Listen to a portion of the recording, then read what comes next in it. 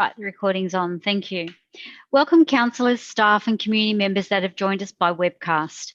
While some restrictions have eased, we are still under a public health order that currently restricts large gatherings in confined spaces and requirements in physical distancing. We have to ensure our community, our staff and councillors are safe, and that includes creating a safe environment. It is for these reasons that at present we are unable to have the public attend in person. That includes continuing to hold our ordinary meetings remotely. This situation is evolving and one that will continue to be monitored in consultation with our staff and councillors. This is not the time to become complacent. Our track record thus far in minimising the risk of spreading the coronavirus in the Central Coast region is a result of our community diligently practicing physical distancing, adhering to restrictions, good hand hygiene, and looking after and out for one another.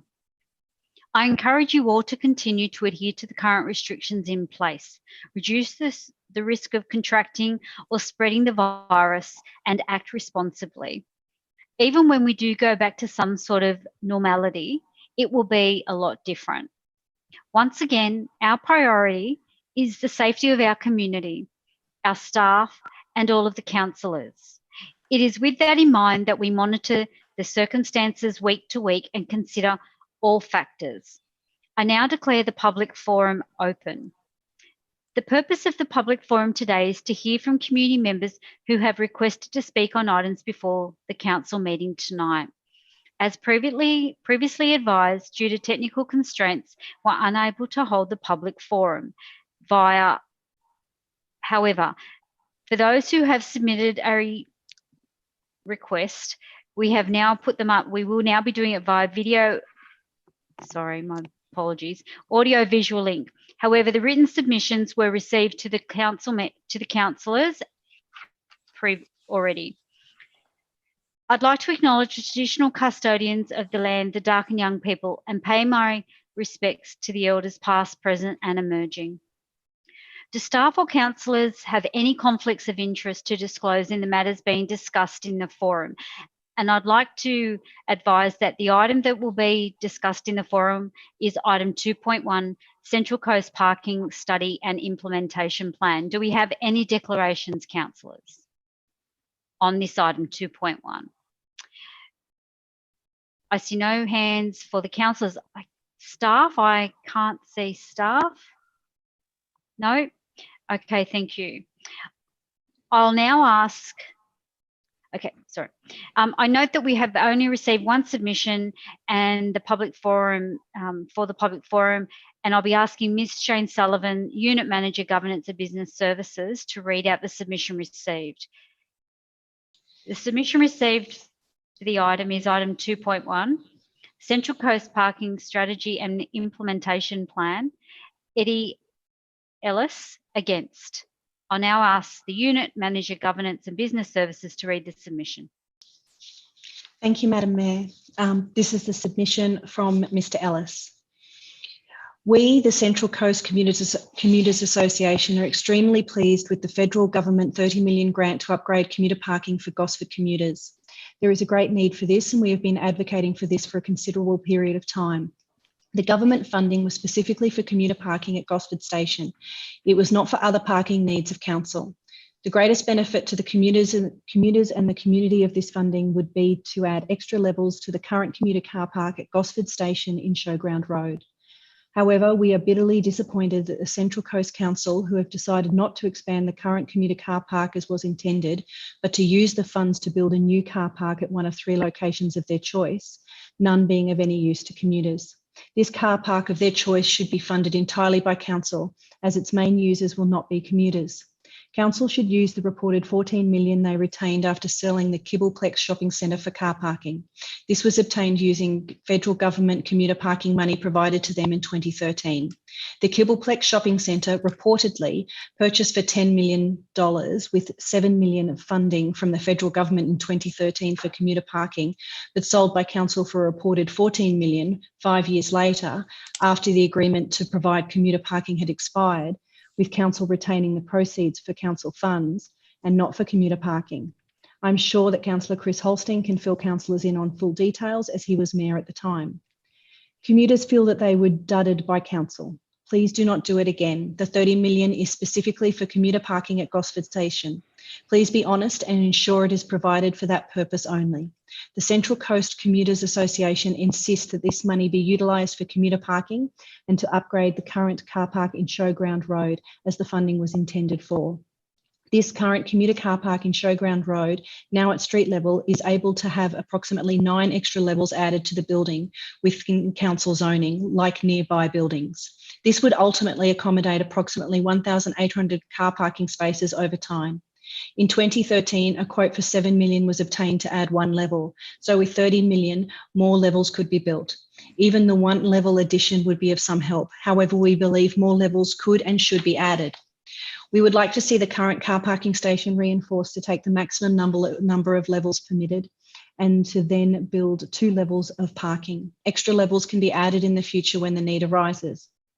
This car park services the train station as well as the Central Coast Stadium, which has a capacity of 20,000, for which no parking is provided for patrons.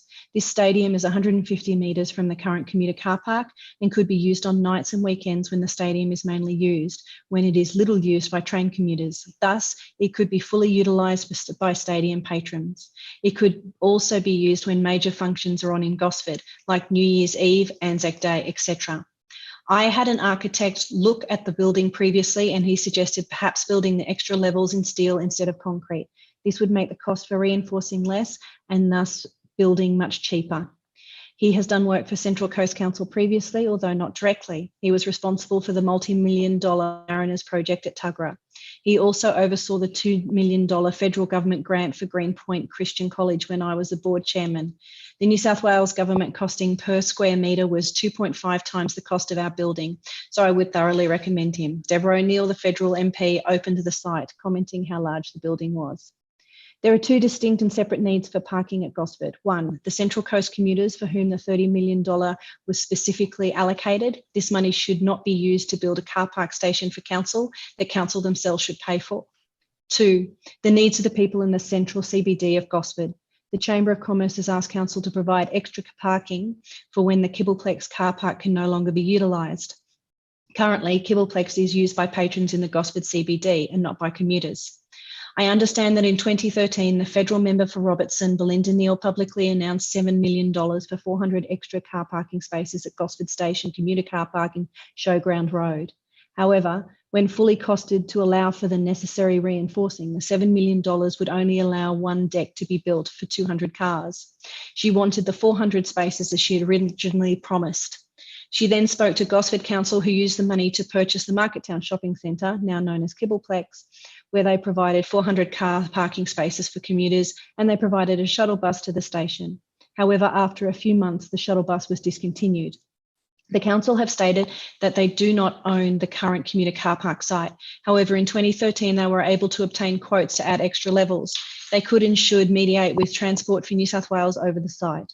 If not, let the federal government directly negotiate with the architect, where you would obtain the best value for money. The Central Coast Commuters Association are extremely disappointed that Transport for New South Wales have shown no willingness to help increase the commuter car parking in Gosford. I understand that Transport for New South Wales were asked to nominate sites by the Federal Department of Infrastructure, to which they stated that they could not nominate any site. They seem to have forgotten that they own the current commuter car park in Showground Road and that they could increase the number of levels of that car park, which is now at street level. The Gosford commuter car park in Showground Road is a State Rail Corporation New South Wales TransLink owned asset.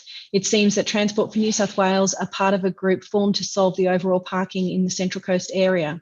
Therefore, they seem bound by that committee, which seems to want to use the federal government commuter funding for their own purposes and not for commuter car parking. Transport for New South Wales also own a car park in Mann Street, Gosford, directly opposite Gosford Station. This site currently has 86 car spaces provided at ground level. When the height of the around 5 levels were reached, the building could continue above a laneway, allowing for even more parking. In the same street and directly opposite this land is a proposed development 33 levels high. Therefore, this site would be ideal for a mixed development of shops, offices and car parking. Council want to implement a park and ride bus scheme to service the car parks on the fringe of the CBD and run a shuttle bus loop service into and around the CBD. We have seen this before when Council purchased the Kibbleplex shopping centre and provided a shuttle bus for a few months, then discontinued it, leaving commuters a long walk. Thus, it was not able to be utilised by all commuters. It will probably be discontinued after it is found uneconomic. Whilst the current idea of more utilisation of public transport is idealistic, the idea could have been utilised 20 years ago. However, today people prefer to drive their cars. Being honest, how many of you have travelled on a bus or would use a park and ride system? I believe that the answer would be zero. This is not ideal, but it is realistic of people today, and council should plan accordingly. I remember visiting Disneyland in the United States, where I was told the car parking area was larger than Disneyland itself. When any new car parking stations are built, like the one proposed at Tuggerah, we would like to see they are built with extra reinforcing so that extra levels can be added easily and cheaply at a later date when inevitably needed. We would like to see the current car parking station reinforced to take the number of levels permitted and then to build 2 levels of parking. Extra levels can then easily be added in the future when the need arises. Thank you, Madam Mayor.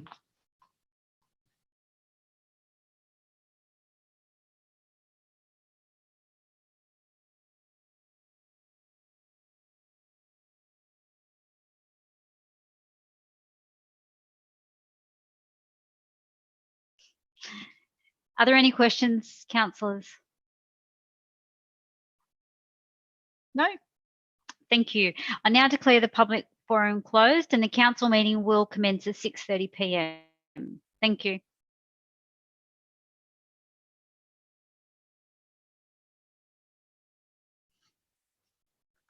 So what happens now? That everybody stays visible?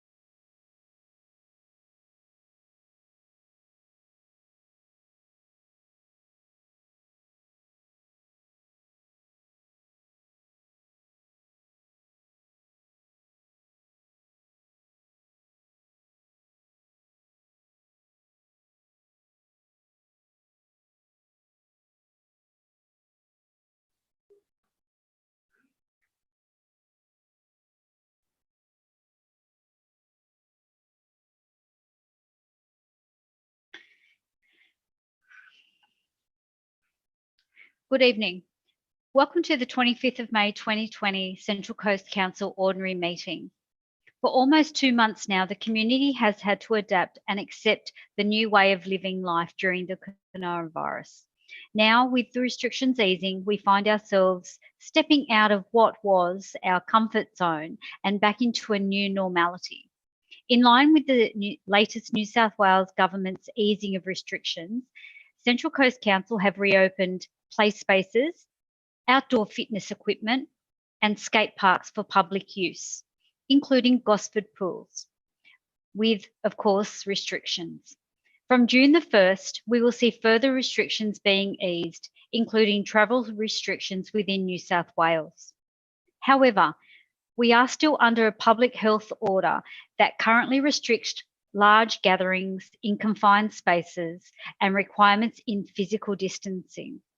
Council have to ensure our community, our staff, and our councillors are safe, and that includes creating a safe environment.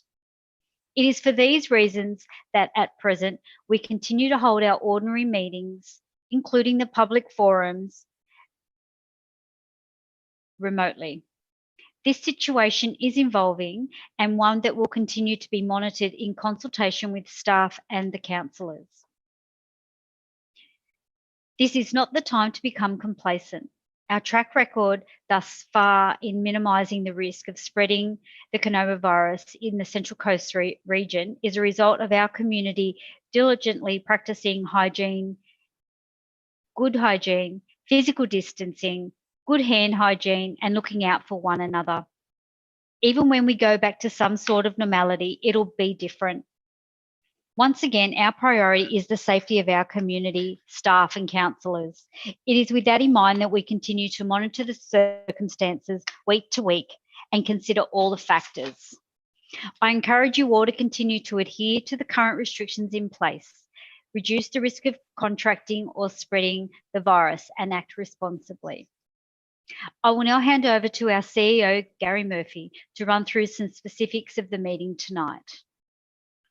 Thank you, Madam Mayor. Tonight's Ordinary Council meeting will be conducted remotely. This is in accordance with the amendment to the Local Government Act 1993, Section 747A, COVID-19 Pandemic Special Provisions Clause 1A1. This amendment commenced on the 25th of March 2020 and has been put in place for a period of 6 months, but can be extended to a period of 12 months to ensure the safety of the councillors, staff and the public. Councillors, you're still required to adhere to the relevant policies and procedures, including the Code of Meeting Practice and the Code of Conduct. I note that councillors have been provided guidelines on how the ordinary meeting will be conducted tonight, but for those attending via webcast, I would like to advise the following. Councillors will be required to move or second an item by way of showing of hand, indicate they wish to speak on any item by showing of hand. Once identified, the councillor will have 3 minutes to speak when the Mayor calls on them. Ask questions by showing of hand, and if required, the relevant ELT member will become visible for the question to be asked or responded to. For any other items, showing of hand is required. Remain visible during the meeting. If they are no longer visible, they will be determined to have left the room. Voting will be conducted by a show of hands, and the Mayor will call the names for and against. Councillors are asked to keep their hand visibly raised for the vote. Those councillors or staff who have pecuniary interest on items, they will be removed from the webcast during discussion and returned once completed. If there are any technical issues during the meeting, the Mayor will be advised accordingly and provide those in attendance with an update. Thank you, Madam Mayor. Thank you, Mr. Murphy. I remind councillors and staff that this meeting is being recorded and webcast, so please be mindful of what you say. Please make sure that you turn your electrical devices to silent and ensure that you are free from any interruptions, as it will make it hard to hear what is going on. I'd like to acknowledge the traditional custodians of the land, the Darkin Young people, on which we meet today, and pay my respects to the elders past, present and emerging. Councillors, I note that there are no apologies for the meeting this evening. However, are there any requests for leaves of absences for future meetings? There are no additional apologies, so therefore I thank you, councillors. Do I have a mover and a seconder for the recommendation that the apologies be noted and the absences be granted? Councillor Vincent, Councillor Gale, all those in favour, please raise your hand. It's unanimous. Thank you, councillors. The first item of business is 1.1 disclosure of interest. Are there any disclosures of interest? If you have a disclosure, please raise your hand and keep it raised while I note those making a declaration. Councillor Vincent, Councillor Smith, myself, Councillor Matthews, Councillor Greenaway. Okay. Councillor Vincent, I'll start with you. Your disclosure of interest. I've asked, yep. Thank you. Thanks, Madam Mayor. Item 6.1, rescission motion, land care program. I declare a pecuniary interest, which I think is probably maybe unnecessary at that level, but I did that at the last meeting. And it's for the reason that my employer in the past has supported volunteers in the land care program and is referred to in the report. But I'll leave the meeting and go to the waiting room as we do during that part of the discussion. Thank you. Thank you. Councillor Smith. Thank you, Madam Mayor. I'll be declaring on item 5.4, which is the notice of motion about the mast for the ex-HMAS Adelaide. It is non-pecuniary, and look, it's probably less than significant, but I am going to err on the side of caution and leave the meeting for that item. I feel that my association with the Marine Discovery Centre, I also associate with a lot of the divers that have previously advocated for it, and have dealt with Miss Sue Dengate, who is a key advocate through the Marine Centre and through diving. So I will be leaving on that item, even though it probably is less than significant. Thank you. Thank you. Councillor Greenaway.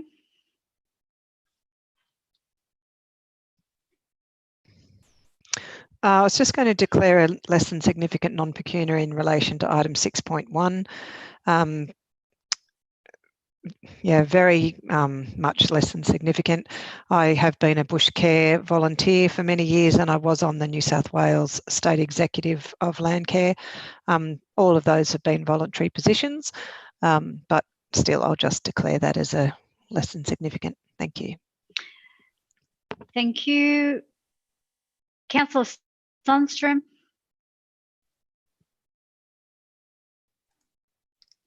Thanks to Councillor Greenway for the reminder. On the same item, I'll declare as I'm a participant in June Care at Copacabana Beach. So that's item 6.1. Item 6.1. Are you declaring the same non-pecuniary? Non-pecuniary, less than significant, and I'll remain in the chamber. Thank you. Councillor Vincent.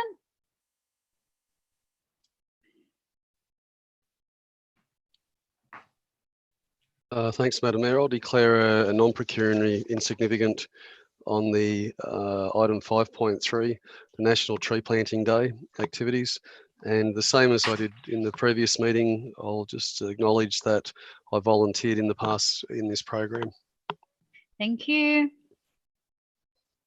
I'm declaring on item number 2.5, the Climate Change and Emergency Declaration. I'll be declaring a pecuniary significant interest. I'll be leaving the chamber as my property insurance premiums may be affected by the actual policy. So I'll be leaving, and Deputy Mayor Smith will be taking the meeting. Thank you. Are there any further declarations, councillors? Councillor Best. Thank you, Madam Mayor. I have a question through you to the General Manager on declarations. And Gary, I fully appreciate that declarations are a matter for councillors. However, after the Mayor's declaration just a moment ago in relation to climate change, and she chooses to leave the chamber with a smile on her face at the moment, that puts the other 14 councillors in somewhat of an invidious position, Mr. General Manager, and I may also choose to exit the chamber, and I reiterate it's a matter for myself. citizen is going to leave the chamber on an item, and I'm going to be left sitting here with the same house, with the same affectations, and not declare, then I have potentially a problem along with 14 other people. If we all get up right now and leave, then you have no meeting. So Gary, whilst not giving me advice on what I declare on, where do we go here?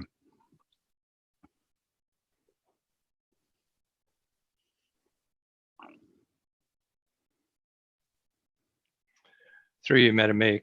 Councillor Best, as you've indicated, it is a matter for each and every councillor, and I also appreciate the challenge that is faced for something of this nature, which is likely to affect not just a number of councillors, but also a number of the community as well.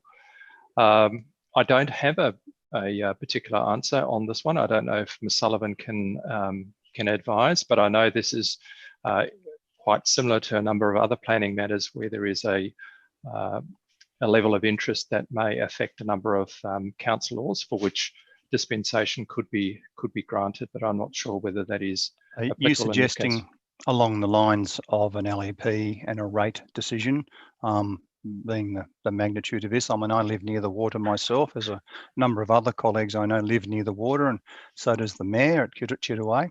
So, you know, regardless of where we live near the water, this could have an impact across all of our homes, our properties, our lives. So should we all 15 get up now and declare and the meeting will collapse? Because I think I have to do this because after 20 years, I know how this works. I mean, I've been reported to the ICOC for voting for lights on my kid's sports ground. Ms. Sullivan? Through you, Madam Mayor, as the CEO has correctly stated, it is a matter, the declarations of interest are a matter for individual councillors. Yes, Shane, we know that. The councillors, of course, need to identify whether there is a nexus between the potential conflict and the decision that's being asked of them tonight. And if they perceive that there is a strong enough connection, then they would need to manage that conflict of interest. If it were to be that the meeting were to become inchoate due to declarations of interest, off the top of my head, my understanding is that the Code of Meeting Practice requires that we defer that matter to the end of the meeting so that the business of council can be dealt with. And then if that item can't be dealt with due to the meeting not having a quorum, then it doesn't affect the business of council. Well, on that basis, Gary, Mr. General Manager, I'll declare a significant non-pecuniary interest on this matter, and it's a matter for my colleagues after that. Thank you, Councillor Best. Are there any further declarations? Councillor McLaughlin.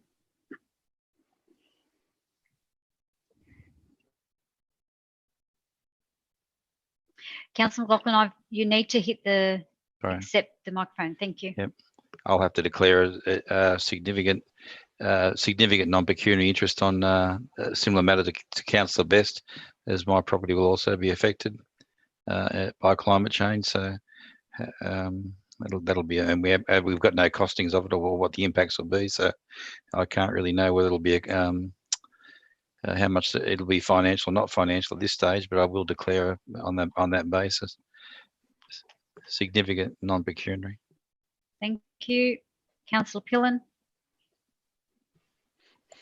Thank you, Madam Mayor. I think I have stepped out previously with the climate change, but I will remain in the chamber and declare significant non-pecuniary. Thank you. On the same matter. Thank you. Sorry, Councillor Pillen, I'll just, Ms. Sullivan needs to say something. Yes, so apologies through you, Madam Mayor. Apologies, councillors. Just to clarify, if a councillor has a pecuniary interest, they're required to absent themselves from the meeting and have no participation in the item. If a councillor has a significant non-pecuniary interest, they're required to absent themselves from the meeting and have no involvement in the matter. It's only if a councillor has a less than significant non-pecuniary interest that they need to turn their mind to how they would manage that conflict. And in that instance, they may be able to stay in the chamber. Well, that's what I meant, not less than significant. So you've got a less than significant. So Councillor Pillen? Where are you at with this? Look, as I think I'll stay in the chamber. I'll say it's less than significant, given otherwise, as Councillor Best mentioned, there'll be no one left in here. Thank you.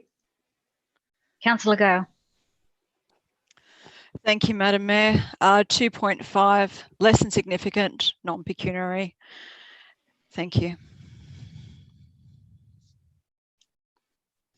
Okay, you actually do need to give a reason. Sorry.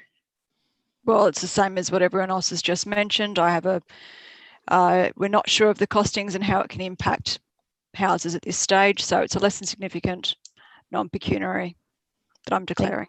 Okay, thank you. Councillor Sundstrom.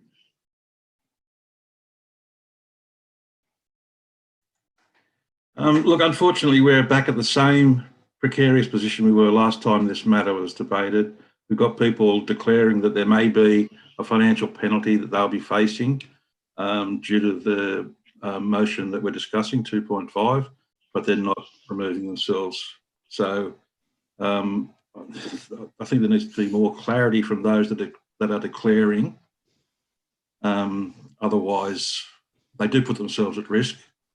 As Councillor Best has suggested, he's been referred to ICAC previously, and I'm concerned that these councillors, my fellow councillors that are declaring.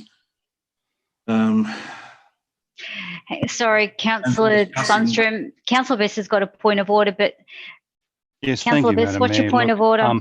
Look, again, as always, I fully appreciate Councillor Sundstrom's contribution to the meeting, but again, as Mr Murphy said, it's a matter for councillors, and Councillor Sundstrom just can't come on here and tell councillors they need to give more advice or more background. They've done what they've done, and he should just declare and let's get on with the meeting, okay? It's a matter for him, but not him to tell us. Thank you. Sorry, Councillor Sundstrom, I was in fact going to say it is a matter for yourself if you declare or not declare, and at the end of the day, the advice given by both the CEO and Ms Sullivan exactly is that it's upon the council to make that decision. All right, but that's in my humble opinion. Yeah. Councillors have mentioned that there may be a financial consideration and declaring non-pecuniary, so that's a conflict. Okay, thank you. Thank you. Thank you. Councillor McGregor. My questions around this ridiculous stunt. In the past, when people have either left the chamber or stayed in for this and declared or not declared, and in the event that they take an inconsistent approach and then Sorry, vote Councillor on it. Best, you have a point of order? Yes, I do, and quite seriously, Madam Mayor, for Councillor McGregor again making his contribution here to call you bringing a matter on of declaration a stunt is extremely unfair. I mean, you decided to call, as you rightfully have, a conflict, and he calls that a stunt. I think you should pull him up, Madam Mayor. Thanks, Councillor Best. Anyway, McGregor. that your irrelevancy is noted. My question is, if someone's voted on this previously or not voted on this, can they apply an inconsistent approach and take a different approach at a different time? Ms Sullivan will speak to that. I'm not speaking through you, Madam Mayor, not speaking specifically, but it may be that the circumstances remain the same, but it is also possible that individual circumstances change between matters being considered, or that the specific matter being asked to be considered is different from the previous matter. So it really is dependent upon the circumstances and the situation of the individual at that particular time. So given what you've just said, if those councillors who are declaring now participated in the briefing that was held not even 2 hours ago, is that the same situation as a council meeting? It's considered the same, yes. No further question. Thank you. Councillors, I will then take... Sorry, Councillor McLaughlin. Yeah. Look, on the basis of all this controversy, we don't know whether it's a conflict or it's not a conflict, but I'll be consistent. I did declare in the past a pecuniary interest. I do believe that my property will be affected. I do believe my insurances will go up, along with about 10,000, 15,000 other landholders in the in the former Warringshire, let alone the Central Coast. So on the basis that it probably will be a pecuniary interest, I will declare and leave the room, just to be consistent. But once again, it's a moving feast, this climate change. 1 minute it's signs are going up saying the glaciers will be removed. Thank you, Councillor McLaughlin. I understand. Thank you. I've got your declaration. So you're going to a significant. Yes, on the basis it's a moving feast. That's So, correct. yeah. Thank you. Councillors, I think we are now at the end of that. Do I have a mover to accept the declarations? Councillor Pillen. Hang on, sorry, Councillor Pillen's now. Councillor Pillen. Thank you, Madam Mayor. I was heavily questioned last time why I stepped out, and which was why this time I was going to choose to stay in, but I'll do the same as Councillor McLaughlin, and as a matter of consistency, so that there's no comeback from those who are concerned, I will remove myself from the chamber, given that it could be a pecuniary interest as well. Okay, so you're now going to pecuniary. If we can have that changed, please. Thank you. Councillor Gale. Thank you, Madam Mayor, for unmuting. I'll do the same. I'll declare pecuniary for this one. Okay, so the same item, 2.5. Councillor Gale is now changing hers to pecuniary, and we'll leave the room.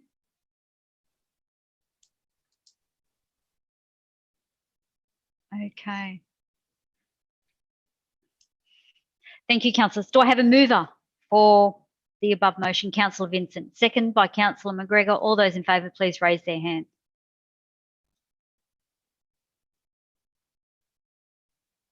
Councillor McLaughlin, what are you doing? Oh, sorry. It's really hard to see whether you're up or down. But Councillor McLaughlin, are you not voting on this? I'll vote for you. Is it? Okay, that's unanimous. Thank you. Okay, councillors, moving on to item 1.2, which is the confirmation of the minutes. Do I have a mover to adopt the minutes of the previous council meeting held on the 11th of May? Councillor Gale, second by Councillor Holstein. Councillors, I'll now put the motion as moved by Councillor Gale, second by Councillor Holstein. All those in favour, please raise your hand. It's unanimous. Thank you, councillors. Item 1.3, the notice of intention to deal with matters in confidential. I note that we have 2 items identified to be dealt with in closed session. Item 7.1, item 7. Which is the debt management external borrowings 2020. Item 7.2, the Terrigal Trojans Rugby Club outstanding loan repayment. Do I have a mover of the motion that's on the screen? Councillor Best, seconded by Councillor Hogan. All those in favour, please raise your. Oh, sorry, no, you're waving at me, Councillor Best. As the mover, I would I move it, but I check the moving with it as to why this $50 million borrowing cannot be a matter of public interest and scrutiny. And I put that question to Mr. Murphy, and I will make comment as the mover on it. I believe, and please don't give me the answer, it's a matter for you, Councillor, that or Old Chestnut. I'd like to know why we cannot drag out of this the actual lender and the chart that sits there that shows exactly the rates, so that we don't disclose corporate confidentialities, but the rest and the body of the report could easily be made public so that the public understand what we're borrowing, why we're borrowing it, when we're borrowing it, and who's paying for it. Mr. Murphy. Through you, Madam Mayor, Councillor Best. Yes, the reasons given there are in relation to the commercial information that is supplied there. It is quite appropriate, I believe, that once council has determined this matter, that all of the items other than the commercial in confidence items could be released, so that the community is absolutely clear on what council is borrowing for, which was, I understand, outlined in the 27th of April council meeting as well. Further question, Councillor Best? I would appreciate the convener, when clearly, Madam Mayor, I am questioning, and that the convener not shut down the person speaking, because obviously there may be supplementary questions.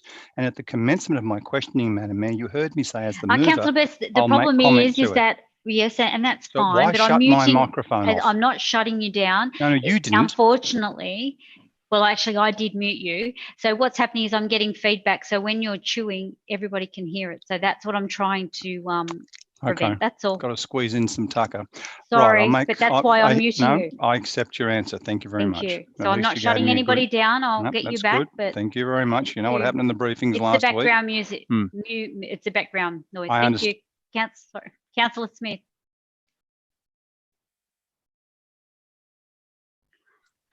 Thank you, Madam Mayor. I do just want to clarify, and I don't think this in any way breaches any confidentiality, but it is the intention, I understand, to defer the item 7.2. So I wonder if it's appropriate to include that at this point in this motion.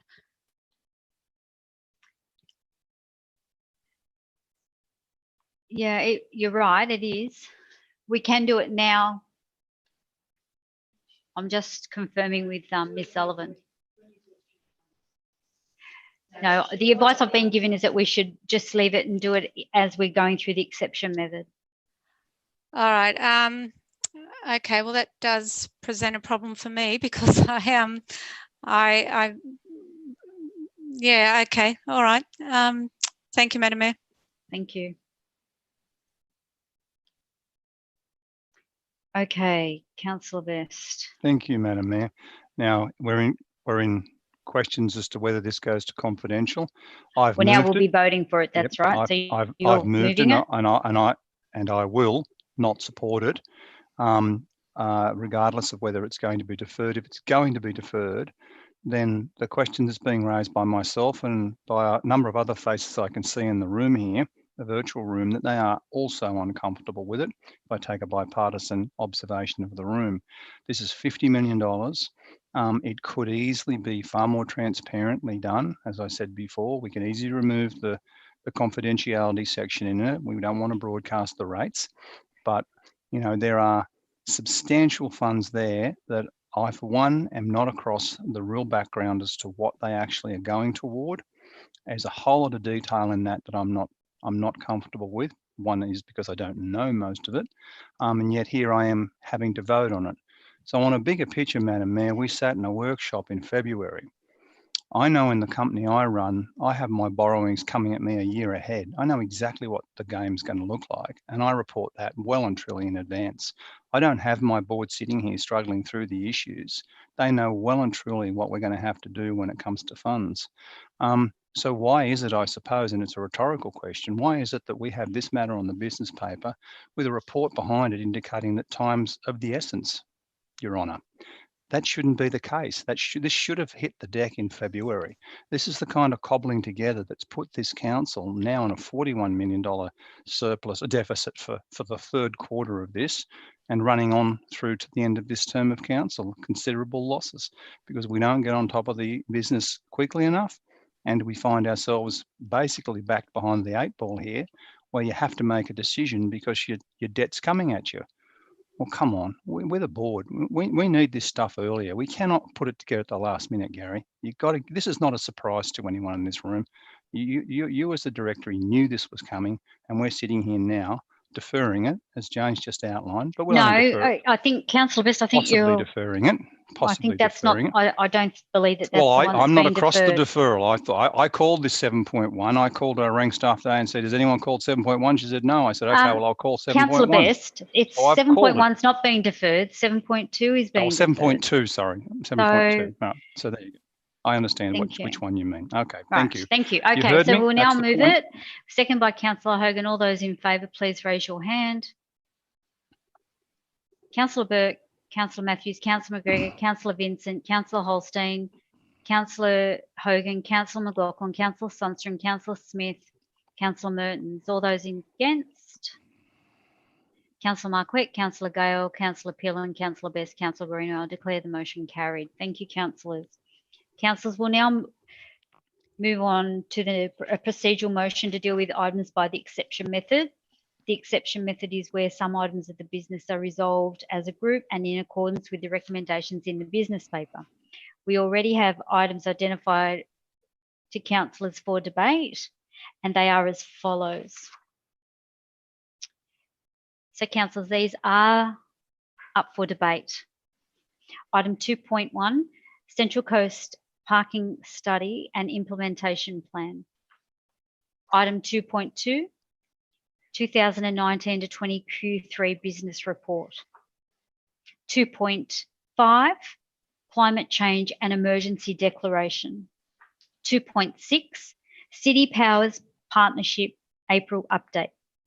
2.7, Adoption of the Wyong River Catchment and Arimba Creek Catchment Floodplain Risk Management Studies and Plans Supplementary Report. 2.8, Determination of Councillor Membership of the Audit Risk and Improvement Committee. 2.9, Response to the Notice of Motion Cat Curfew for the Central Coast. Item 3.3, Activities of the Development, Assessment and Environment and Certification Units, January to March 2020, Quarter 3. Item 3.4, Proposed Lake Memorial Skate Park. Item 5.1, Deferred Item, Notice of Motion, Council to support Federal Government's COVID-19 tracking app. Item 5.2, Deferred Item, Notice of Motion, Coast COVID Economic Crisis. Item 5.3, Deferred Item, Notice of Motion, National Tree Planting Day Activities. Item 5.4, Notice of Motion, the Mass of the ex-HMAS Adelaide, what's happening. In fact, I note that that is an item for deferral, councillors, so that matter will be deferred.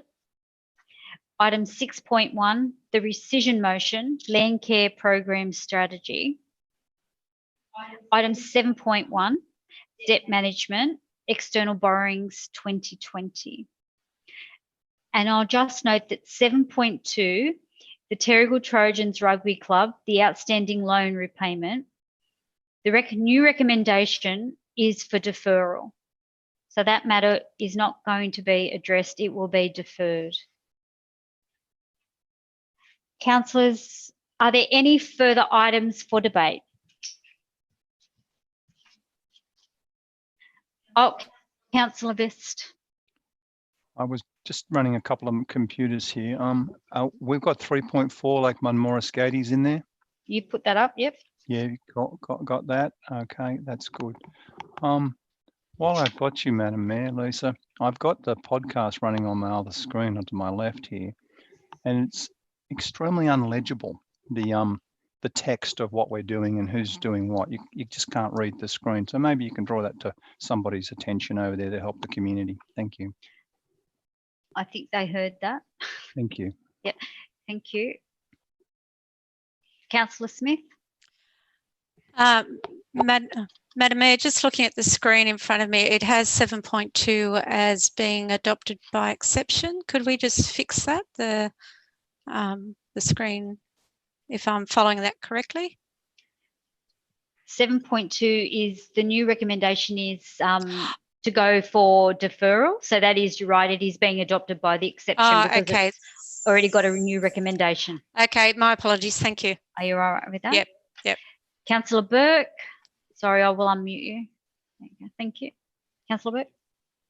Through you, Madam Mayor, with the Trojans one, that's 7.2, is Yes. that still going to be in confidential, or is that being taken out into the public forum? Well, it's actually being deferred, so it won't be debated tonight. Right. At all. No, but it was in confidential. Is it still going to be in confidential, or is it going to be in the public forum? Julie, Ms. Vaughan. Through you, Madam Mayor, Councillor Burke, based on the feedback from councillors, we are reviewing the contents of the report. We believe that a small component of it will still need to remain confidential because of legal or naming respects, but the vast majority of the report is intended to come back as an open report. Thank you, Madam Mayor. Thank you, Ms. Vaughan. Okay, all right, thank you.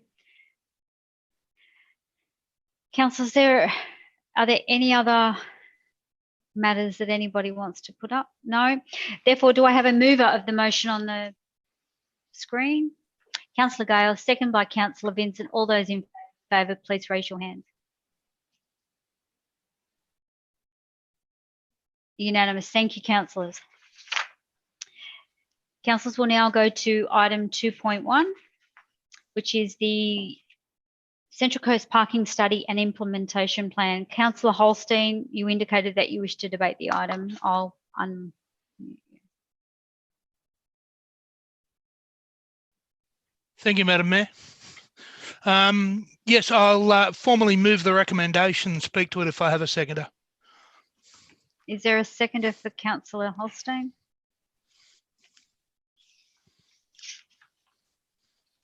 Councillor Marquette, you second it. Thank you, Councillor Holstein. Thank you, Madam Mayor. And I do understand, I was informed just a little under an hour ago that there is an amendment coming in. I'll talk to that when it comes up.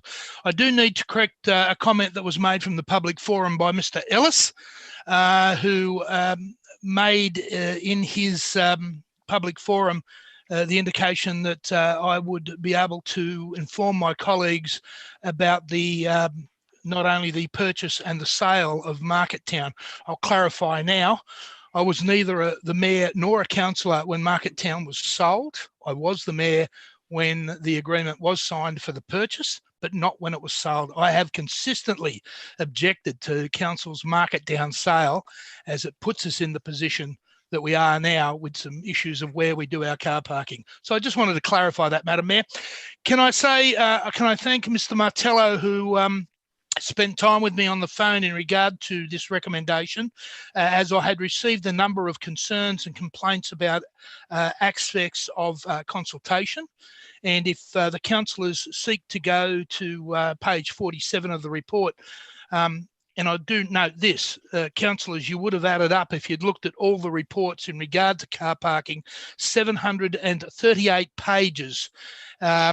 Councillors, I'd like to know who had the opportunity to read each and every one of those pages. But the consultation aspect, which is highlighted in the report on page 47, does talk about the 250 surveys, the 50 plus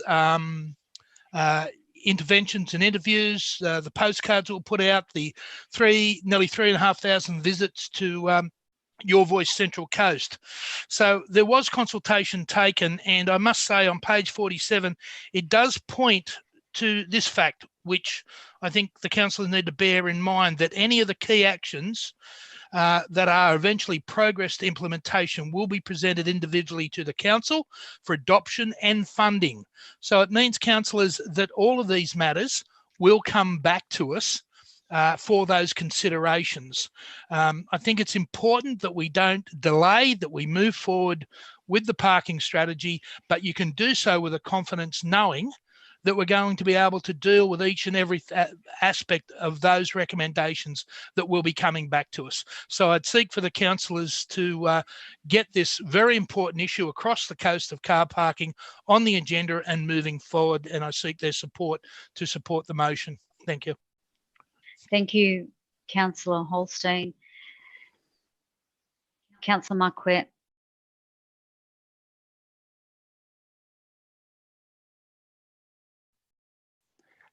Thank you, Madam Mayor. I think Councillor Holstein summed it up just then, Madam Mayor. It's just so important we get this through as quick as possible. It needs to be fast tracked. When we're a growing region, we need to grow in every area, and we certainly need to grow in car parking. So I'm quite happy to support Councillor Holstein on this one, Madam Mayor. Thank you. Thank you. Councillor Mertens, do you have an amendment?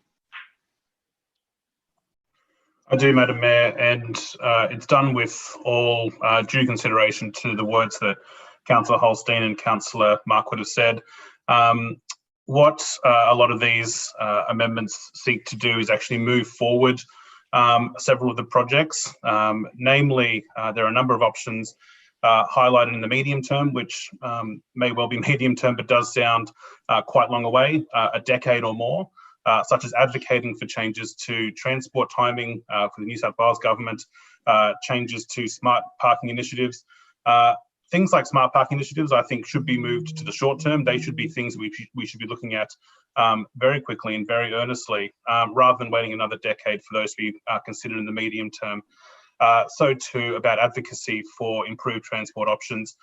We can't be waiting for a medium term wait for up to a decade before we start our advocacy. These are things that won't cost us a cent, but can move this program along now. We know that bus contracts on the Central Coast are up for negotiation this year.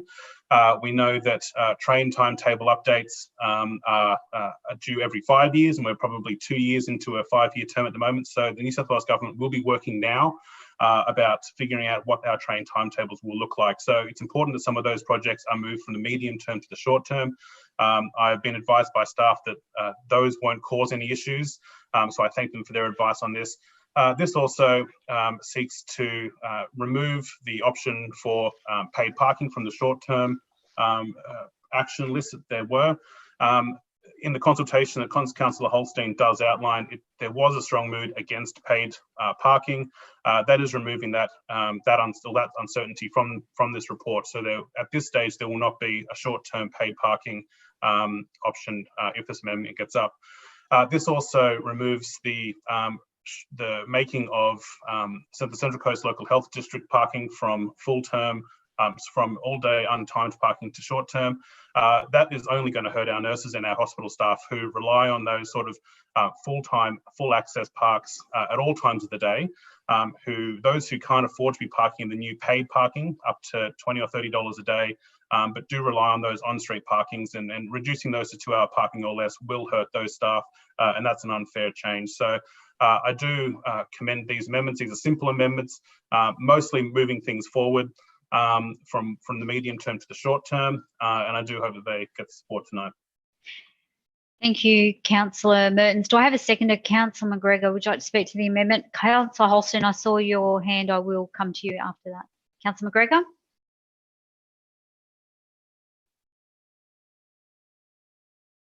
Councillor McGregor, you can talk. Thank you, Madam Mayor. I sentence to this policy. Is there a problem with the internet? I've got a thing on the screen saying that the internet's unstable. You're freezing, definitely. I can see you. Yeah, but you seem to be okay. Can you hear me now? Yes, thumbs up. Can you hear us? Okay. Yeah, I can hear everyone and I can see everyone fine on my screen. Look, I thank Councillor Mertens for the additions, and I also thank him for going through the You're freezing again, Councillor McGregor. report. I know that a few of us over the week. Is it okay, or is it still freezing? Intermittently freezing, correct. Does any? Yeah, keep going. We'll just have to monitor it. Yep. Look, one of the key changes here is the removal of the paid parking, which I think is a very important thing. It's responding to community concern, but more important than that, it's an example of council showing respect to our commuters, who are a very important part of our workforce, a very important part of our population. Over 40,000 people travelling to Sydney for work every day as it stands now, and even more. And this is something which affects across the coast, from a suburb like Blue Haven, which has the highest proportion of commuters, all the way through to the richer coastal suburbs and the inland areas, as I said before. Now, if people are going to spend 4 to 5 hours on a train heading down to Sydney or up to Newcastle, they shouldn't have to be paying 1 to 2 of their hours of work simply in paying for the ability to have somewhere to park their car so they can go and have a job in another area. Unfortunately, until we do diversify the local economy and we do create more high quality local full-time jobs, as this council is seeking to do, commuting is a factor of life. So it's important that while this is one way that we can make their lives a little bit easier, is to not force them to pay 1 or 2 hours of their daily wage into having the ability to go and work somewhere. So I think we'll see a lot of happy people with that change. And I do note that from the initial surveys that went out with thousands of people, that there was strong condemnation of this attempt to introduce paid parking by stealth in the prior discussions we've had, and it was something that was going to have a key impact. Finally, I'd like to touch on the locations. Obviously, we're somewhat restricted with what we can do in the Gosford CBD, and this parking strategy goes beyond that. However, I believe that the short-term strategies and the sites selected will be beneficial and are probably the most appropriate spot at the time being. I also think it's good that we're looking at and some of the other more developing areas, because as was mentioned previously, we've got no idea what the train timetable is going to be in 2 years' time, let alone 10 or 20 years' time. So it does make sense to increase capacity at some of these areas as appropriate and in the outlying town centres. So I commend the amendment to the floor. Thank you, Councillor McGregor. Councillor Holstein, I know you had your hand raised earlier. Thank you, Madam Mayor. Can you hear me? Yes, I can hear you. Okay, look, I'll speak against the amendment for no other reason than there are other implications other than two matters that have been raised by both Councillor Mertens and Councillor McGregor, that they will have total consensus with me. I will agree with them about the hospital parking and the paid parking. There is a couple of things in here that will need to be adjusted and changed, and as said within the report, none of these things will happen until they come back to us. But councillors, if you look a little bit closer, and I've only had this for less than an hour, but there are a range of these 13 amendments, and I'll include those, will include S15, M14, S9.2 and M9.1. When you look at the cost implications on those two things, is $12 million. Fiscal responsibility, councillor, you've amended these.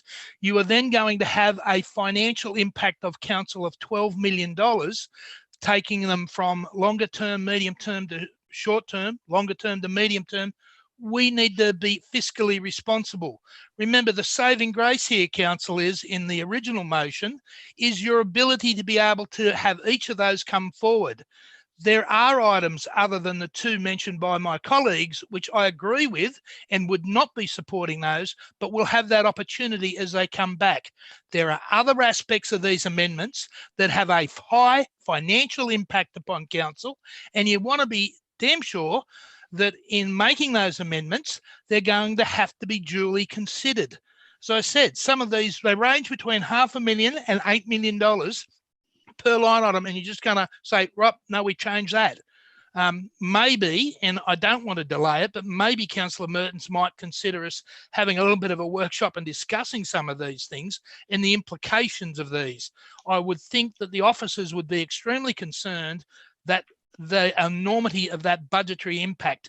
As I said, I will agree with some of them. I believed that the motion didn't see it as a fait accompli, because each and every item had to come back to us. And there would be, I think, majority consensus on some of them not moving forward with.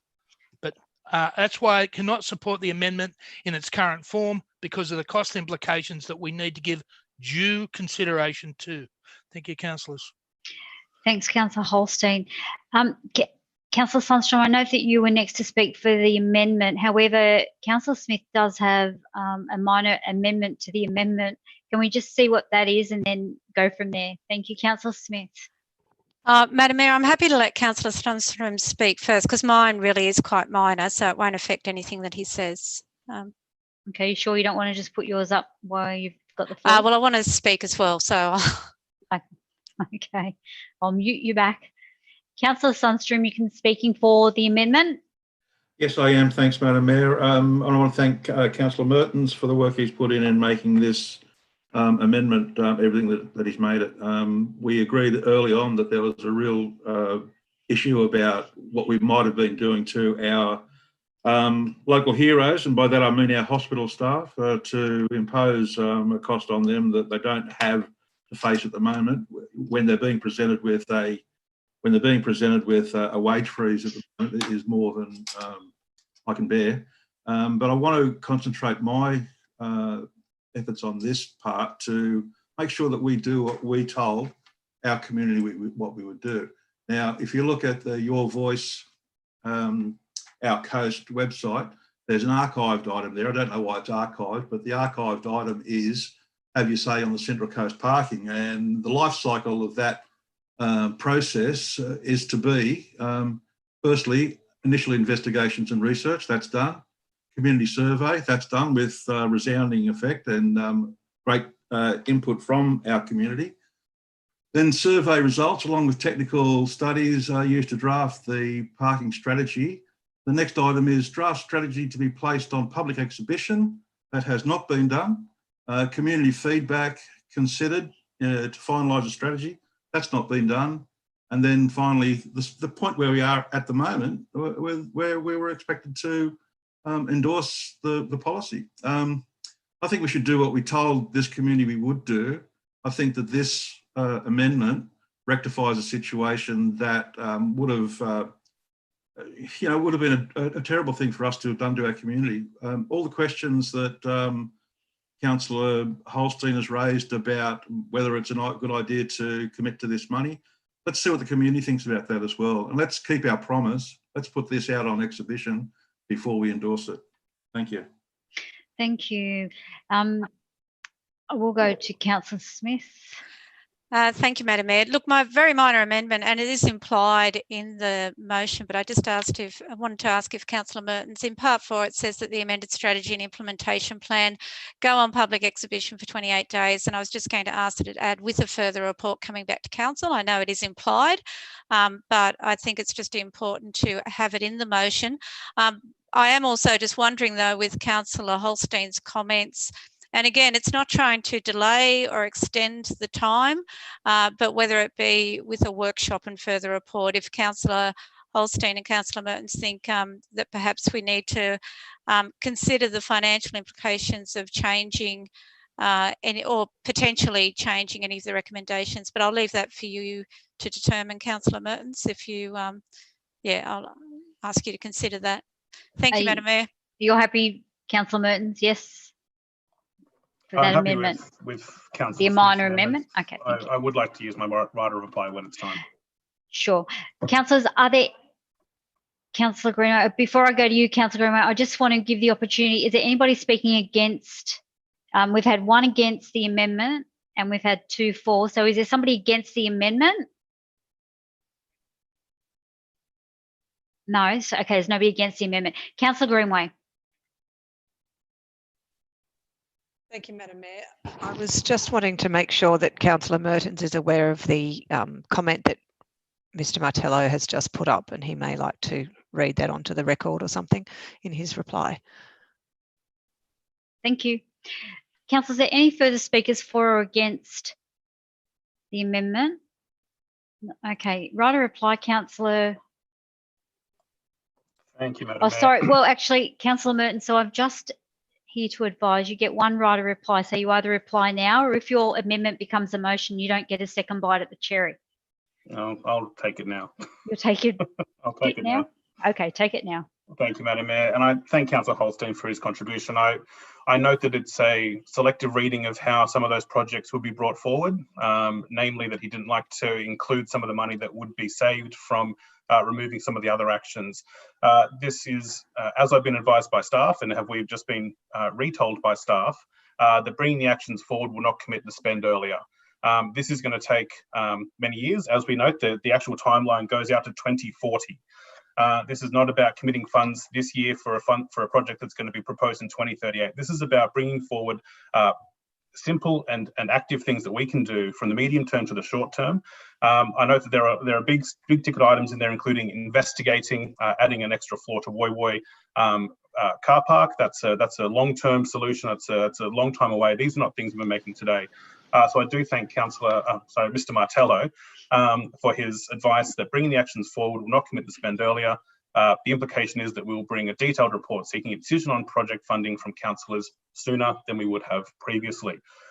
This is not about costing more money. The projects that were removed or pushed back are equivalent to the money that was brought forward, if that was a concern.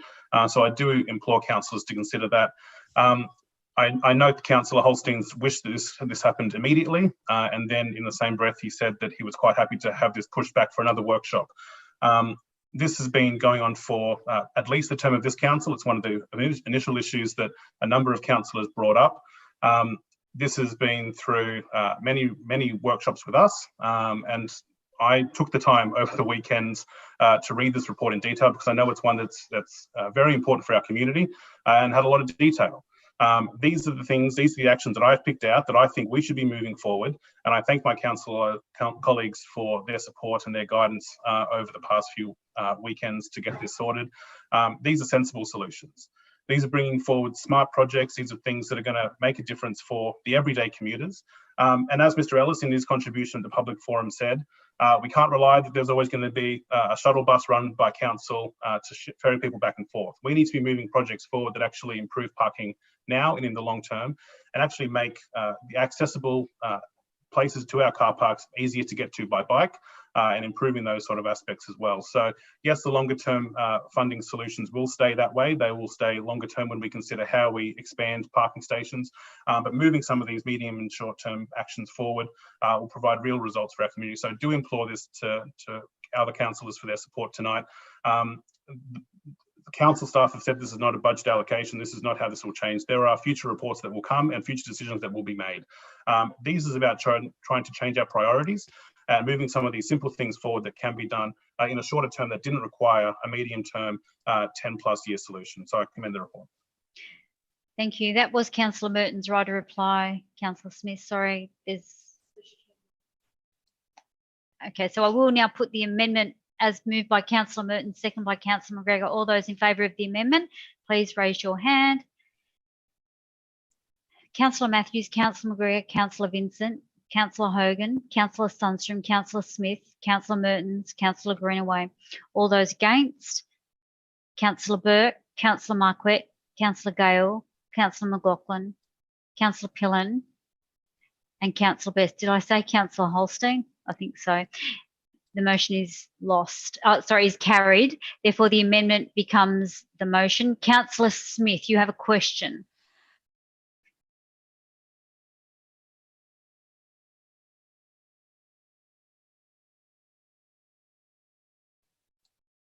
Yes, thank you, Madam Mayor.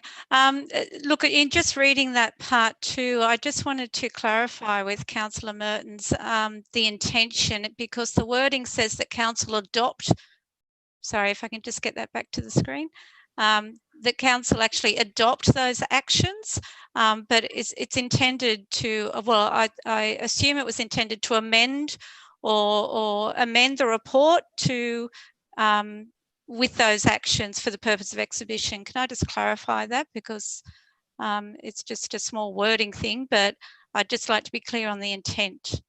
Thank you. Councillor Mertens. Councillor Smith, that was the wording from the initial report from staff. And I've added the words with the following amendments and then the words after that. I think you are trying to say something. Exhibition, the short, medium and long term and so forth. That's fine if that's something you want to move, yes. Yeah, if that's okay. If you would accept that, I'd appreciate it, just to be clear. The council adopt for the purposes of exhibition the short, medium and long term key actions.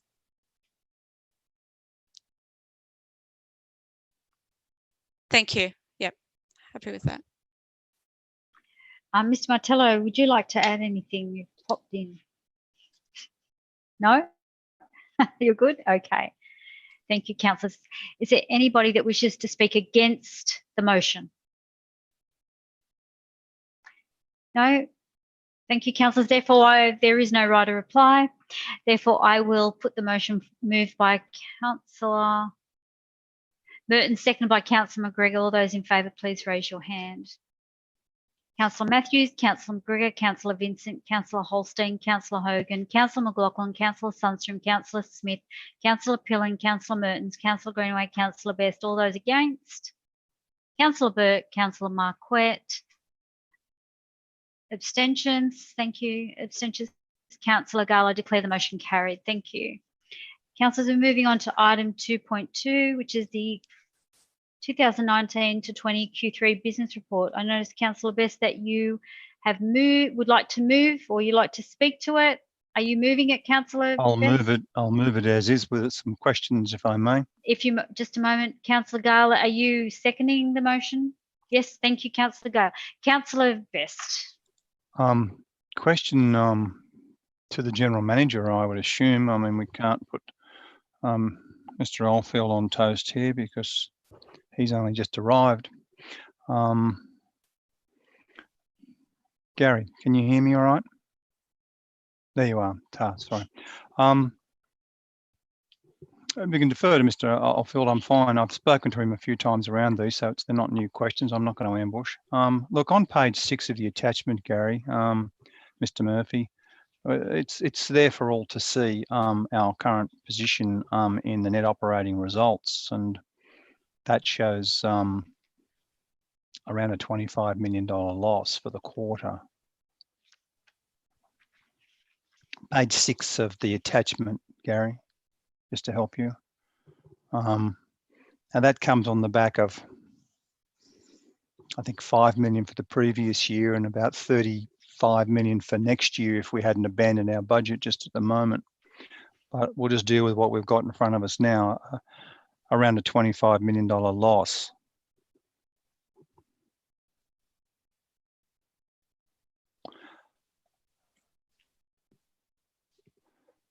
Can you hear me all right? Thank you. So the variation at $21 million, Q3 proposed adjustment is 25 million. Can you net that up to 26? I'm not sure if you can do that, but that's a big variation for Q3 year end. What are the projections for year end, do you feel, Gary, being the growth of the debt in this particular area? And what are we doing, Gary, to try and arrest this trend? And it's now become a trend. And could you please leave my mic on? I promise not to chew, Lisa. Through you, Madam Mayor, Councillor Best, you're quite right. There are a number of changes that are proposed here from the original budget. In terms of your question as to where this is likely to go, one of the things that we are monitoring really closely is the incoming receipts for the rates which are due at the end of this month. And if we compare those rates income to previous last year at this time, we are looking at a reduction in the order, if current trends continue, of in the order of about $20 million. These figures being Q3, Gary, they're not really COVID figures, are they? They're just on the cusp of this is pre-COVID. Really, these numbers are rear vision mirror numbers, aren't they? Through you, Madam Mayor, Councillor Best, correct. We still are anticipating when we get to Q1 and Q2 of next year. Different story altogether, correct. So the imperative here, a lot like with wages that I've raised before and I'll raise again, wages we're up, depending on how you kind of look at it, we're up more than $10 million on wages. Do you have a figure and a commentary around how we can try and arrest that? Through you, Madam Mayor, in terms of all of the initiatives that we're looking at, as I've indicated to councillors, we have engaged an independent third party to assist us with a financial recovery plan, and nothing is off the table. So we're looking at a range of both short, medium-term and long-term initiatives to try and recover as best we can from the COVID-19. So the executive actually meeting this Thursday to consider a range of interim measures, particularly relating to staffing. As you know, I have a matter coming onto the paper shortly around exactly that. The council, the board, looking at some interim measures around this vexing issue and COVID, and we'll decide that later tonight. You refer to Mr. Thornton, I think, in relation to the independent auditor analysis to look at the figures at the big end. I can't recall, but did that come to council for consideration to engage that consultant? Through you, Madam Mayor, no, Councillor Best. This is something that we did very early on in terms of the COVID piece. It is something that I have kept councillors informed of as we've had the weekly updates to councillors in recent weeks.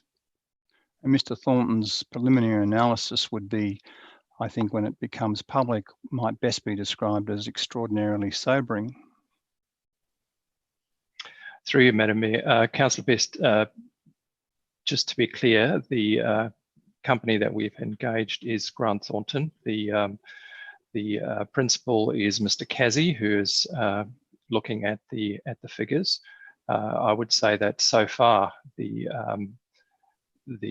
assessment has been sobering, to use your word.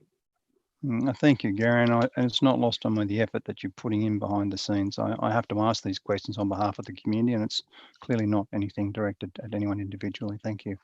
May I make comment to this, Madam Mayor? You're speaking to it, sure. Thank you. Councillors, this is where the rubber really meets the road when it comes to managing the business. And it's been said in a number of environments, and it certainly won't be tagging names to it because it wasn't said in the chamber, but it was said that we can run deficits. No trouble at all. What's wrong with running deficits? Well, this is what's wrong with running deficits. And this very council, when you look at some of the costs that have been brought to bear on the ratepayers, is extraordinary. And now we see this unprecedented comet that's come to us, COVID, and we're not in a really good position to battle it back. And what's going to come from the Thornton review is going to be quite sobering in many ways. I am desperately seeking to avoid an extraordinary rate rise in this council. And it may very well be, unfortunately, the bailiwick of the next council and the legacy of this council. We are running a $21 million or $25 million loss this quarter. I'm not making it up. It's on page 6 of this report. We ran a loss last year, and we've got a loss already projected for the budget we just abandoned. And we talked about doing things, Madam Mayor, like spending $171 million on a performing arts centre and a library in Gosford with no business plan to really bank. And you beat the daylights out of Councillor McLaughlin when he had to hide to put his business expertise on the table and say, councillors, please, could you just do an assessment on this? But no, we're not going to do that. So you reap what you sow. Unfortunately, the ratepayers are going to pay for what we've just sown. And some of you won't like this, but how this is going to play out, what Mr. Murphy's just said about how sobering this is going to be, we are going to be harshly judged when the public understand the losses that we are incurring here. And Councillor Holstein just talked about the parking losses. I mean, it just goes on, councillors. You've got 400 more staff on this council than when this council was amalgamated. 400 more staff. That's $50 million a year. You know, it's not saying that the staff aren't working hard, but you've got to cut the cloth here for what you people can afford. And everybody wants something. I want lots for my community, but there's only so much the piper can pay. And the piper is whistling pretty loud right now, councillors. And we are going to have to seriously look at the numbers because it can't go forward. And I'm not going to create a $100 extraordinary rate rise for the community because we couldn't hold our mettle when it came to expenditure. And you can argue all you like, but those figures on page 6 just roar at you. You might not like it, but we weren't put here to be popular. We're put here to get an outcome. Thank you, Councillor Best. Councillor Gale, second of the motion. Thank you, Madam Mayor. Just want to say thank you to Acting Director Carlton Oldfield. Thank you for the time you've put into this particular report. There's a few comments that stand out to me. It is very difficult to accurately forecast the full financial impact. Another comment, the biggest impact comes from lost operating revenues in pools and leisure centres, holiday parks, certificate fees, DAs, property lease, open space fees and parking revenue. That 36 projects delayed due to COVID-19. That Q3 proposes an operating deficit of 41 million, excluding capital grants and contributions, but when including the grants, we expect a deficit of less than 100,000. We've all, as councillors, as the board of this council, listened now to the Grant Thornton Consulting, and I think it'd be fair to say that we're all concerned at this point with the economic crisis that we're now in. Back on the 27th of April, I moved the 4.6 motion, which was to have our CEO investigate opportunities for developer contributions and water and sewer contribution to be borrowed within council. That motion was declared lost, although I had the numbers through the miscount. Then on the 12th of May, COVID-19 legislation amendment, the Emergency Measures Miscellaneous Act 2020 number 5, New South Wales State Government. Council should note that the Planning Minister Rob Stokes' direction for councils to now consider pooling developer contributions. And if I can ask through you, please, Madam Mayor, a question to Director Scott Cox, if he could elaborate for the good people of the Central Coast what that means for him and his team and for our ELT with regards to looking at pooling developer contributions now moving forward. Thank you, Director Scott Cox.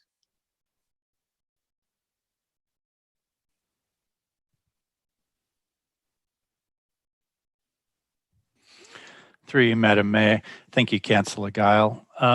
In terms of this project, this is something that my team have been working with the business for a few months now, trying to get the rest of the business to look at the projects that are in the plans and to start getting some forward planning over the next few years to deliver. Also, with the announcement by the Minister last week, there's some urgency in this process now.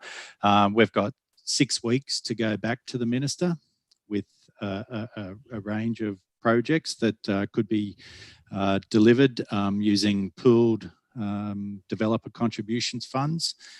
Currently in the section 711, 712 plans, there's 149 million in contribution funds in that. So we'll be working with the roads and drainage team, community facilities group and the open space units to see how we can expedite some of these developer contributions projects. Oh, that's terrific. Thank you, Director Cox. On that note, I wonder if the mover of the motion would be happy to include an addendum. If I could put it to you, Councillor Best, whether or not you'd be happy to accept the addition of that our CEO report back to Council on the investigation into pooling developer contributions as directed by the New South Wales State Government, COVID-19 legislation amendment, Emergency Measures Miscellaneous Act 2020 number 5 by Planning Minister Rob Stokes, just by way of us as the board being across those projects that Director Cox has just mentioned. You would? Terrific. Madam Mayor, are you happy if I don't have it typed, so would you like me to reread it? Staff. Yeah, reread. Thank you, Madam Mayor. That our CEO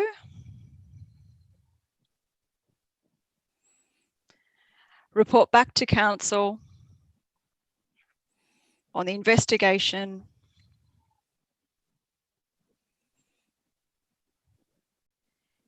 into pooling developer contributions as directed by the New South Wales State Government,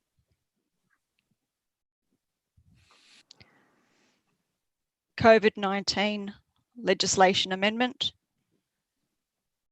bracket, emergency measures, hyphen, miscellaneous.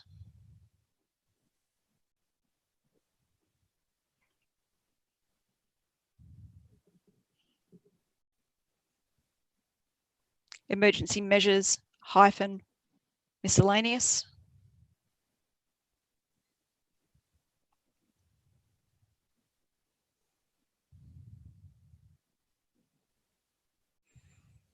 Act 2020, number 5,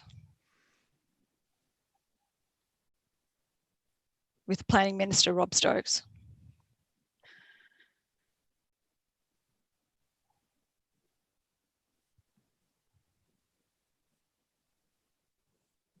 Thank you, Madam Mayor. The reason for adding number 4 there was just so that we're across the excellent work that our ELT staff are doing and looking at doing with regards to working with the state government in looking at pooling those contributions, as mentioned by Director Scott Cox. I would like to be across those particular projects, and I don't think it's asking too much for us to be included to have that information.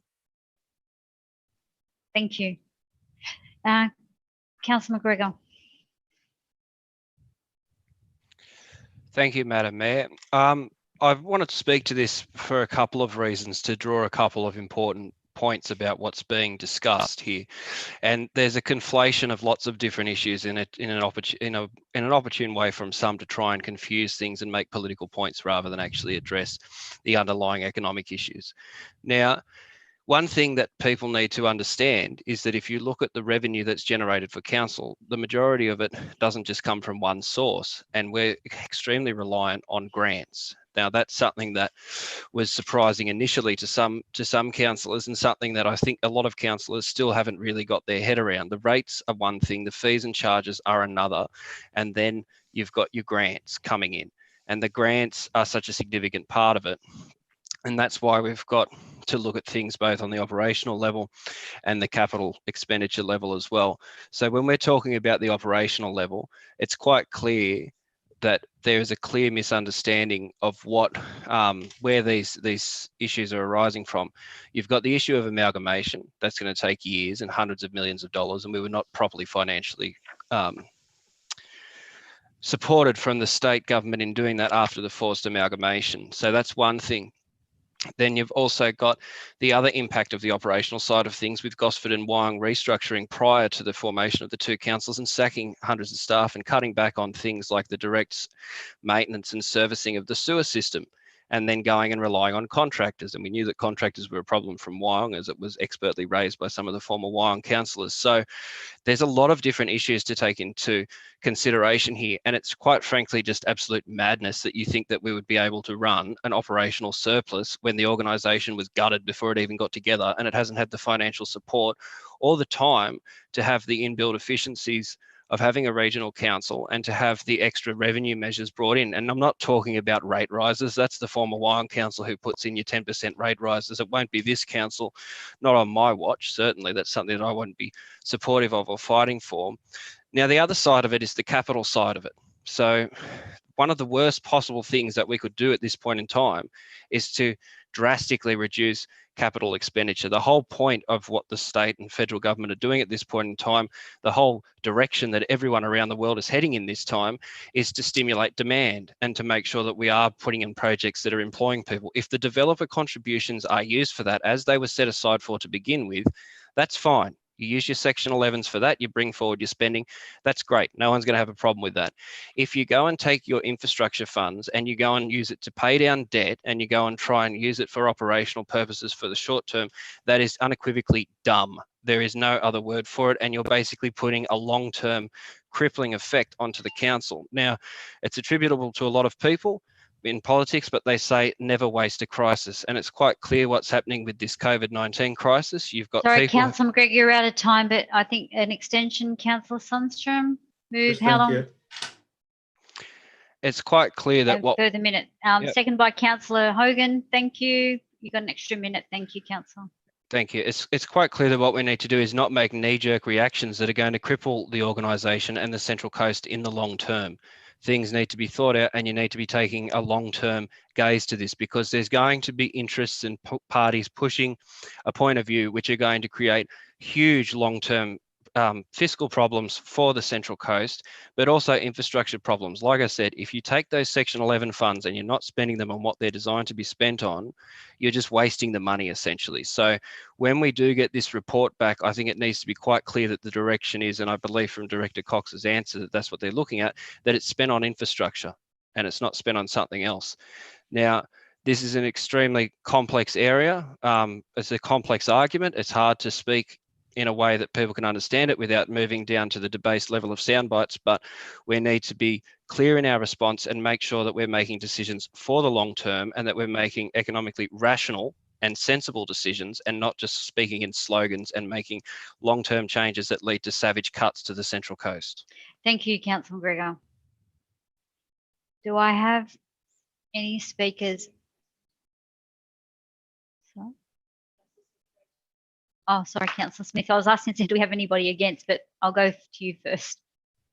Did I unmute? Yes, Thank you, Madam Mayor. And look, I'm actually probably not speaking against it. I think I did just want to reinforce that we are in difficult times and there are going to be challenges, and really encourage all our councillors work together on this. And the reason I say that is because I know Councillor Gale said we're all aware of the presentation from the gentleman from Grant Thornton. Well, that's actually not true, because not all the councillors were there.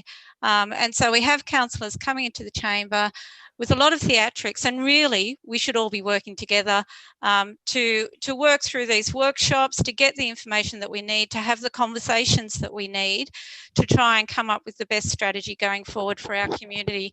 I think you know, Councillor Best did portray again some theatrics around the cultural precinct, and again I remind councillors that the state government let us down there. They indicated you know, $400 million coming to this region, and then they didn't deliver. So it's very selective bringing up of history and selective information. And I really encourage all our councillors to work together on the best. I would just have a question for Mr. Cox. I did notice in the report when I read it that one of the reductions of $2.7 million was because of the Gosford City Centre, the state significant development, that council is no longer getting those fees from the developers. Was that 2.7 over the full financial year, or was it just the quarter? I was just wondering that, if I could.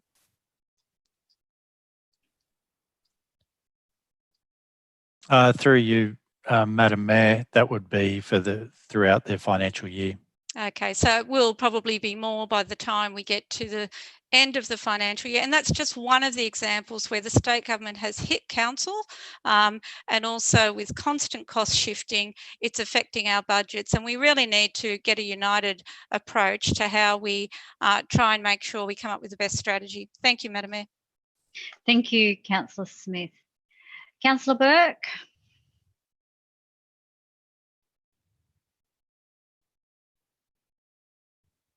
Councillor Burke, we can't hear you.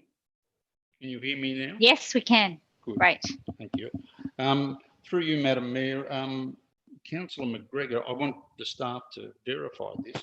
Councillor McGregor said that there was hundreds of staff that had been sacked or over a period of time. I was with Gosford Council and we didn't sack anyone. It was just the natural retirement and few just people leaving the company. So can someone verify that? Because I'm not aware of that. Councillor Burke, I believe we're having to get that on notice. There is nobody that's still a part of the ELT that was a part of Wyong. So we will take that on notice. Thank you, Madam Mayor. Do you have any further questions? No, thank you, Madam Mayor. No, thank you. Councillors, do we have anybody speaking against the motion? We've had 2 for. No. Councillor Best, are you wanting right to reply? Thank you, Madam Mayor. Thank you, councillors. And I will follow Councillor Gale's comments around Carlton, Mr. Oldfield. Thank you very much. He's been excellent as caretaker for the role, and I wish him well. In fact, just text me indicating that we're $5 million over for wages on this quarter alone. Thank you, Carlton. But he is the 3rd CFO in 2.5 years, councillors. Councillors, a lot's been said here, and if I could just intervene there, Madam Mayor, and ask Mr. Murphy something very quickly.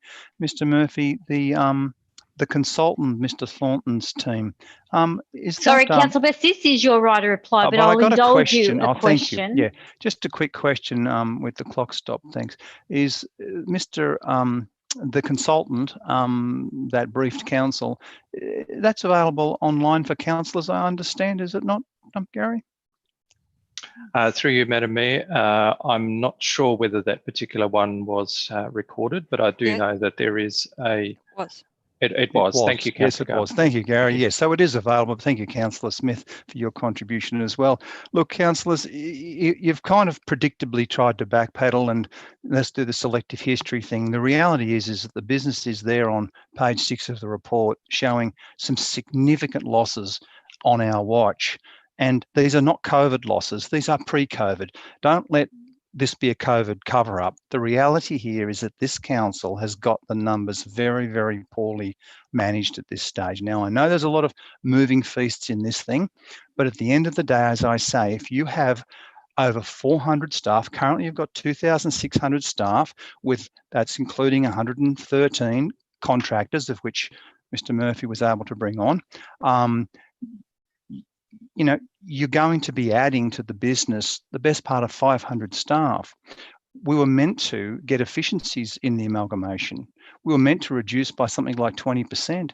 Even if you couldn't manage the 20% reduction and said, well, that's not attainable. Okay, I can go with that. Let's try 10%. 10% reduction in staff. You're talking about 600 staff here. You're talking around $60–70 million. That's what you're talking. And Councillor Burke's quite correct. You don't cut staff back by stealth. You allow attrition, and you lose around 10% of your staff every year. If you rejig the business and cut the cloth, then you're not going to ask the ratepayers for more money. We need to get hold of this mega machine that we're now in charge of, and we need to cut the cloth. You just can't have a spendathon. And I raise a performing arts centre because it was a quintessential example of that spendathon. We pleaded with this council to do a PwC analysis when it was $100 million, and we were roundly condemned for doing it. Councillor McLaughlin, myself, Gal Collins and Marquette all pleaded with you. Let's do an analysis. Oh no, we're not going to do that. And in about half an hour's time, I'm going to plead with you all again to do an analysis in a workshop, an e-workshop coming up, Madam Mayor. And I just kind of guess what you might do with that. You just might walk away from that as well. And then, as the Prime Minister's now found out, when bureaucracy makes mistakes, we pay for it, the electeds. So I'd like to make the decisions, and we need to understand the numbers better than we do. We're going to borrow $50 million tonight, and we don't know all the detail. Thank you, Councillor Best. Councillors, I'll now move the motion as moved by Councillor Best, seconded by Councillor Gale. All those in favour, please raise your hands. Councillor Matthews. Sorry, we've just had something happened. Councillor McGregor, Councillor Matthews, Councillor Vincent, Councillor Marquette, Councillor Holstein, Councillor Gale, Councillor Hogan, Councillor McLaughlin, Councillor Sundstrom, Councillor Smith, Councillor Pillen, Councillor Mertens, Councillor Greenway, Councillor Best. And I note that Councillor Burke appears to have dropped off, so he's not present in the room right now. All those against? There are no hands against. I declare the motion carried. Thank you, councillors. Councillors, we're moving on to item 2.5, where myself, Councillor Matthews, Councillor McLaughlin, and Councillor Pillen has all declared, and Councillor Gale has declared a significant pecuniary interest. Therefore, we will, for those viewing webcasts, we will disappear off your screens and be put into a waiting room.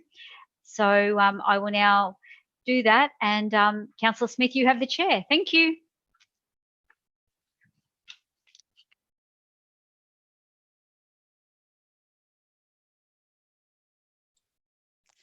Thank you, Madam Mayor. So I think I know you're still there. We're waiting on you to leave.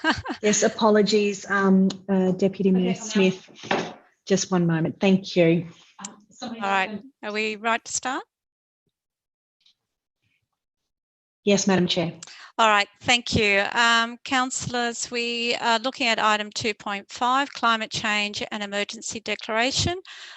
Do we have a mover? I'm happy to move that motion. Do I have a seconder? Councillor McGregor.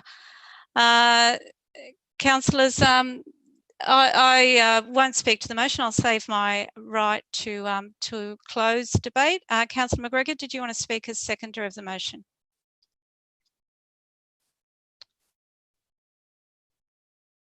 I'm just checking who's controlling the microphones. I'm assuming that's the meeting staff. It's okay now.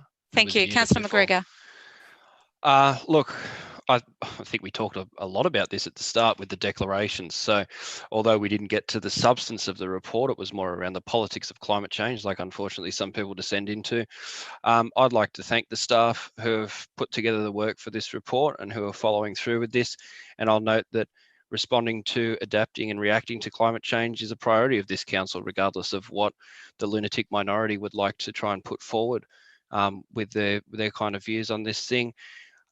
I don't think we need to have a long debate about this. I'm sure we will. I'm not interested in the political point scoring and all the silly words and everything. I just encourage people to support the staff recommendation and to continue moving on this important work for our region. Thank you. Thank you, Councillor McGregor. And I'll just ask the meeting staff, they can put me as seconder if they would like to. Are there any other speakers for or against? Councillor Marquette, did you start this? I assume you'd like to speak to it. Councillor Marquette.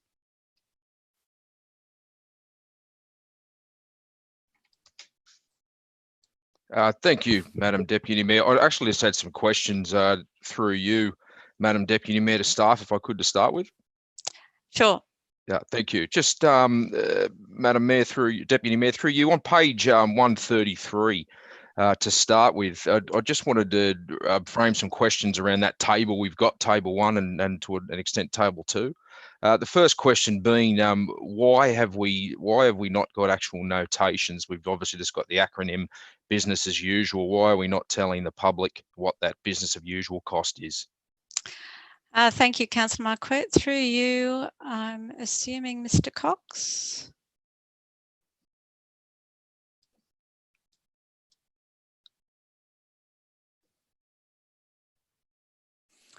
Through you, Deputy Mayor. Councillor Marquette, we're in the table. Yep. Yeah, the first matter, preparation of place-based community engagement program, where we've got BAU, that was just the normal staff expenditure that's in the budget. So we haven't needed to go out and get a consultant. So there was no additional cost. It was just the day-to-day activities of the staff, which they are paid to do. So there was no additional cost to that. That's where we've put BAU. Oh, yeah, I realise what it stands for. I'm just wondering why we couldn't put an actual figure around it, because obviously, I mean, staff time costs money if it was being allowed for previously or not. That's all part of the report.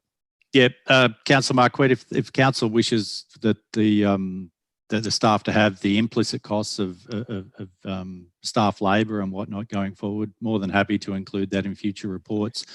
This is just merely a progress report against the climate emergency declaration resolved by council in August. But if a council would like all the costs, including those of day-to-day labour by staff, more than happy to put in future reports. I know one councillor that certainly would, especially after the conversation we've just had a couple of minutes ago. And moving on from that, in regards to the innovation forum, so we've got obviously to be confirmed later the dollar figure. Why can't we put a figure around that at this time?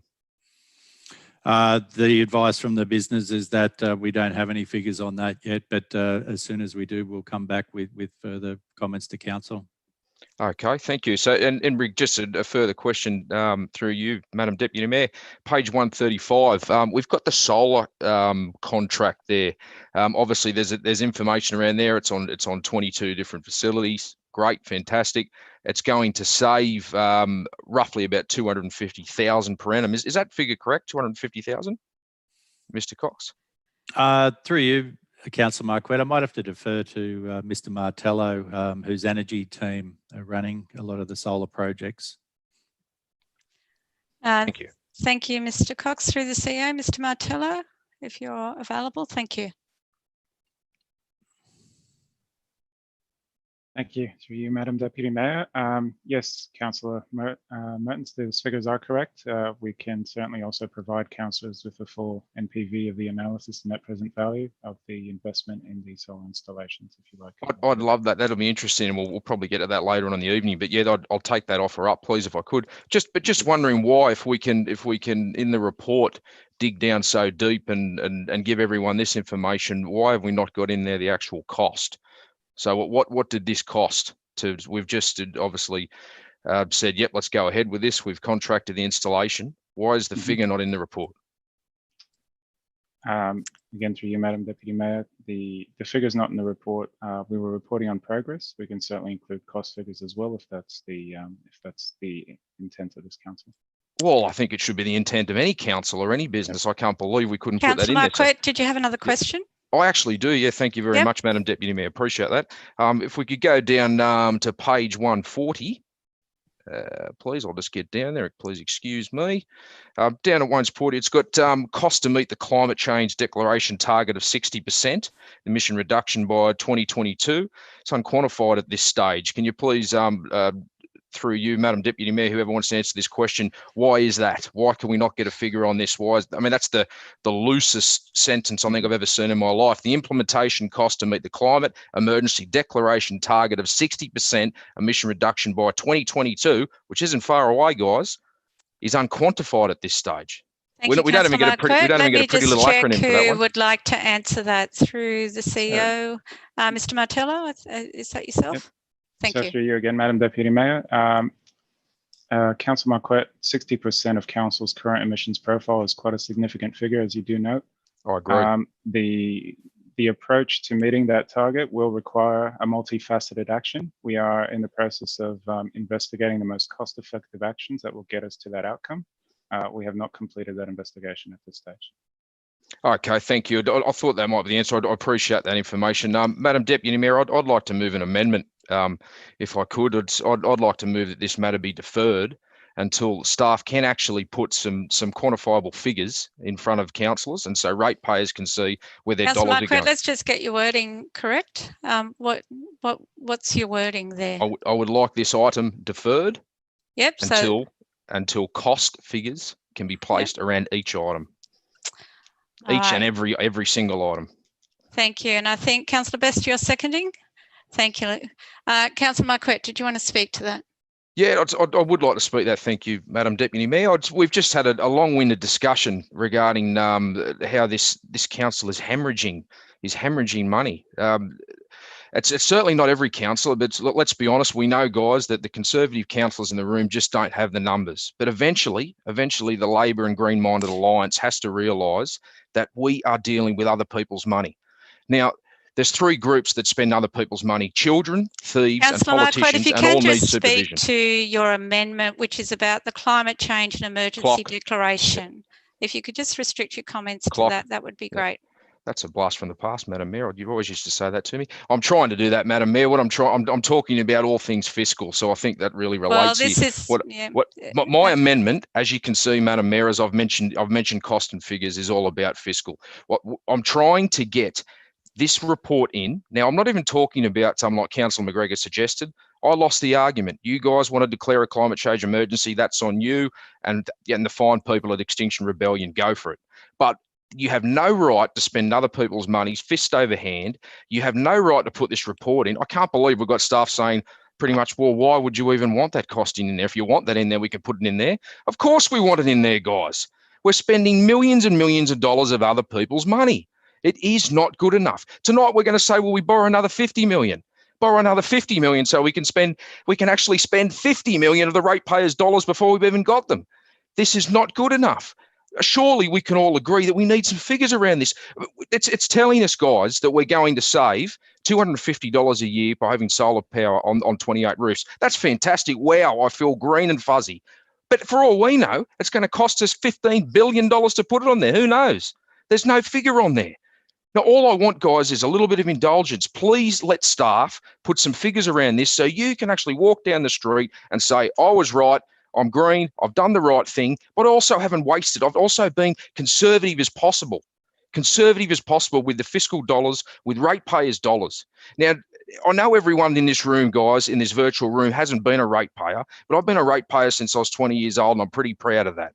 And there's a lot of us out there, and all we want is for people to respect how hard we work and to respect the dollars once they're in the council chambers. So please, guys, I would ask everyone to vote for an amendment. This doesn't have to be quashed. It doesn't have to go away. I know there's a lot of people in the room that have a lot of respect for this position. All we need to do is put some figures around it. That's all I'm asking. Surely we can agree that that's a responsible thing to do. Thank you, Madam Deputy Mayor. Thank you, Councillor Marquette. Councillor Best, did you want to speak as seconder of the amendment?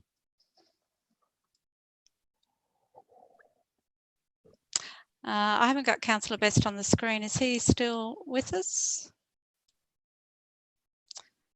If not, do we have any other speakers on the amendment?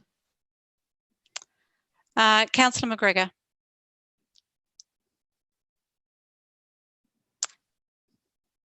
If we could just get your microphone turned on. Thank you. Oh, no. Councillor McGregor. I've never seen someone get so angry about saving $250,000 of ratepayers' money. It's quite shocking, really, to be fair. Look, we've had this argument so many times in this council chamber. It's bad enough having to watch the old man scream at cloud routine time and time again. Councillors, I encourage you to vote for the staff recommendation and not the amendment. Thank you, Councillor McGregor. So do I have any other speakers on the amendment? No, Councillor Marquette, did you want to close on the amendment? Thank you, Madam Deputy Mayor. Sorry, can you hear me? Yes. Yeah, thank you, Madam Deputy Mayor. I'd just like to close by saying that staff, Mr. Cox just confirmed that he can put numbers around this. So even if we could try and get the numbers, you know, there's some things we wouldn't be able to get numbers around really quickly. I can appreciate that, Madam Deputy Mayor, but even if it was deferred to the next meeting and there was some numbers around something, so the people in this room can at least pretend that they're responsible. So I know Councillor McGregor likes to, you know, throw names and assertions out there, but again, it's not his money. It's not his money. It's not his ratepayers' dollars. And it's not his 50 million he's about to borrow again tonight. So someone in the room has to call it for what it is. We have to point at the elephant in the room and say, we have to be responsible for the ratepayers' dollars. We have to at least know what we're spending. That's all I'm asking, Madam Deputy Mayor. I'm asking, even if you put a date on it, make it the next meeting, because that would at least prove to me that there is other people in there that have got some style of fiscal responsibility. Thank you, Madam Deputy Thank you, Mayor. Councillor Marquette. So I will put the amendment moved by Councillor Marquette, seconded by Councillor Best. All in favour, please raise your hand for the amendment. Councillor Marquette, Holstein, Burke, and Councillor Best seems to be having technical issues. Those opposed to the amendment.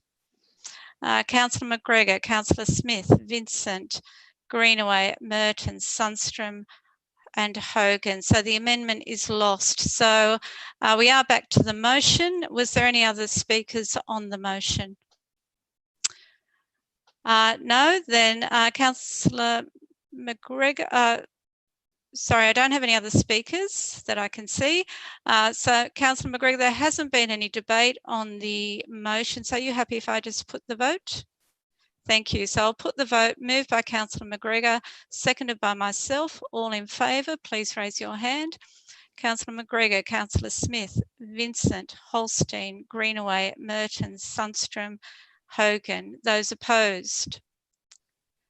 Councillor Burke, Councillor Marquette. Any abstentions? Councillor Best, are you able to sort of indicate whether you're for, against or abstaining? Can you hear me? We can now hear you. Were you for, against or abstaining on the motion? I'll abstain. I couldn't hear the debate. Okay, thank you. So the motion is carried. Thank you very much. We'll invite the councillors back in and move on to item 2.6 when the Mayor arrives back. Thank you, councillors.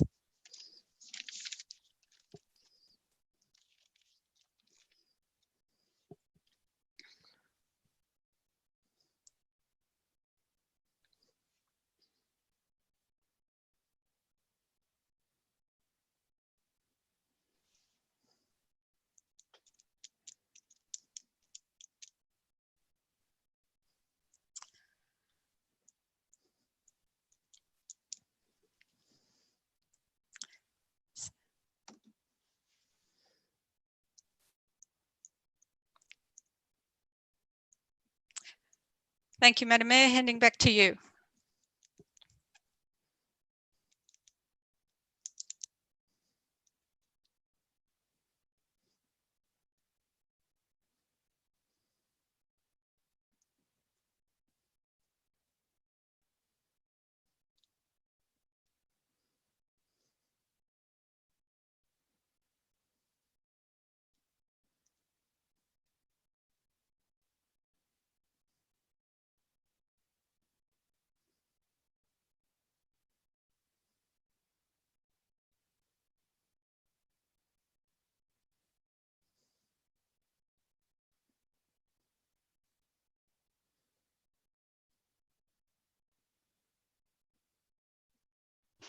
councillors.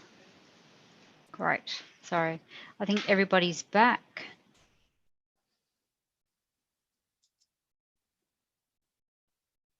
No, I'm missing one. Councillor Hogan. Okay. Councillor Best, why have we got you twice? No, you once again.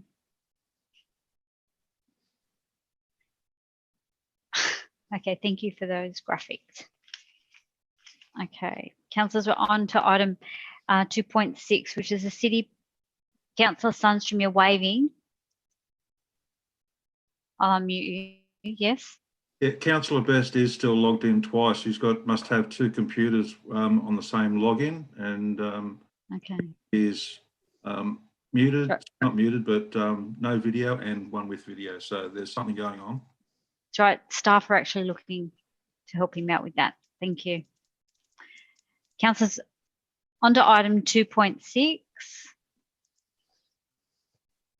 Sorry, Councillor McGregor. Councillor McGregor. Yeah, I just want to move the staff recommendation of 2.6. Oh, okay. All right. Thank you.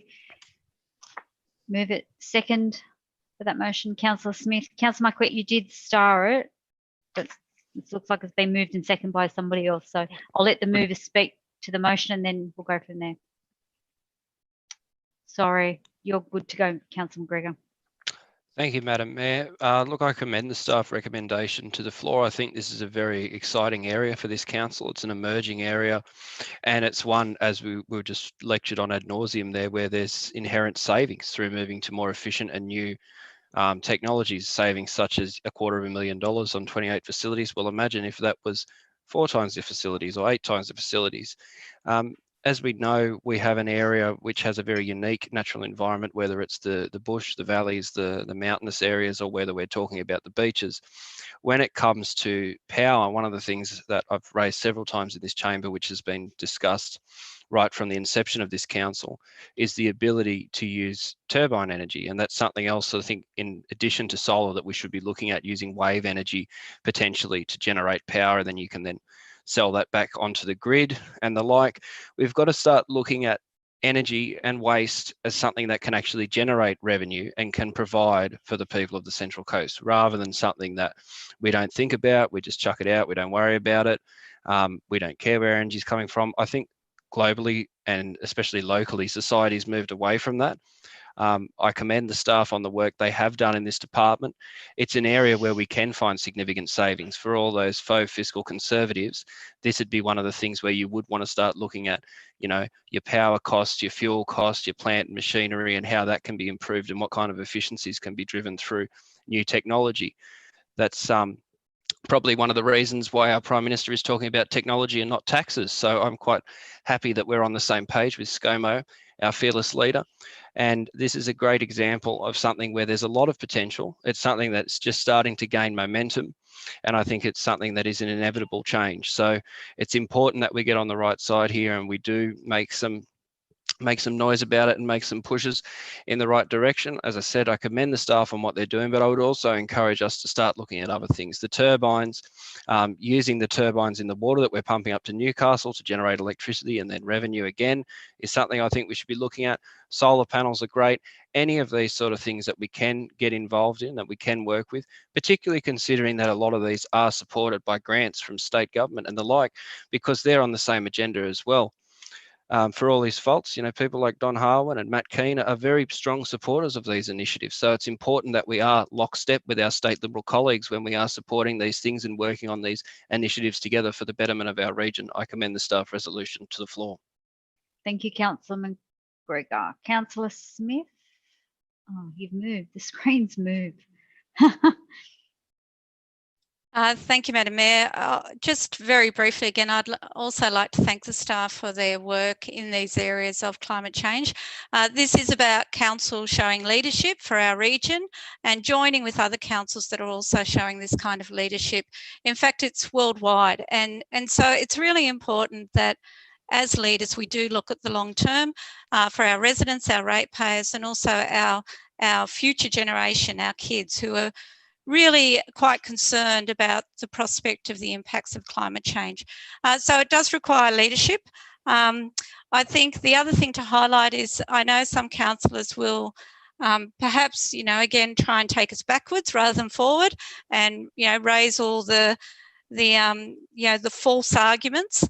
But really, what we know and what we see at such forums as the World Economic Forum, senior economists, senior politicians highlight that the bigger cost is doing nothing. And really, we need to invest in the future for our kids and for the prosperity of our region. So I, again, thank staff and commend the motion. Thank you. Thank you, Councillor Smith. Councillor Marquette, you have a question. Oh, thank you, Madam Mayor. Yeah, yes, through you, a question to staff. I'll just start on the very end of page 156, moving into 157. It seems to, it's a little bit of a double up from the last motion and the last climate change report. It's talking again about the solar panels. It seems to be the exact same project, except in the last report, it said that we're saving over $250,000 a year.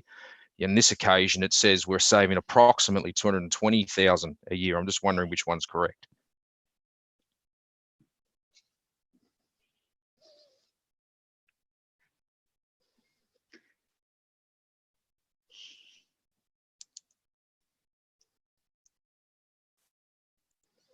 Through you, Madam Mayor. Thank you for the question, Councillor Marquette. I will take this one on notice and we'll get you the correct figure in the process of getting the net present value analysis. Okay, so you're not sure. And just checking, you haven't been able to find out in the last 5 minutes how much that cost to put the total figure for the project was 1.95 million for a total installed capacity of 1.2 megawatts of solar. 1.95 million. Thank you very much. So that could have went for the next meeting. That would have been great. Just moving down. So on page 157, again, through you, Madam Mayor, it's gone, work is underway to increase the landfill gas capture. Sounds wonderful. I think it could be the greatest idea humanity's ever seen. I'm just wondering again, but how much is this going to financially cost the ratepayers of the Central Coast? It's not mentioned. I'm starting to wonder what these reports are for. It's not mentioned at all. So how much is that? How much is that costing to do this project? And how much will that save us? We don't have a saving on this one.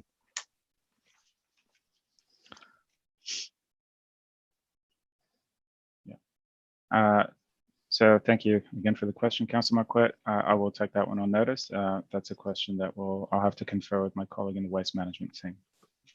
Thank you very much. And then another question through you, Madam Mayor. Page 157 and 158 talks about the accelerated lighting the way program. Sounds wonderful, sounds dreamy for 2022, 2021. But again, how much is this going to cost the ratepayers? How much are we going to save annually? What's going to be the outlay? There's nothing in there. How many bulbs are we replacing? How many have we already replaced? It's just so loosey-goosey. How much is this going to cost?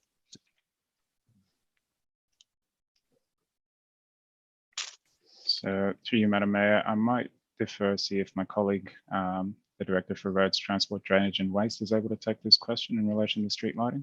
Thank you.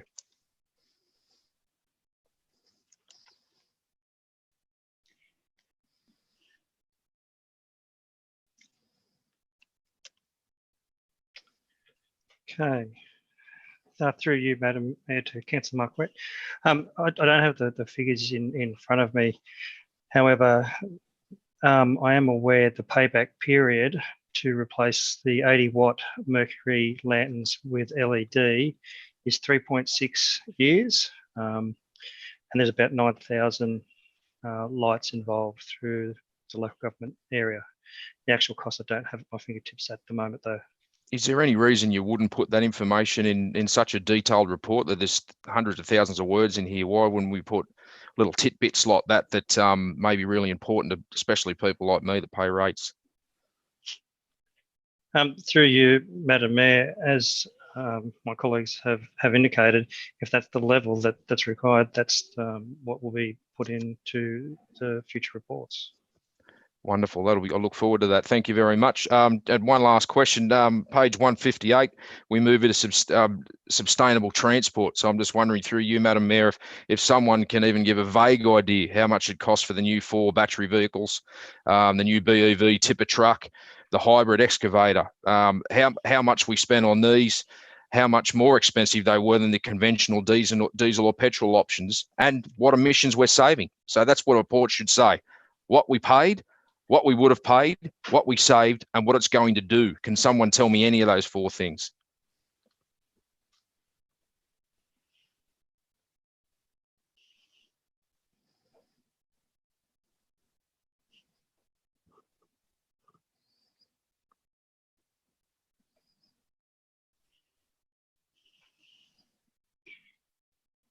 We're just finding out the responsible staff member.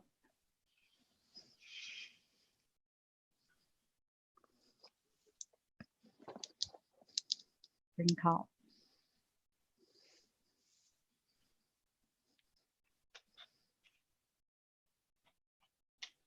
Mr. Oldfield. For you, Madam Mayor. Cool. Did you hear the question? I did. Okay, thank you. For you, Madam Mayor. Thank you for the question, Councillor Marquette. I don't have figures on how much we spent on these EVs, but I'll take that on notice. Thank you, Mr. Oldfield. Thank you, Madam Mayor. I'd like to once again raise an amendment, if I could, that this report be deferred to the very next council meeting until we can put some figures around each of the questions that I've just asked.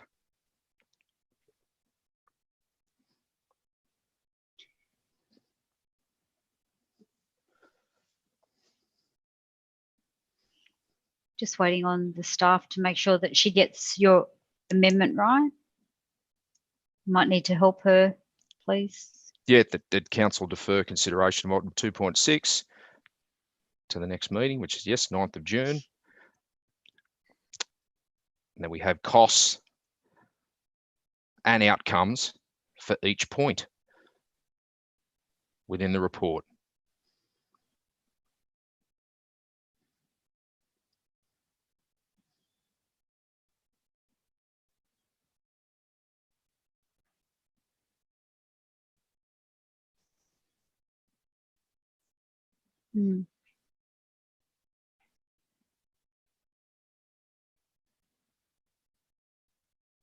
I'm seconded for the motion for the amendment. Sorry, that's Councillor Gale. Okay, thank you.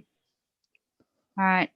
I know there are a few questions, but I guess I can ask. I'll go back to you, Councillor Marquette. Speak to the motion, if you would. Yeah, thank you very much, Madam Mayor. Madam Mayor, this is quite frankly getting a little bit embarrassing. I mean, in front of it may not be a huge crowd, but I'm sure there's a few people watching this podcast. For the second motion running, I've asked a series of questions. I don't want to have a go at the staff here because they've been lumbered with this stuff and they've been told, go out and do whatever you need to do. This is religious, go nuts.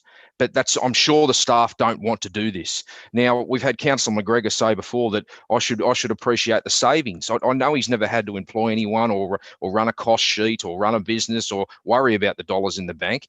But the reality is, to know if you're making a saving, you need to know what you're spending. And if you are making a saving, you can appreciate that saving then if you knew what you spent to start with. If you spend $50, you need to know what you're going to get back at the other end of that. That's how you quantify if you've got a saving. Sorry, Councillor Marquette, I have a point of order of Councillor Vincent. Councillor Vincent, what's your point of order? Clock, please, staff. Thank you.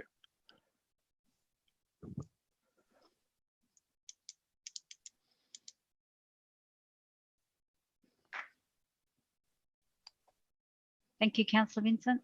Point of order. Thanks, Madam Mayor. It's just a point of order on this berating of the staff and the huff and puff and the bluster of not having figures. And I just suggest to Councillor Marquette, if he came to this isn't a point of order. Or if Hang on, excuse me, Councillor Marquette. I'm not copying a suggestion. Councillor Marquette. Thank you, Councillor Marquette. Councillor Vincent, what's your point of order? I think the huff and puff and the innuendo about figures and the berating of staff, I almost looking for a retraction on some of the almost public whipping he's giving staff here. If he came to briefings, if he asked these questions prior to the meeting, he'd have those answers now. But he wants to do this as some sort of theatre, some sort of public whipping exercise of the staff. So I'd ask him to retract some of the stuff.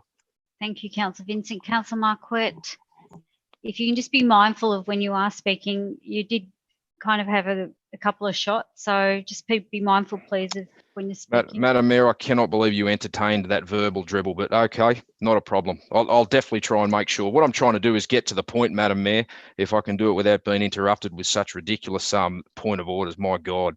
A false argument was something else that I was apparently going to smash up here, a false argument. But quite frankly, I'm not making an argument. I can't make an argument because this report doesn't tell me anything. What am I arguing?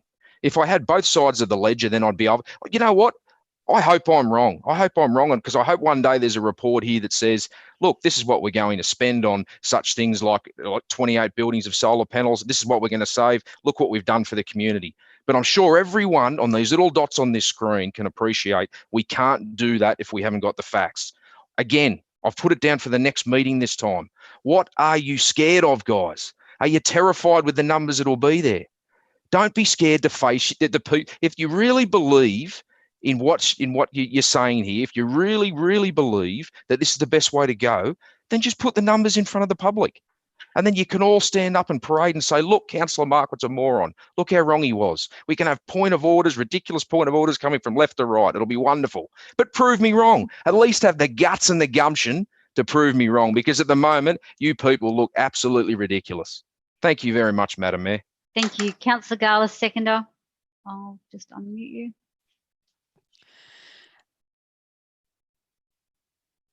Thank you, Madam Mayor. Yeah, I just wanted to second this particular amendment, because I think Councillor Marquardt's absolutely right. I think the ratepayers deserve to be informed. The questions that he's asking is what the average ratepayer on the street want to know with regards to the City Power Partnership. What are the costings? What are the savings? We're trying to navigate an economic crisis, and I fully support the amendment. Thank you. Do I have any councillors wishing to speak against? So, sorry. Okay, Councillor Smith, are you speaking against or you've got a question? Yes, thank you, Madam Mayor. I'll kind of do both. Look, I understand, you know, Councillor Marquardt's commentary is not, you know, in any way amazing. You know, many people or some people feel the way Councillor Marquardt does, or have, you know, that focus of Councillor Marquardt. But again, I'd stress for our community. Our community identified action on climate change as a priority for them in our community strategic plan. So it is important. We need to implement our community strategic plan, and the community has identified that. We're talking a lot about the economics of this. And again, I'd stress that the bigger problem is the cost of doing nothing. So I understand Councillor Marquardt, you know, is certainly entitled to ask for some of those figures, and that's fine. The staff, I'm sure, will go away and provide that. But at the same time, I would ask them to come back with the estimate of the cost of doing nothing.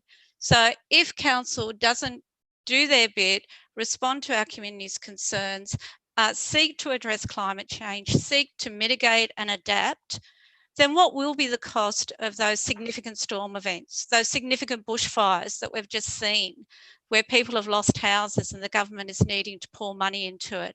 What will be the cost of having to relocate infrastructure from low-lying areas where there is the predicted climate change, sea level rise? What will be the cost of the erosion along our coastline?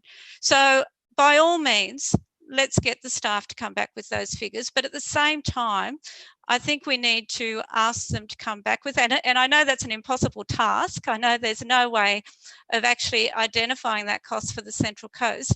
But I hope that there is some, you know, some information the staff can compile, even in terms of the cost of, I know scientists are starting to do work on the additional intensity of the storm events due to climate change. So they're actually starting to be able to apportion, you know, those significant and extreme events that are made worse by climate change. And some of those significant storms in the US, they've done that, and they've clearly demonstrated the significant cost of those events.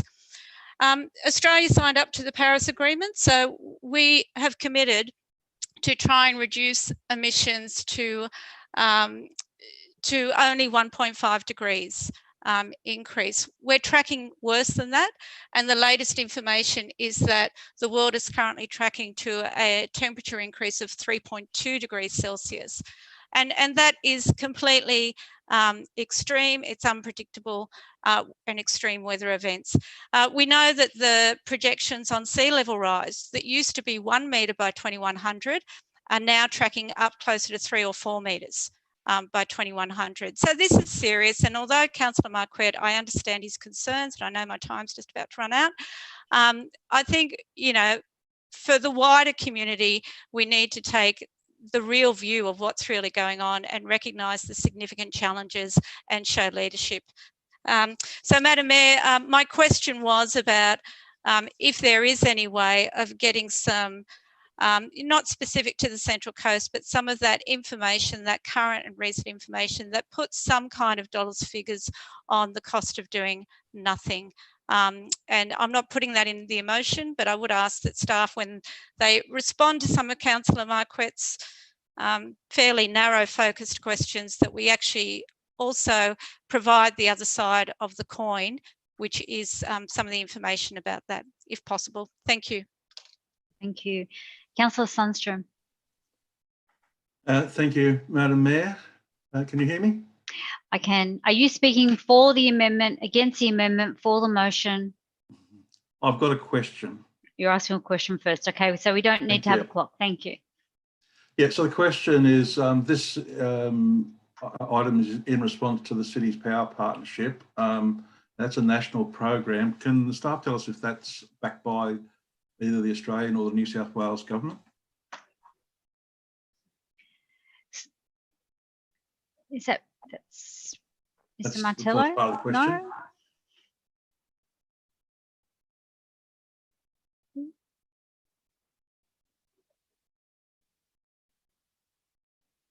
Mr. Cox, is that in your?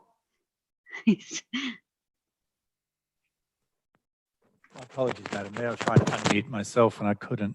Can I have the question again, please, Councillor Sundstrom? Yeah, this motion's in response to the City Power Partnership. I was wondering if that program is backed by either the New South Wales government or the federal government. Through you, Madam Mayor, Councillor Sundstrom, I'll have to take that one on notice, whether or not it's been backed by either levels of government. Thank you. The second question is, New South Wales government, I'm hoping that this program has been looked at by staff, and I'd be surprised if it hasn't. The New South Wales government has a program called the Government Resource Efficiency Policy, and in that they actually suggested and encourage councils to upgrade their lighting to more energy efficient LEDs. And it says that there's $12.5 million in funding available to upgrade street lighting to LED, and includes the benefits of lower energy use, cheaper bills, reduced maintenance, reduced carbon emissions, increased community safety through brighter and higher quality lights and smarter control systems to help capture and provide insights on lighting performance. So are we looking at maybe trying to get a slice of that $12.5 million pie? And do we support the New South Wales government in their efforts to produce better resource efficiency? Through you, Madam Mayor, in terms of the LED public street lighting, that's a program being run by Mr. Bolgoff. I may need to defer to him for any updates, whether or not his team are trying to acquire some of the potential funding that may be available through that program. Yeah, through you, Madam Mayor, to Councillor Sundstrom. Council staff are actively looking at credits and grant funding in relation to the program, and that's how that we can achieve that 3.6 year payback period that I mentioned earlier for the 80 watt mercury lanterns going to, I think it's about a 17 watt LED lantern. Yes, so thank you. That confirms for me that this is in line with what our state government are expecting from us. Thank you. Thank you, Councillor Greenaway. Thank you, Councillor Greenaway. Thank you, Madam Mayor. I just have a question. Whilst I sort of sympathise and can understand where Councillor Marquette might be coming from, and though he tempts us to call us to vote for what he wants to do, so we can have the privilege of calling him a moron if we're able to prove anything. I just wondered, the pledge actions and everything, if they were made back in March 2019, the costings for those would have been already incorporated in some of the budget documents or the operational plan documents or some other documents. I can imagine they must have been available and accessible for scrutiny well before this. Now, I understand these particular purchases reasonably recently of, say, the vehicles, they might not have been, but I just wondered, I don't know which staff member should answer this, but this sort of information is accessible to councillors on request. It doesn't need to come before a council meeting and be a notice of motion. It can just be a request through to staff. Could someone confirm that?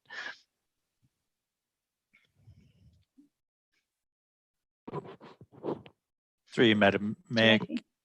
Councillor Greenaway, could I just have some clarification on your question? Is your question in relation to would the costings be in an operational budget? Well, they'd be in a budget somewhere for things that we would have spent, because this motion originally was back in, March 2019 and October 2019. So some of those original actions would be contained in documentation that wouldn't need a notice of motion to have access to. Correct, Councillor Greenaway. Any capital expenditure or operational expenditure would be part of an operational plan. So I wonder if instead of this amendment, we should just note that all the fundings and everything are already incorporated in our budget documentation, because I think the unfortunate outcome when you have people speak about, can we just have the figures on this, can we just have the figures on this, because it's not contained in this particular document, it looks as if we never have access to them or don't know what they would be. So I would just, if the movers of the original motion are happy to, maybe we could incorporate a fourth paragraph that just says that we note that the costings of these or the expenses or whatever they want to say. Sorry, Councillor Greenaway, sorry, we're just a point of clarification. So at this stage, we're discussing the amendment. Agreed. Yep, sorry, I'll wait. If the amendment, yeah, so, yep. Yeah, Thank and you. then you can make some changes once Sure. the motion. Thank you. Thank you. So, Councillor, is there anybody else that wants to speak for or against the amendment? Otherwise, I can't see any hands. Okay. Councillor Marquette, do you want right a reply? Madam Mayor, I do, and I'm happy for the clock to keep going. But a part of it, to be frank, is procedural, because we've just had a lot of those were questions. I know it was only Councillor Smith that spoke against it for even longer than 3 minutes, but she wasn't pulled up once, Madam Mayor, and she never mentioned the amendment. She started talking about climate change and things of such. This is about a deferral. I'm not talking about climate change. I'm not talking about the end of the world or the start of the world. I'm talking about, can we get some figures in this particular report and bring it back to the next meeting? Now, so when we're supposed to speak to what we're dealing with, and she didn't do that, Madam Mayor. I'm not sure why she wasn't pulled up. But anyway, guys, what I'm trying to achieve here, I don't think this is much to ask. I don't think it's much to ask to let this come back to the next meeting. Staff have all said they can do it. Staff have also said they can't answer the questions I've asked. These are really basic questions off a piece of paper, black and white in front of us, that the same notes that the people that are out in podcast land are looking at right now, and people that are actually interested are looking at weeks before we have these meetings or when it first comes out. Why can we not bring out a report back to the next meeting that has these figures around it? It's not just, and people have been saying it's just about costing. It's not just about costings. Like I said with the cars, if you really, really believe in climate change, then wouldn't you want to know what emissions we're going to save by buying a hybrid excavator? Surely you'd want to know that information. Surely you'd want to know what the petrol and the diesel version were costing us before and what horrendous emissions they were putting out. Then you can throw it back on me next time. So this isn't just for me. This is for every ratepayer, and it's for the mad green-minded people as well. I'm not having a crack at people by saying that. We've all got different interests. What I'm trying to say is to have an argument, to have a debate, to get to a common ground, you have to have all the information. And yes, Councillor McGregor, to know you're making a saving, you need to know how much came out of your back pocket. And quite frankly, guys, every time I sit in these meetings, my back pocket aches. As a ratepayer, it aches because we just won't be responsible with other people's money. It's all I'm asking. You'll also get to find out the emissions, because that was one of the questions. You'll get to see what great stuff we're doing for the environment. You'll get to see what we're spending to do it. You'll get to see what we're trying to achieve. You'll get to see the outcome at the other end, hopefully. We'll all have information. Information is king in this space, surely, guys. This is what we're doing. We're decision making. You can't do it if you're trying to make decisions. Or are we just trying to keep people in the dark? Are we trying to push through this stuff through the cover of night? Because if we don't vote for this amendment, guys, quite frankly, that's what it looks like. And I hope that's not the case. Thank you, Madam Mayor. Thank you, councillors. I now put the amendment as moved by Councillor Marquette, second by Councillor Gale. All those in favour of the amendment, please raise your hand. Councillor Holstein, Councillor Burke, Councillor Marquette, Councillor Gale, Councillor Best, Councillor McLaughlin, Councillor Pill, and all those against. Councillor Greenaway, Councillor Mertens, Councillor Sundstrom, Councillor Vincent, Councillor McGregor, Councillor Smith, Councillor Hogan, and Councillor Matthews. I declare the amendment lost. Therefore, we go back to the original motion. Councillors, it's moved by Councillor McGregor, second by Councillor Smith. We have expired. The 30 minutes has expired. So, Councillor McGregor, do you want to speak, write a reply for the motion? Well, it's a hard act to follow, but what I'm more interested in, rather than being lectured on how to win an argument from someone who always loses them, is actually getting the addendum to try and put forward some compromise and get some of these this information put in there. So I'm happy to waive my right.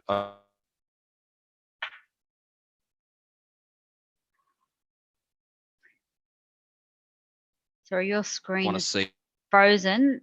what the addendum is, and then I'm 99. Sorry, we're having some issues. Sorry, can you repeat?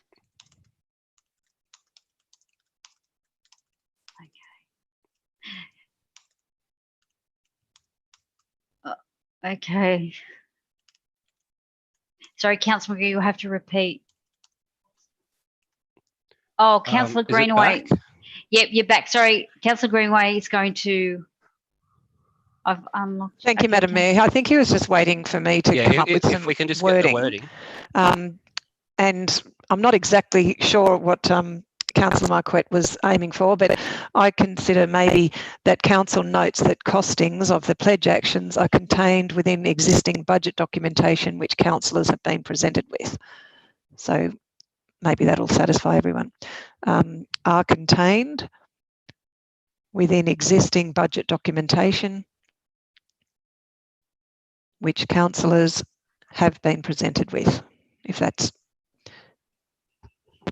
accurate for everybody.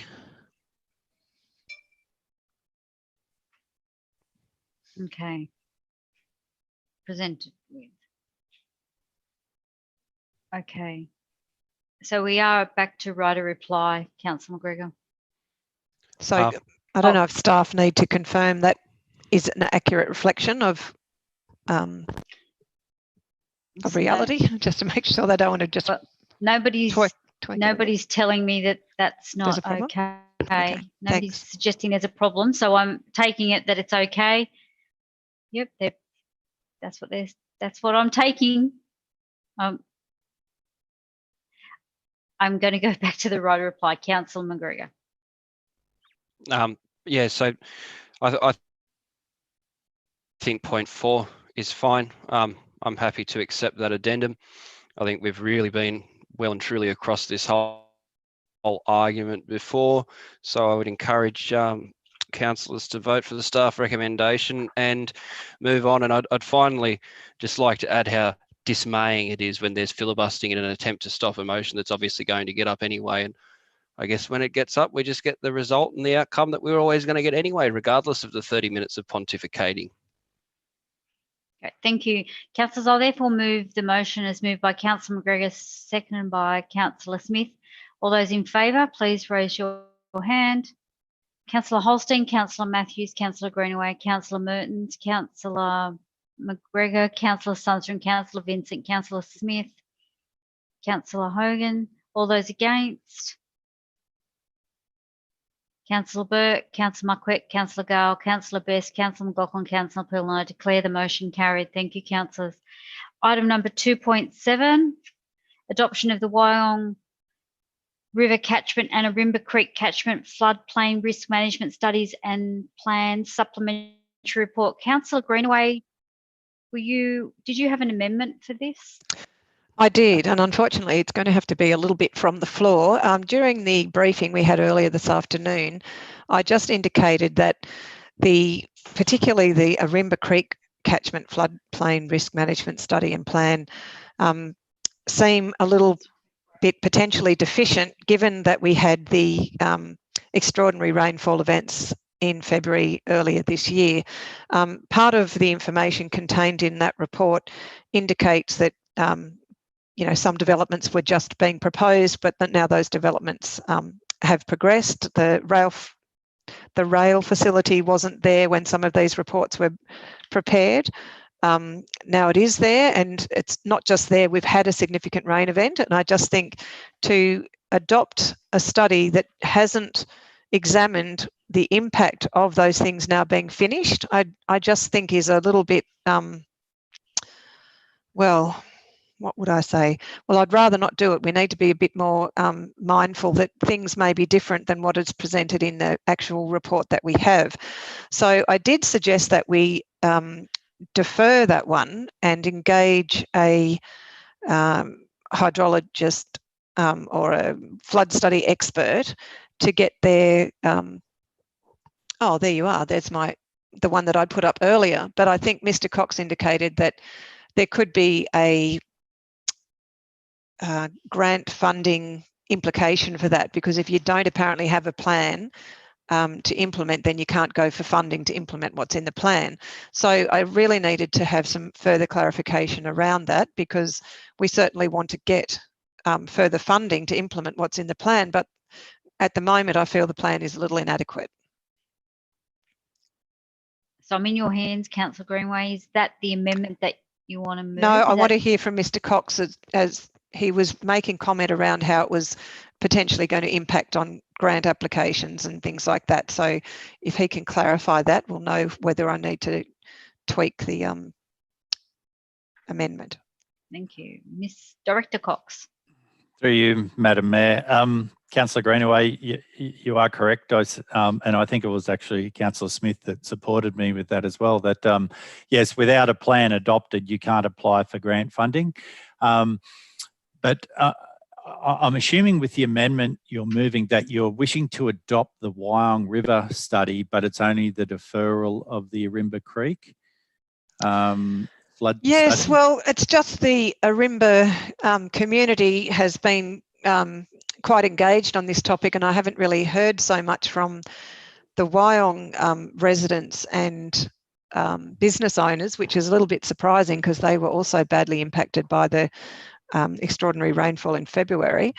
But it is particularly the Arimba one who they have had significant change in their catchment since some of these studies were done, whereas I think perhaps the Tuggerah people, the Wyong people, are, things haven't changed as significantly. So, but anyway, it's just about that funding implication. I don't want everyone to miss out on funding. Yeah, I've given some thought. The initial thought was that perhaps there may need to be the deferral to consider that, and then there would be the need for an additional budget should a consultant review it. But having further discussions with the staff, it possibly could you possibly could move adoption of the Wyong one unchanged, but then as in accordance with the staff recommendation. But you could possibly move the Arimba Creek study, but with the following amendment, that an additional action be put in to that plan to investigate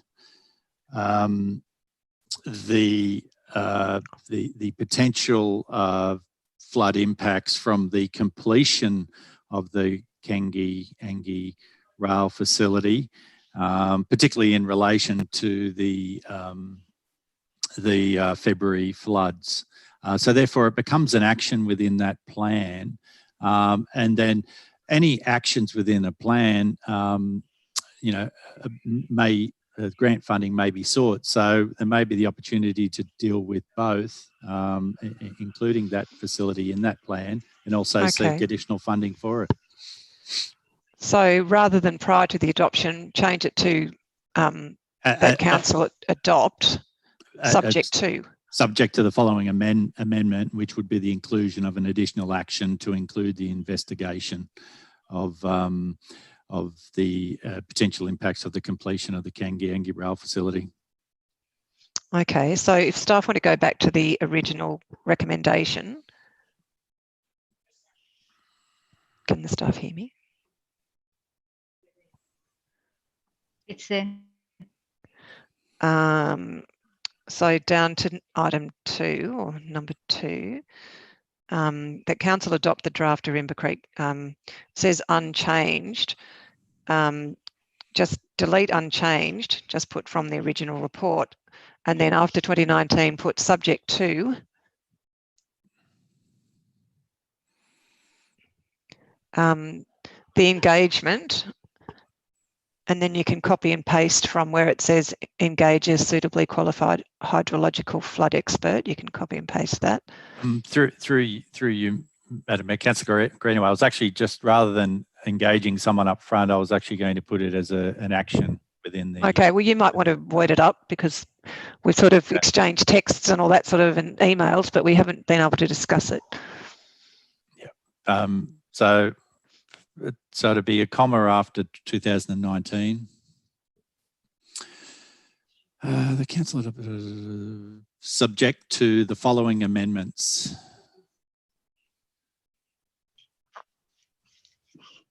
Amendment, sorry. Then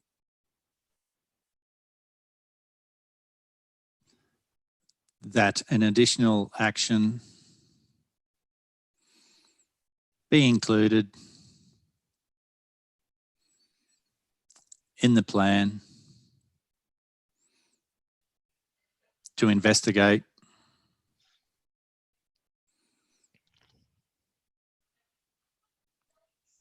the potential flooding impacts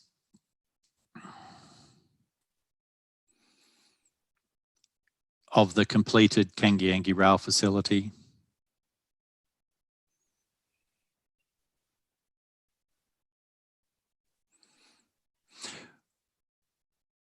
with particular reference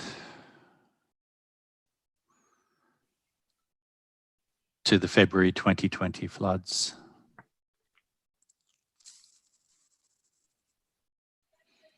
I think full stop. Now, what's the costing implication of adding that?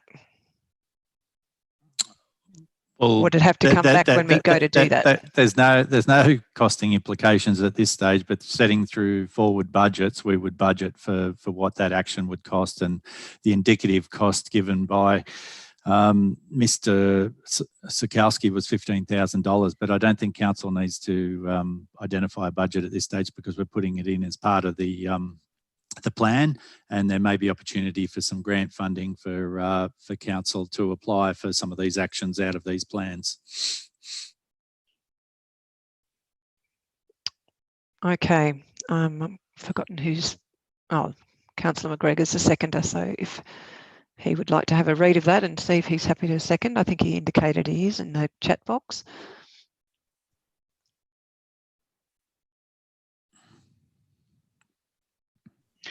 It's fine by Councillor McGregor. Okay, well, I'll just speak briefly to it. And that is that these sort of studies are so crucial to managing our floodplain risks. We've seen what's happened already earlier this year from major downfall of rain. So we definitely need these sort of studies, but to have ones out there that don't take into account really recent change and significant change, such as the impervious surfaces that have been established in that Kangi area where it used to be a wetland. So it's a fairly extraordinary change in an area that was already subject to flooding. I'd like to again acknowledge the Arimba community for its engagement on these sorts of issues. They certainly read the documentation. They were the ones that alerted me to the fact that the maps on the website weren't able to be read by the community. You could read them on the hub, but you couldn't read them on our website. So hats off to them for wading through all this material. That's probably all I need to say. I hope people are happy to support this so we can get certainly some investigation as to any flooding impacts, because it was a very controversial topic at the time, and certainly we would like to see if any further changes need to be made to the plan to take into account the flooding impacts of that facility. Thank you. Thank you. Councillor Gregor, seconder, did you want to speak to the motion? I have a few people with questions coming up. Very briefly, Madam Mayor, look, I support the adoption of what's on the screen now, just in the amendment, which is why I was happy to second that, because we were getting a lot of correspondence as ward councillors from the Arimba Residents Association, which is a body that I take very seriously when they are representing their members, and even from individual residents that live in the Fountaindale, Palmdale, Kangiangi and Arimba area. So there was a lot of questions, a lot of detailed information being passed on from locals who've lived through this flooding and live in this area. And they were concerned that maybe some of the recent flooding wasn't being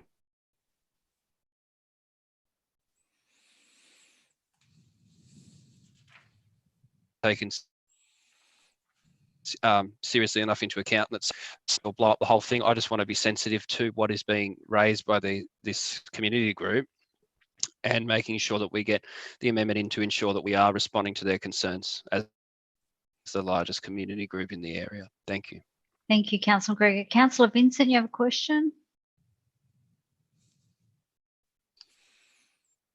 Thanks. I did have a question in the early days when Councillor Greenaway was formulating that wording, but I think Director Cox and Councillor Greenaway have done a good job of getting it to somewhere where it's can progress, where we can look at some of the items that we're looking to be addressed in that study, but also leave some scope to address what Councillor Greenaway's raised. So thank you. Thank you, Councillor Vincent. Councillor Smith. Thank you, Madam Mayor. Look, more just was going to suggest an amendment after asking a question through you to Mr. Cox, and partly through Councillor Greenaway. So I just note that staff seem to be indicating that would be about $15,000 for that action, and I think it's a good outcome that it's included in the plan. But I just noticed it hasn't been given a priority or a time frame, and the other actions in the plan have. And I suspect that Councillor Greenaway is intending this to be done sooner rather than later. So I just wonder, and happy to get some feedback from Mr. Cox if he sees a problem with this, but that action be included with a high priority and timing of 1 year. Would that be reasonable? Yeah, okay. So Councillor Greenaway, if you're willing just to amend that, that the additional action be included in the plan to investigate and just on the end of it, and noted as a high priority with timing of 1 year to be completed.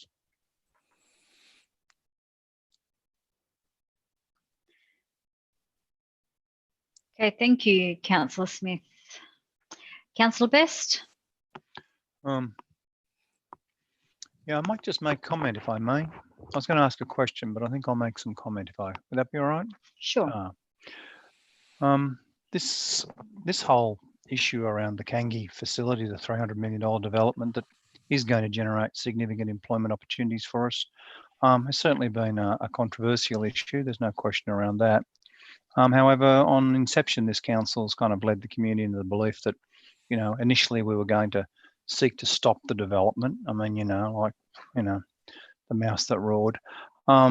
we're going to seek to stop the development, which I thought was a bit misleading because, really we have no authority to do so. We can whinge on behalf of the community, but there's no stopping it. The government already committed and was moving forward. But I find it interesting, going on the back of a couple of Councillor Marquette's attempted arguments this evening around some numbers and some good financial, common sense that seems to just fall on deaf ears regularly, and we wonder why we're... Sorry, Councillor Best, I've got a point of order from Councillor Off you go, yeah. Thank you, Madam Mayor. Look, I just thought under the Code of Meeting Practice, I can clarify things if Councillor Best doesn't understand. There was never an attempt to stop it. I think it was offering an alternate site so that it could progress. Just wanted to clarify that. Thank you, Madam Mayor. Thank you. Sorry, councillors, I'm a little bit uncomfortable with the fact that I've declared on the Kangiangi as a pecuniary in the past. Reasons that I'd given over that whole period was my former husband worked for Transport New South Wales.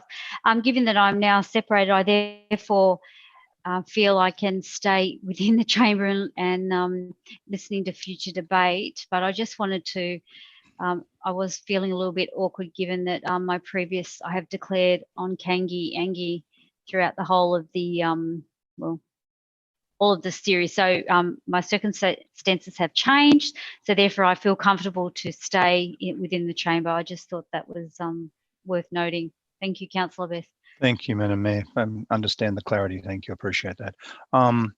Look, councillors, we've got a request here to do a flood assessment, additional actions, $15,000. That's about half a dozen ratepayers' annual rates that we're just going to, vaporise with the stroke of a pen.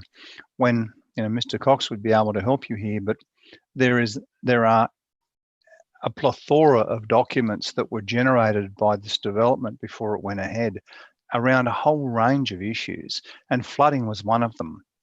Why wouldn't you go after those documents and have a good look at them, share those with the community, and then maybe even ask the state if they, with their technology, because they're going to have a lot more than we've got, to model these floods if they haven't already modelled them, which I'm quite sure they did model because they modelled a whole lot of scenarios before they built there. And yet we're going to charge into a mega development, and it is a mega development, which we really don't have a lot of, ground truthing around it ourselves. It's not our development. That these people, if we said to them, look, there's been a bit of an effect, community's been asking questions, we'd like to try and answer them. Could you share any other documentation you've got around flooding? And by the way, could we really dig into what you've currently tabled? Otherwise, you're spending $15,000 for something that, what happens at the end of the day? It's the same thing as when we started here, Madam Mayor, where we said, oh, look, we're going to form a committee and we're going to try and stop this thing and find an alternate site after they've already started. What a joke. You drive by now, it's $300 million worth of expenditure in the middle of our shire, going to generate extraordinary job generation as this thing continues to grow. And what else will hang off that in job generation? It's a satellite now. It's an industry that's been put in the middle of our shire. And what did we do? We tried to repel it. And I understand that the community down there, I know many people down there that were not happy with it. But, this job, it's such that you just can't win every time. You have to break an egg to make an omelette. And we've got, 10, 20, now we've got 25, 35% youth unemployment coming our way. Thank you, Councillor Best. Do I have any further comments on this matter, whether be for or against? No? Councillor Greenaway? If there are no further comments, I can probably give you right a reply. Yeah, that was all I was. Yep. I was just going to respond to one of Councillor Best's questions where he said, why wouldn't we look at the studies done before the development? Well, I think the fairly obvious answer is that they were looked at, but now the development is there. So before they were modelling, now we have reality. Why would we not look at reality? They know what happened in 2020, and it's crucial. Like Councillor Best was one of the people up in arms about flooding in Tuggerah Lakes.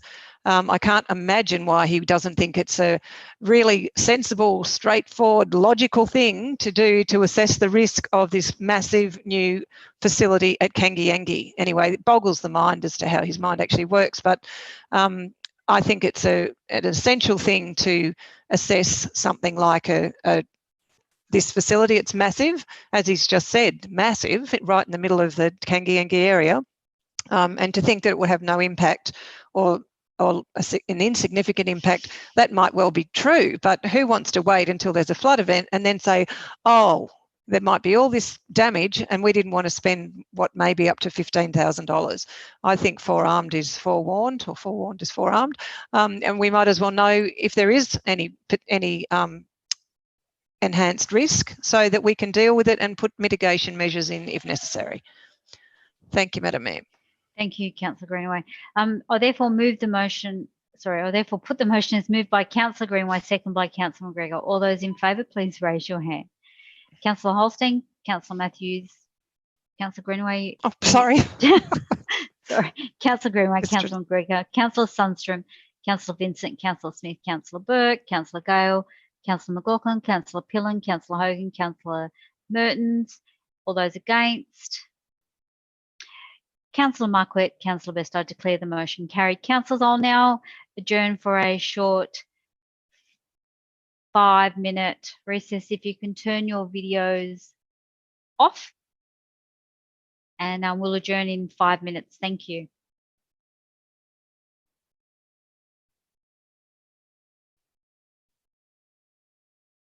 You just go stop video. Yeah.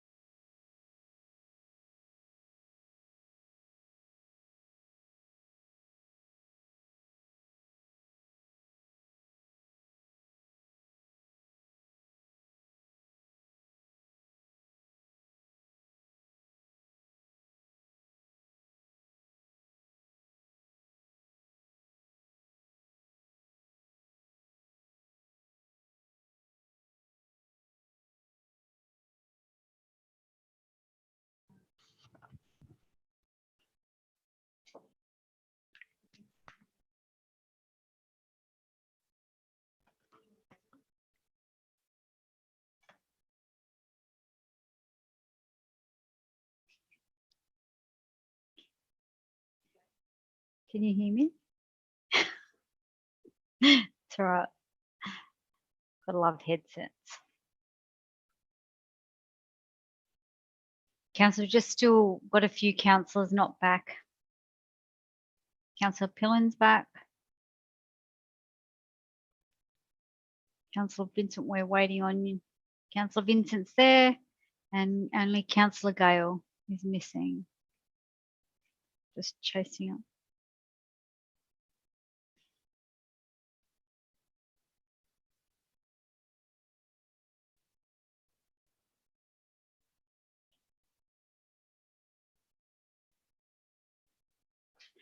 Just chasing up Councillor Gale. Councillors, in moving forward, we resume the meeting at 9:24. I'm going to have an attempt at a procedural motion, given that we have actually 9 items left to be debated. We've been, as predicted, 30 minutes an item. Therefore, that really only leaves us 3 items that we can actually do between now and 10:30.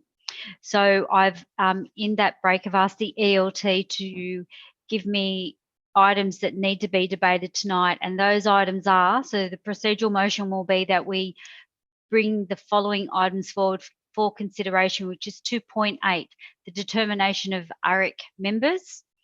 Item 3.4, the Lake Memorial Skate Park. And in confidential, the 7.1, debt management, external borrowings 2020. And the second part of the motion, procedural motion, will be that should there be time, be after 10:30, then we will defer the following items. Item 2.9, response to the motion for the CAT curfew for the Central Coast. 3.3, activities of the Development Assessment and Environment and Certification Units. Item 5.1, deferred item, notice of motion, council to support federal government's COVID tracking app. 5.2, deferred item, notice of motion, post-COVID economic crisis. Item 5.3, deferred item, notice of motion, National Tree Planting Day activities. 6.1, rescission motion, land care program strategy. So that will be my procedural motion. I know Councillor McGregor seconding it. I note that we have Councillor Marquette. You have a question. I will find you. There you are. Councillor Marquette. Thank you, Madam Mayor. Just through you, probably the staff, just confirmation that in regards to if the rescission motion wasn't going to go ahead, that obviously no, there wouldn't be an extra 2 people employed before this was brought back to the chamber. Yes, I'm just the staff. Through you, Madam Mayor, Councillor Marquette, you are correct in that while the rescission motion is pending, no action will be taken on that item. Thank you very much. Thank you. Thank you. Yeah. Councillor Greenaway. Believe it or not, my question was the same as what Councillor Marquette just asked, so it's been answered. Okay. Thank you. Thank you. Councillor Best. Thank you. Now you moved to procedural, That's correct. Well, I'll speak on the procedural. Quite frankly, I think it's outrageous, and you know it is. And I know what was said at the briefing. Let's not get Councillor Best a seconder so we can see the COVID motions go dead. Well done, boys and girls. 5.1 and 5.2 are absolutely fundamental and critical to our community in every regard, at every level. And you people, in my view, have absolute contempt for it. The public are watching. There might not be 500 or 5,000 people watching this tonight, but they will be watching. To defer the COVID app issue, which you could, Madam Mayor, show some leadership on, wouldn't take much of a debate to do. 5.5 million people have done it already. And in relation to the finances and a workshop, we desperately need to deal with the numbers in this council. We definitely need to be instructing the consultant, not just sitting back in our chairs and getting what we get, and then when we get it wrong, or not we do, when our bureaucracy gets it wrong, we then get it in the neck at the next election, instead of generating information from these kinds of initiatives that would take us forward. But no, Greg's put it up, so let's just treat it with contempt. But look, at the end of the day, folks, you've deferred it last time. It was written more than a month ago. You're deferring it now when you know we're right in the middle of it. There's been 99,000 deaths in the US. And if anyone believes there's not going to be a second wave, you believe in fairies at the bottom of the garden. These kinds of issues are ones that actually matter to our community. And this council will be judged as utterly contemptuous when it comes to the COVID-19 virus. And I will make that very public. I thank you for your contempt. So, Councillor Best, you have the right to make an amendment. Are you doing that? Yes, I will make an amendment, and you can vote that down as well. I move that the matters that were held over from the last meeting be dealt with as a matter of priority.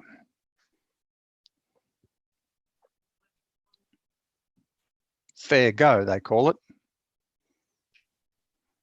But as Councillor Marquette knows, there's nothing fair here.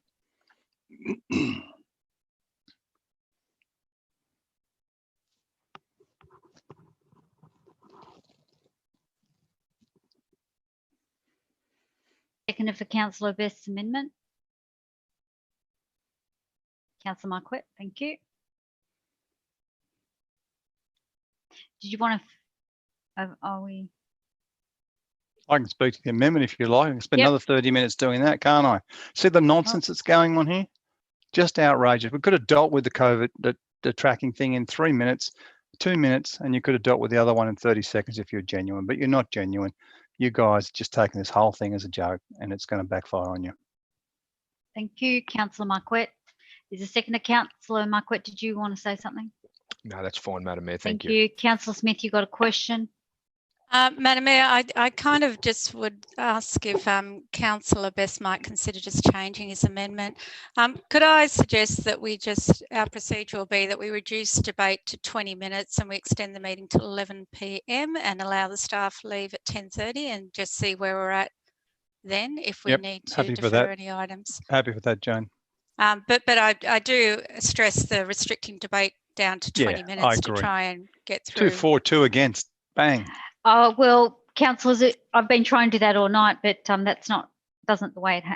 happen like that. And in fact, I sent out an email asking everybody kind of look and comply, but that hasn't happened. So Councillor Sundstrom? I agree.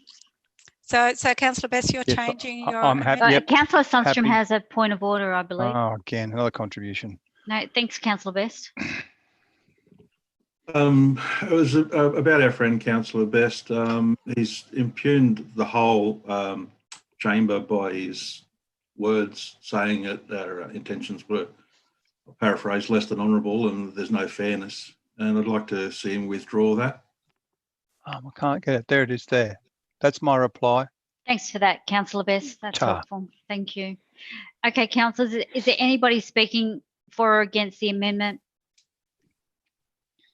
No. Okay, I'll now put the amendment as moved by Councillor Best, second by Councillor Marquette. All those in favour, please raise your hand. So we have Councillor Best, Councillor Burke, Councillor McLaughlin, Councillor Smith, Councillor Holstein, Councillor Pillen, Councillor Gale. All those against? Councillor Matthews, Councillor McGregor, Councillor Mertens, Councillor Hogan, Councillor Sundstrom, Councillor Vincent, Councillor Greenaway. What are you? And therefore, so the amendment is lost. Therefore, move the original motion or procedural. Sorry, the amendment's been carried. Sorry. Okay, the amendment's carried. Therefore, we now move the amendment as moved by Councillor Best, second by Councillor Marquette.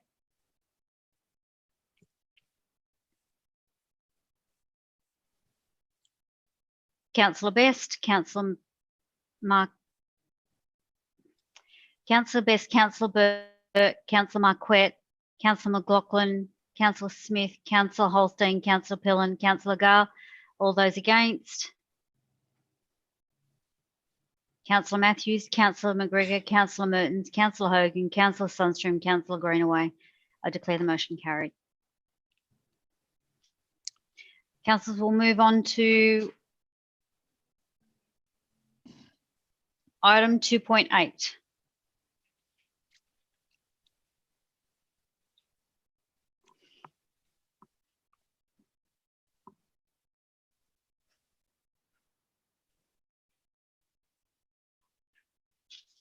I'm in your hands, councillors.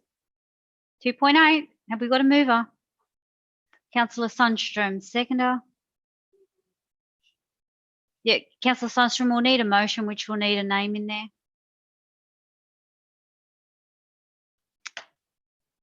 Sorry. So you're on mute.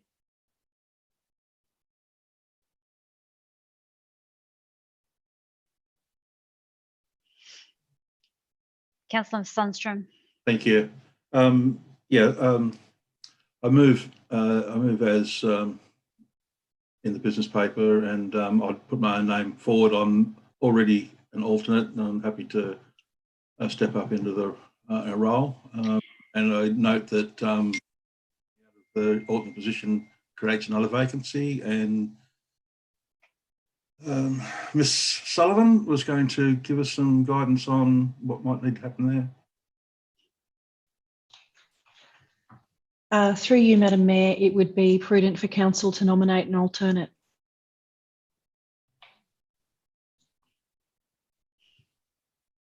Councillor Best. Sorry.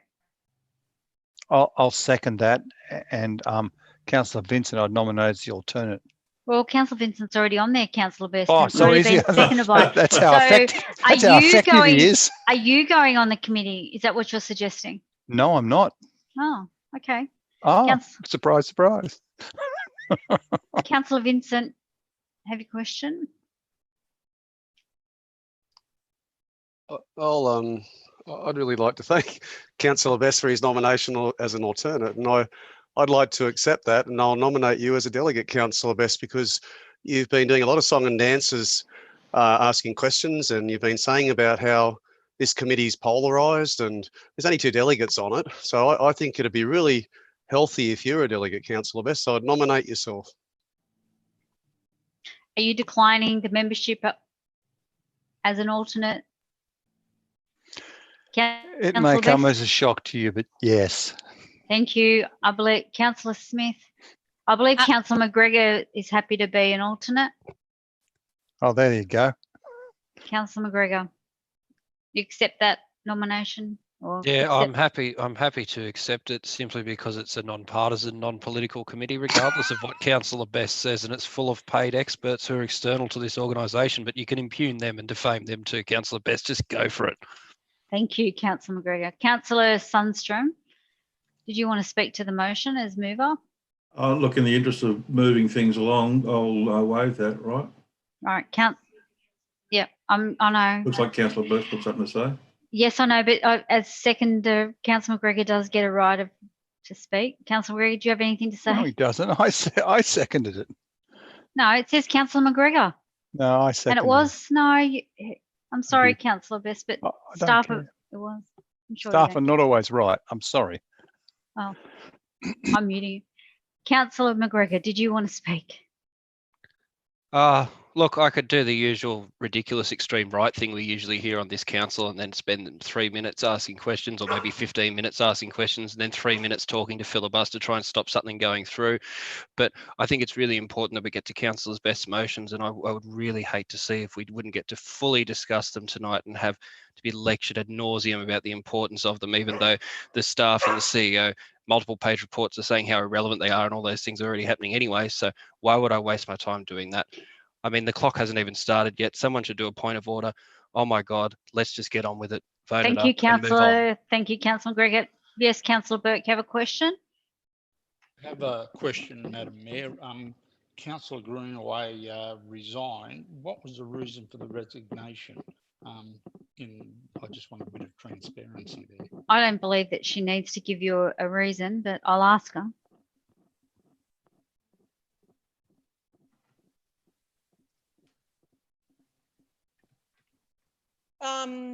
Yeah, I don't think I do need to give a reason, but I guess at the end of the day, as many of you know, I stood for council on a platform of openness, transparency and good governance.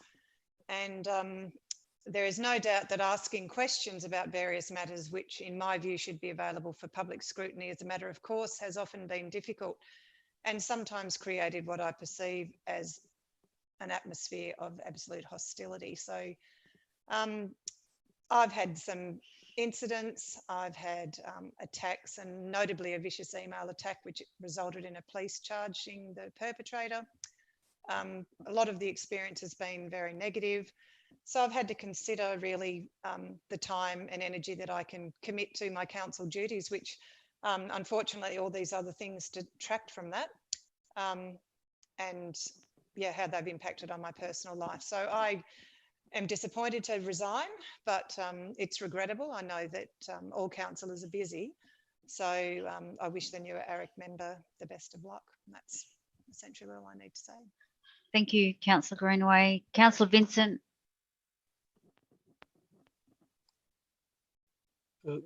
Thanks. 1, 2.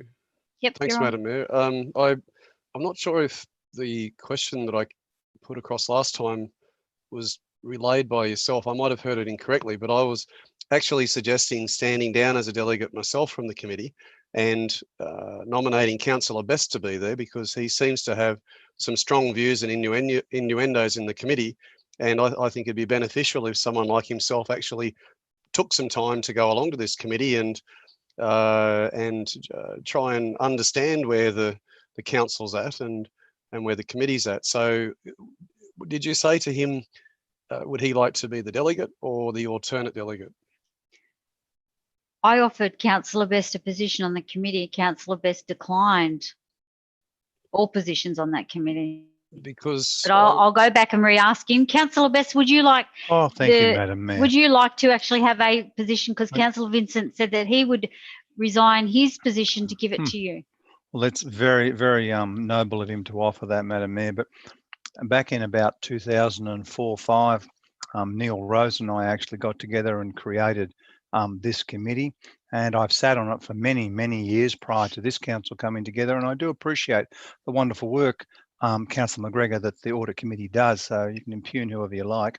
But look, in the current climate, with the current, polarising council, I can see little being achieved. I just want to bring the election on, Madam Mayor, and deal with it in the new council, and we can all kind of work with our community rather than this party politics that's going on here. So you're declining the offer, is that correct? Well, I'd love to do it, Madam right. Mayor, but unfortunately, in this climate, the little productivity can be achieved. Thank you, Councillor Vincent.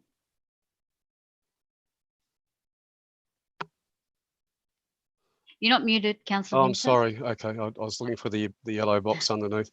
No. Look, in the current climate where Councillor Best is going to do the charades and the charades and the Pied Piper, I'd like to, in good faith, stand down from the committee, and I'd like to leave that position open for him to attend, to maybe get some education. 2004, I think it was, he said, or I can't remember when, but that's a long time ago, and maybe it'd be healthy, it'd be good for Councillor Best to get along to one of these committees and it's involve himself in what the council's looking at. So I'm happy just to formally stand down tonight and leave that position open for Councillor Best, so that when he gets up and does his song and dance on and on, yeah, thank you, Councillor Best.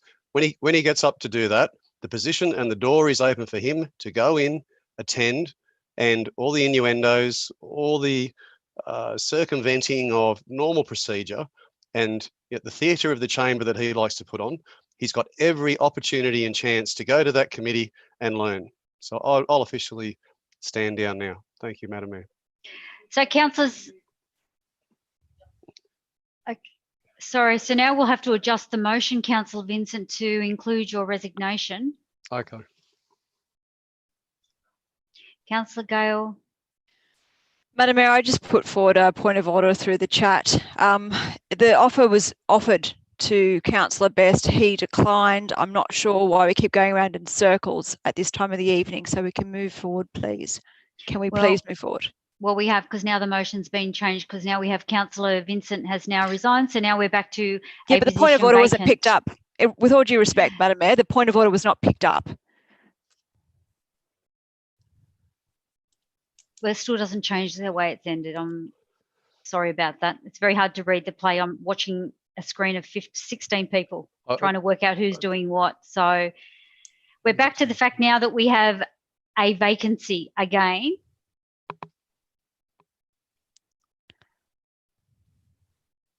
So do I have anybody from the floor that wants to take up the vacancy?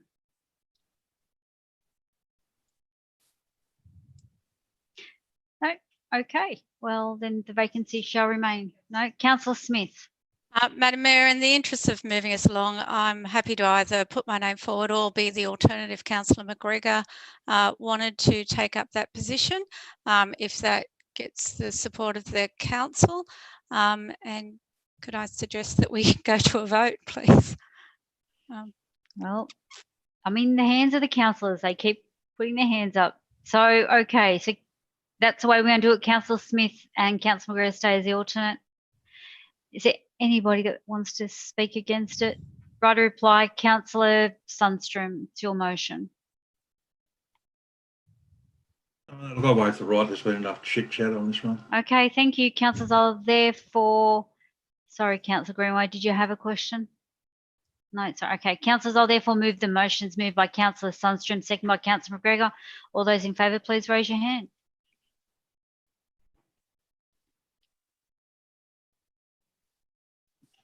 So, oh, okay, so, sorry. Councillor Best, Councillor Matthews, Councillor Burke, Councillor McGregor, Councillor Marquette, Councillor Mertens, Councillor Hogan, Councillor McLaughlin, Councillor Sundstrom, Councillor Smith, Councillor Holstein, Councillor Pillen, Councillor Vincent, Councillor Gale. All those against? Abstentions? Councillor Greenaway. Thank you. I declare the motion carried. Moving on to item number 2.9, response to notice of motion cat curfew. And that would be in the name of Councillor Greenaway. Do I have a seconder for the motion? Councillor McGregor, Councillor Greenaway. Gosh, I wasn't expecting to be back so soon.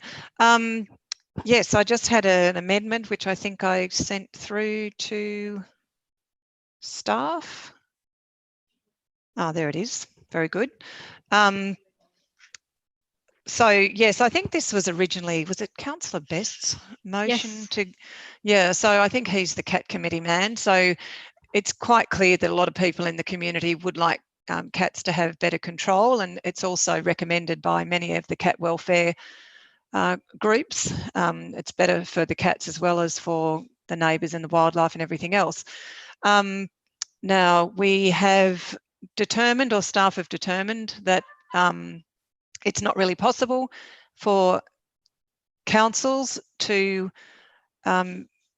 enforce any sort of cat curfew. So given that, it really makes it quite difficult. I know that some years ago, Wyong Council at least had a brochure called Cattiquette, and in that it recommended, you might remember that, Mayor Matthews, in that it recommended that cats be kept inside at least between dusk and dawn. The second part of the motion, which is the additional part, is that if we can't enforce something like that, apparently there are other mechanisms available. And I understand from the experiences in Canberra that they have got cat containment legislation around new suburbs.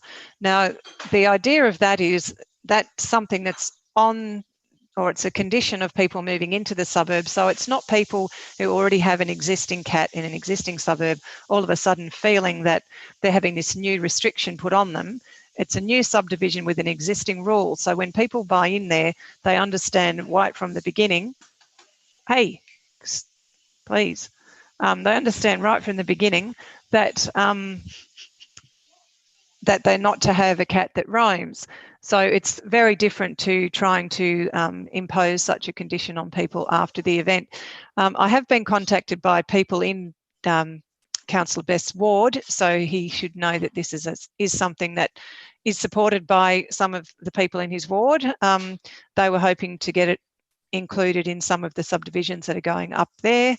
So I'm sure it could be adopted right across the coast, and so staff could have a look at that. I've heard that there's various provisions, say under the Conveyancing Act, to have Section 88 instruments provide for this sort of restriction. So if staff can get back to us on that, and then maybe we can start to implement that and maybe consult with the community, see if that is something that they would embrace. And if so, we can move forward with that and perhaps be a bit of a pioneering council. for this. So I guess the only other thing, I know before I did ask about whatever happened to Cattegat. So I don't know if there's any staff member there who can answer that now, but I've got 40 seconds left, so I'm happy to finish speaking. And if we could get a member of staff to explain where Cattegat went, because it talked about desexing, it talked about confining, it talked about all the various things to best manage your cat. And I'll just mute myself in case there's background noise.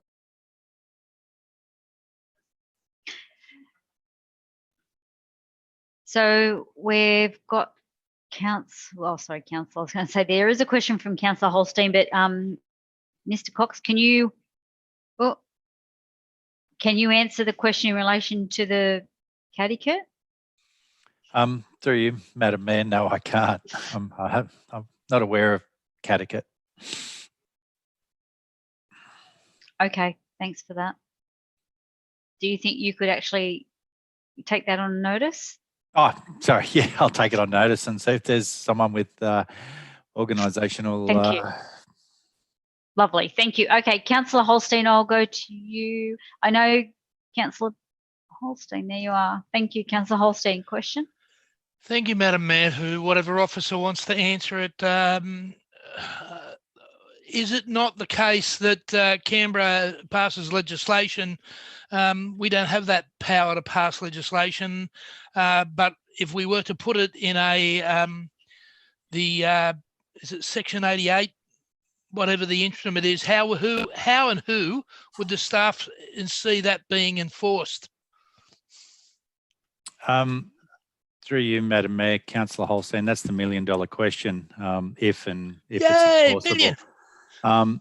Yeah. So if the motion gets through tonight, one of the things that we would be asking questions of in the ACT is how effective is it? I do recall years and years ago that the former Wyong Council, in a couple of the new subdivisions up in Lake Mamora there, near Elizabeth Bay shop there, there was a condition on a number of those subdivisions, but being a young young environmental health officer at the time, a lot of those conditions were very difficult to enforce. So ACT may have a number of different provisions or that enable enforcement to be done, but we can certainly investigate it.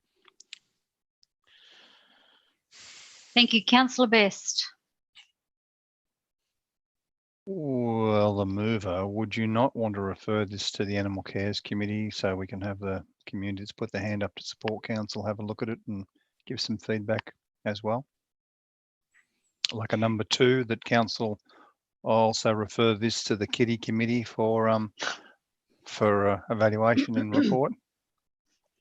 Councillor Greenway, would you accept Councillor Best's addition? Yeah, how often do you meet, Councillor Best? I mean, if you get cracking tonight, Thursday. Seriously, meeting Thursday? Seriously. Surely, Shirley. So I think it would be a great idea to refer it to the Animal Committee. Well, I think it's the companion animal committee. Yeah, it's the no, but I don't want it as number 2. I want it to be like, I want all 3 so that council can investigate it, and at the same time. Yeah, sorry, I meant to do it below. Yeah, he's added it as a number 3, so that council referred this item to the Animal Committee for input. The Animal Cares Committee. AKA I thought it was the companion animals committee. Yeah, you can call it that. Yeah, we'll respond to most things. Meow and woof. So, Councillor Greenway, you're happy with that? Yes, for input, because if it's meeting on Thursday, that'll be staff something have for got your to get agenda. this over to us ASP, Lisa, so we get it onto the agenda. I'll get it on anyway, but if you guys can throw it straight over to staff, Scott, that'd be great. Yes, I've got the big thumbs up from staff. Gold. Sounds like a plan. Thank you. Great. Thank you, Louise. Thank you.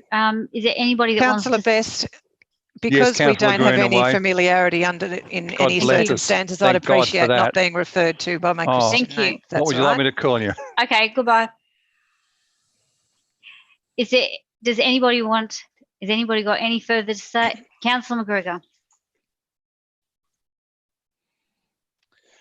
Thank you, Madam Mayor. I just wanted to speak to this briefly. on a couple of points. The first one is that when this notice of motion was originally raised, it was derided, saying that we couldn't do anything about it and you've got no legislative powers, so there's nothing you can do. However, you can see that through actually considering it, through going through not only the committee process, but through engaging with the community and the staff on this, that there are numerous options that we can take. The ones on our screen are bar one. There's also trapping and baiting, there's surveillance, there's education, there's lots of things that need to be done. And the sad reality is that we have millions of native animals, particularly birds, being killed. We have endangered ecological communities, particularly in the north of the Shire, where we've got these cats getting in there and killing them, and they're not being monitored properly by their owners, unfortunately. The other thing which needs to be said is that the majority of people who are cat owners, who are engaging with this issue, whether it's through the media or whether it's through the formal processes of council, have categorically said that they are quite happy to have a cat curfew.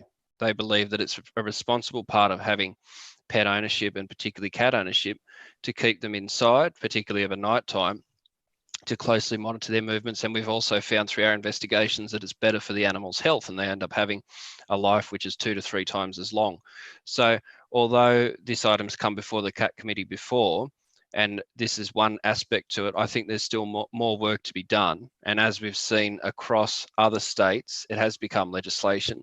And as councillors would be aware, there are other council areas that, whether it's legislation or not, do attempt to enforce this, or do attempt to encourage their cat owners to keep their pet cats inside rather than having them roaming around. So look, I welcome the staff response. I think it's good. I think there's also some grants and things that we can apply for in this area that might come up again, be that through the committee or be that through other mechanisms of the council.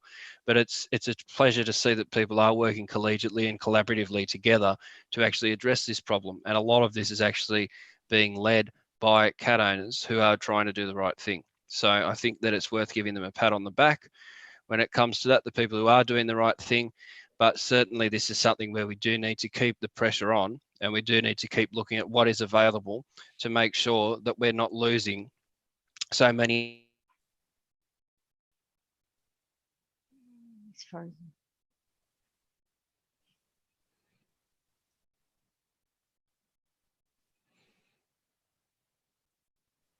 Are important and endangered ecological communities. It's our native animal and the responsible owners for doing the right thing. And I look forward to continuing to make improvements for Coast. Thank you. Thank you, Councillor McGregor. There are no further hands on this one. So Councillor Greenaway, right, a reply? Thank you, Madam Mayor. Yes, I wanted to just reiterate what Councillor McGregor just said, which was that a lot of cat owners are very supportive of this. So that's a crucial group of the community to have on board with something like this. Given our time constraints tonight, I'm quite happy to waive the balance of my time. Thank you. Councillor, therefore put the motion as moved by Councillor Greenaway, second by Councillor McGregor. All those in favour, please raise your hand.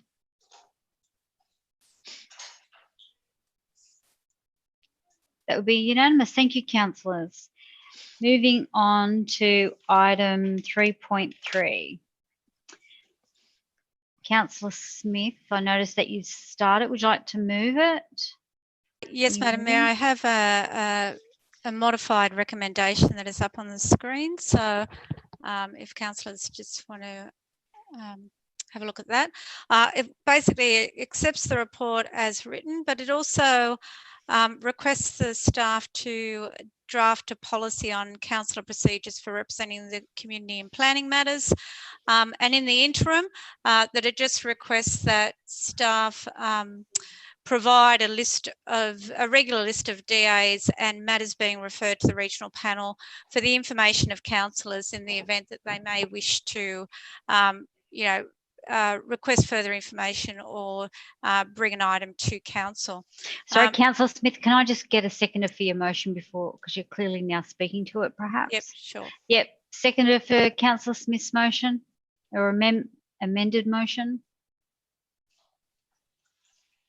Councillor Mertens, thank you. Councillor Smith, you go ahead. Thank you, Madam Mayor. Continue. So in our various conversations about local planning panels and everything else, the conversation has been that councillors still have a role in representing their community, and councillors need to work out what that role is and how we best do that. So really that's what this motion is about. It's saying, let's draft a policy on what that means and what that looks like in terms of how councillors can represent their community, but at the same time that will take a bit of time. So in the interim, that councillors be provided with a regular list of DAs that are subject of community advertising and have the opportunity to consider whether that meets the community's expectations, or whether council has a role in providing an advocacy role or seeking further information. So that's basically what the motion is about. Thank you, Councillor Smith. Councillor Mertens, did you want to? No, thank you. We have a question from Councillor Greenaway. Just while we're on this topic, some DAs that are already in council and could be determined before the planning panel starts in June, or is proposed to start in June, are they like they've got to be held over just so the planning panel can determine them? Is that correct? Because I've had a couple of residents affected that are in that time frame, just not understanding why they're not being determined under the current system, seeing as that was what was in at the time the DA went in. And as I say, it's before the planning panel has been constituted. So if that could just be clarified for any community member who happens to be listening. Through you, Madam Mayor, Councillor Greenaway, the resolution of council a fortnight ago to constitute the panel effectively meant that any DA, whether it be already in the system or to be lodged in the future, would be determined by the local planning panel should it meet the relevant thresholds.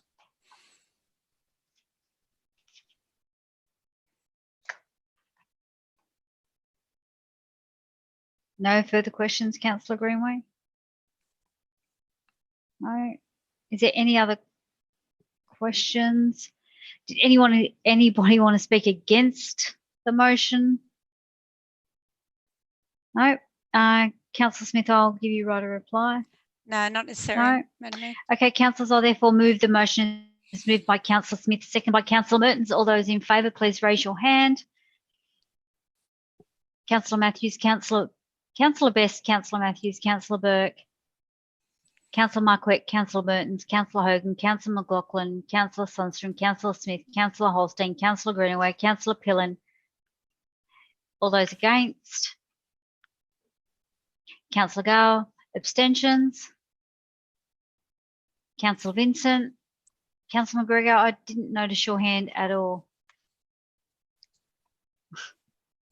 Sorry, are you an abstention? Sorry. Sorry, I had my hand up for the motion. Okay, sorry. Did we correct that, staff? Okay, I declare that, and there was one abstention.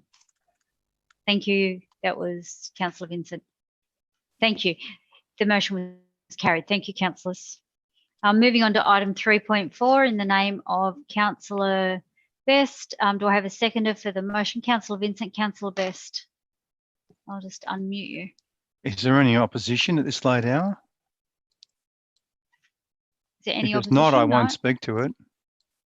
Yeah, well, there is no opposition. Is there really no opposition, or are we just going to vote it down? What's going to happen here, boys and girls? Well, I don't trust this room because it's done it before, Madam Mayor. So I will make comment to it if I may. Have I got a seconder?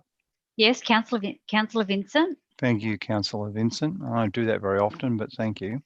I've seen this before, unfortunately. It's not the first time I have seen it. I've seen it in other councils where no opposition's been flagged and then it's voted down with a bit of a chuckle. You know, like it happens every couple of decades, I've noticed. But at the end of the day, look, this thing's pretty simple. All I'm seeking is that through you, Madam Mayor, and I think you are trying very hard in your role. It's not an easy role. And this opportunity is for us just to show a modicum of leadership, particularly councillors, that we have one of the largest concentrations of senior citizens in the country here on the Central Coast, the most vulnerable group to this COVID issue. And if anyone... Councillor Best, you're actually speaking about the wrong motion. am I? We're speaking about 3.4. Sorry, Oh, I'm trying not to lie. You gave me the call on 5.1, I thought. No, 3.4, Oh, but you're talking sorry. about senior citizens at a I skate know, park. but you should have said to me 5.1. You should have said to me 4.1. I said 3.4 No, okay. Well, in it's your late. name, Councillor Okay, Best. well, let's and you're switch talking over. about senior Page, citizens. the other page. Well, I thought you were on the bloody COVID app. Okay, right, back to this. We'll do this one, and I'll do it quick. Simply put, the Munmorah skate ramp's taken 6 years from its inception, from the original motion. I moved, and I proudly did that along with my council colleagues. And, you know, you were on the council, and so was Councillor Vincent, and you put your hands up back then 6 years ago to start this journey. And here we are now with a budget. It's 1.4 million. It's in 2021. And in the second tranche of funding, it will take it to 2.4. The kids up there really have done, and look, Councillor Vincent, you know, we don't always agree, we know that, but Doug at the time voted against the Baddo Yard skate park, and I gave him, you know, the usual political buggery for doing that.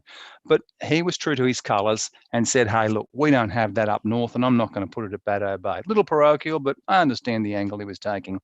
Now we've got a chance. Here it is in black and white going into the budget for this year coming and the second year. And the kids up north are, you know, and they're a bit short on some of the resources. So I'm really happy this is going ahead, and it's a nice thing to have in our twilight in council.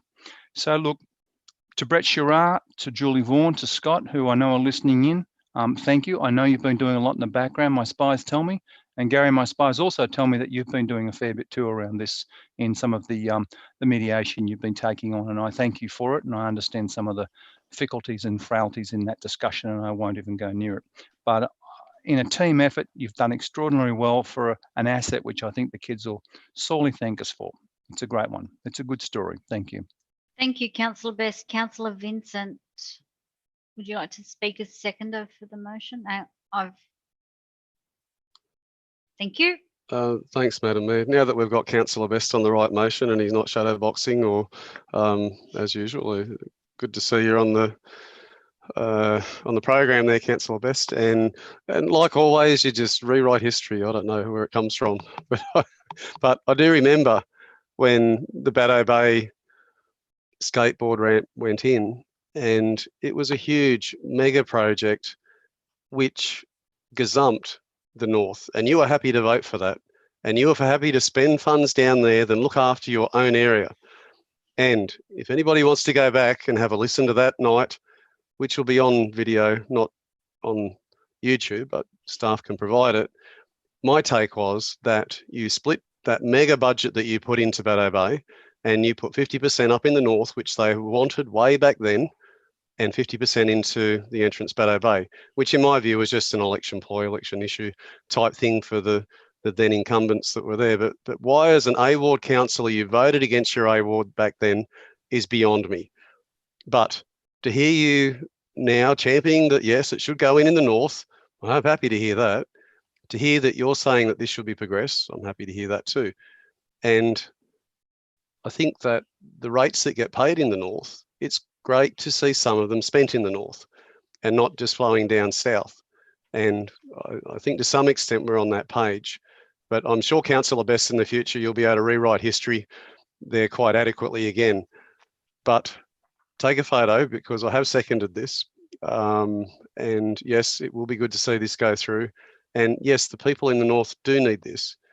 Like they need shared pathways linking Lake Munmorah down to the rest of the shared pathway area. Like they need senior citizens centres upgraded. Like they need Carter's Road upgraded. There's a host of things in the north that they're dudded on regularly. And it's really good to see at this point in time that the people that are paying rates, 50,000 residents in the north, are getting a little bit of their fair share. So I'm quite happy to second this, that Councillor Best has put the motion up for the report with the staff tonight. I'm not that keen that he just rewrites history for his own benefit. He voted against this 3 or 4, 5 years ago when he could have done something back then for his community. But now, I mean, he shows up and the Pied Piper's off championing what he can. But anyhow, I'd like to see the council support this, and I'm sure the residents in the north are going to appreciate it. It's something that's been a long time coming. Should have come about 6 years ago, but we'll take it when we can get it. So thank you very much to the staff for preparing the report, and hopefully we'll see this go in sooner than later. Thank you, Councillor Vincent. Councillor Hogan, you have a question? Thank you, Madam Mayor. Could staff please explain to the audience, probably Director Scott Cox, through you, Madam Mayor, the consultation process that is taking place around the Lake Mammoth skate park, please? Through you, Madam Mayor, I'll take that one on notice. We're still developing the community engagement plan to go out to the community, but we're getting close to finalising that. I'm happy to share it with you. Once it's finalised, Councillor Hogan, I'll share it to all councillors. Thank you.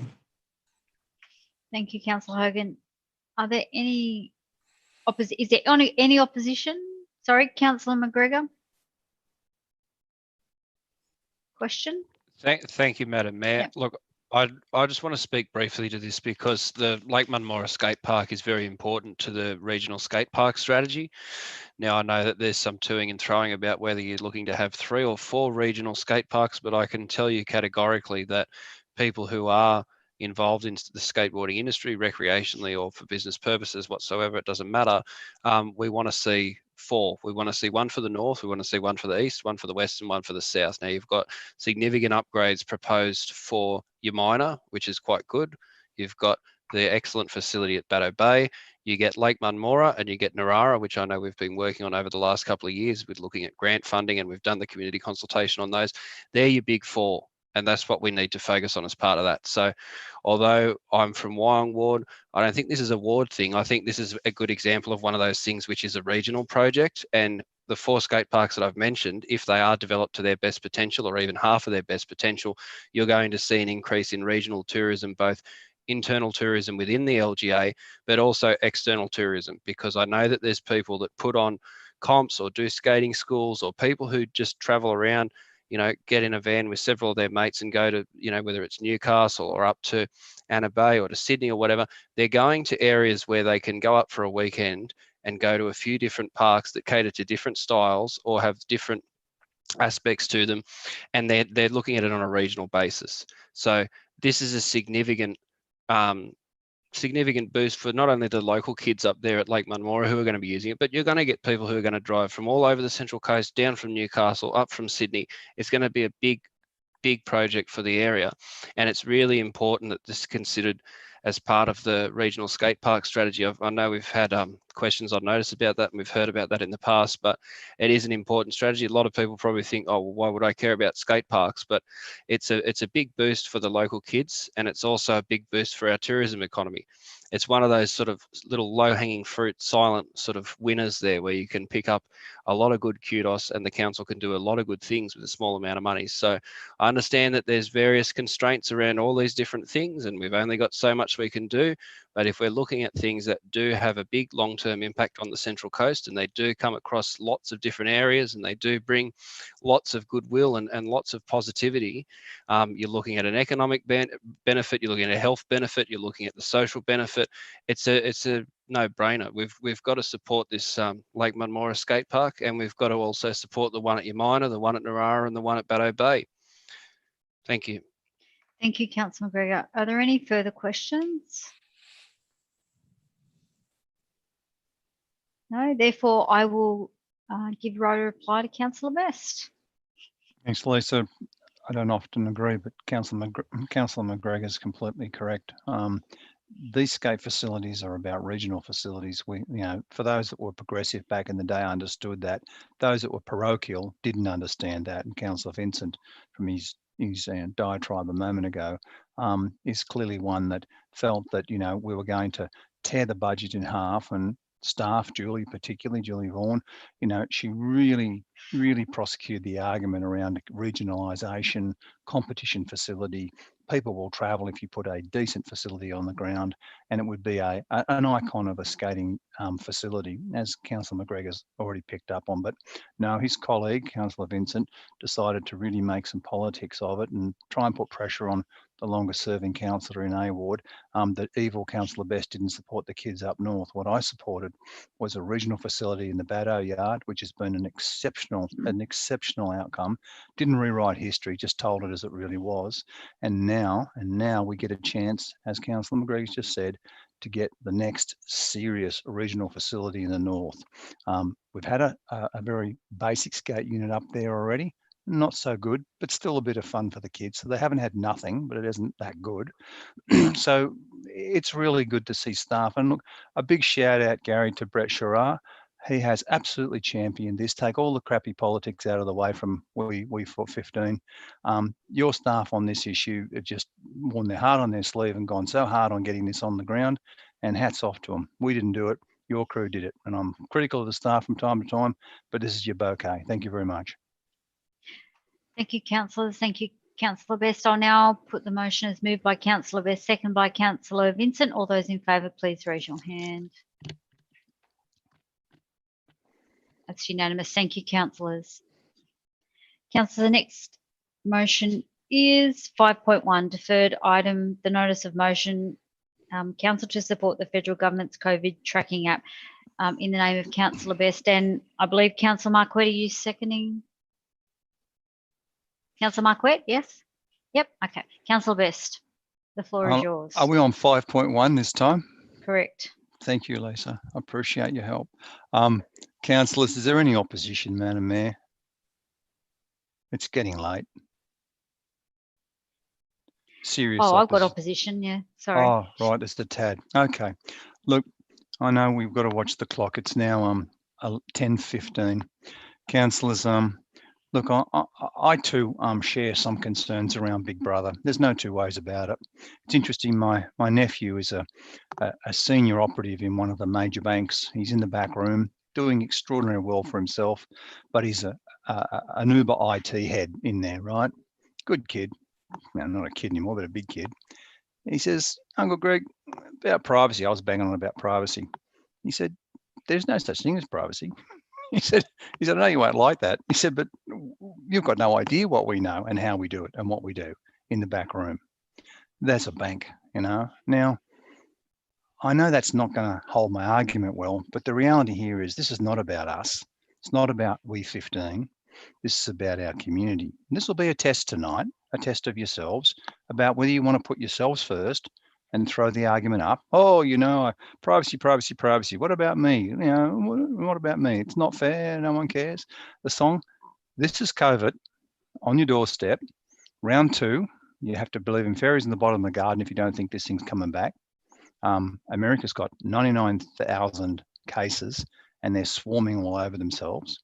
And that's going to just blow out of the water. Every country in the world's got this going on, and we've got under the radar by 99 deaths, and they're horrific deaths, and that's terrible for the people that it's happened to and their families. But we haven't been opening parks with bulldozers and loading coffins into them. We haven't been doing that. So we're a little bit anaesthetised. Our success has been our enemy. And this thing, 5.5 million people have clicked onto it, and I'm one of them. It's on my phone. That, you know, and we talked about it as a family. We argued it. I got a criminal lawyer in the family, a commercial lawyer, and a property valuer. I mean, you get around the dinner table with that lot and see how it is. You can learn a lot from them, and they're pretty tough when they argue. But at the end of the day, we all came to the resting point of it's not about us. It's not about what we want. It's what we can do for our community. It's a bit of a Kennedyism, but it's true. We've got the largest concentration of seniors in this region, the most vulnerable group we know in this whole exercise. And we have, I believe, an obligation. And better still, we have some leadership to show. So, Madam Mayor, it would be lovely if this council got out along with sister councils and highlighted and promoted the fact that we will get on board and we will support this, and in turn we will support our community, because this ain't over yet. Thanks, Councillor Best. Councillor Marquette? No, I'm happy not to speak to that. Okay, thank Madam you. Mayor. Councillor Yep. Greenaway, I believe you've got an amendment. Yes, Madam Mayor.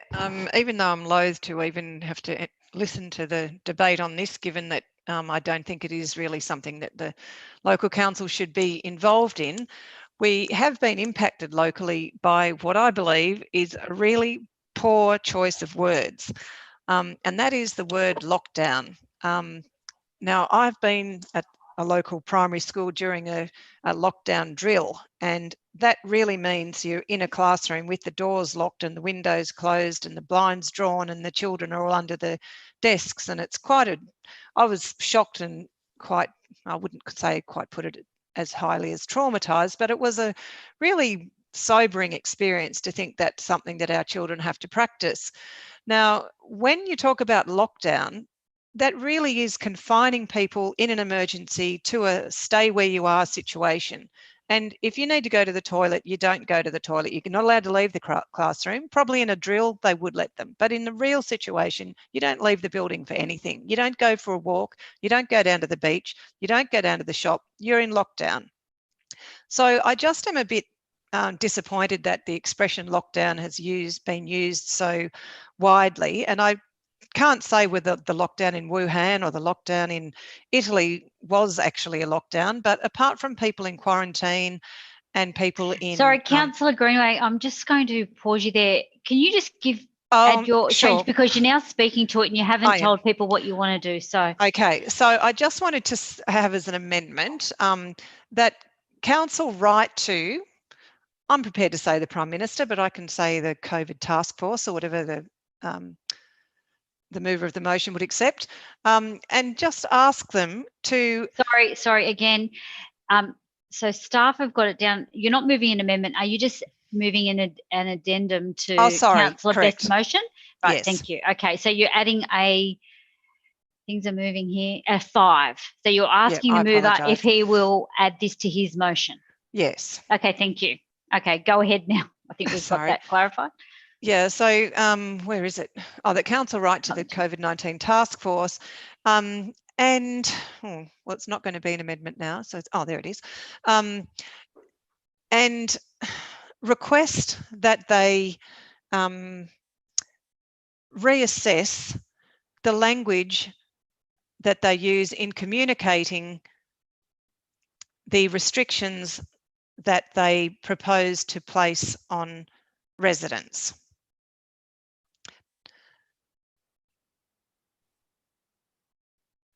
And specifically avoid the use of the word lockdown unless it is used in a genuine situation where residents are expected to shelter in place until directed otherwise. Use specifically the word lockdown.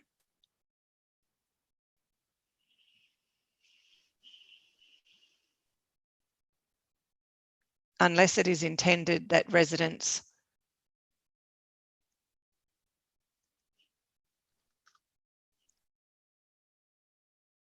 be required to shelter in place. Now, Madam Mayor, if I can just elaborate and speak to it now, or do we have to see Councillor Best? We have to ask if Councillor Best will accept it, and if he doesn't accept it, then you'll be having to move an amendment. Okay. So hopefully he won't have a drama, but who knows? 100, Louise, we don't agree all the time, but 110%, you are on the money. Thank you. So that's a yes from Councillor Best. Yes, if you could perhaps change the font to gold or something, that could be good. Yeah, so I would just like to say that I remember when we were first told that we would be placed into lockdown, and I remember when Wuhan and Italy were described as being in lockdown. I genuinely thought they were literally in lockdown, that, you know, you wouldn't be allowed to step out on the street for fear of being shot. Well, hopefully that wouldn't happen in Australia, but who knows what happens in other places. So apart from as... sorry, Louise. Sorry, Councillor Greenaway. Councillor McQueen, a procedural or a point of order? Oh, probably a bit of column A, bit of column B, Madam Mayor. Well, I just wanted to suggest, I wanted to promote the love-in that we're seeing at the moment. I wanted to remove my name from seconder if Councillor Greenaway wanted to second this as it is now. Thank you, but I'm not needing that sort of love. So are you now removing your name altogether, Councillor Marquette? Or Oh, are you no, happy to keep that? I'll leave it on there if that's not what Councillor Greenaway wants, but I thought she might want to since she's adding to the motion. Well, she's okay. Thank you. Continue. Yeah, so I think when people first heard the word lockdown, for anyone who has been locked down in a school, as in the story I was conveying earlier, or lockdown in a prison, or lockdown when you see it overseas when there has been, you know, violent activities and streets and businesses and things are in lockdown. And if people are in shopping centres, they stay in the shopping centre. It's literally a lockdown.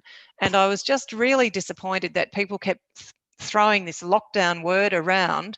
And definitely there are people in quarantine in retirement villages and things like that, and people that first come back from overseas who may be confined to certain places. But for the majority of us, I just think we are in a conditional curfew.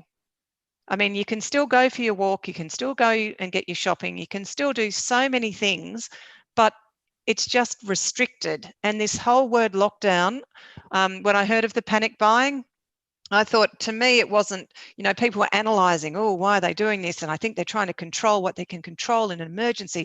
And I thought, no, I think they just understood lockdown to mean lockdown, and they just went and bought all their non-perishables so they could stay in place for 3 weeks or whatever they imagined it was going to be.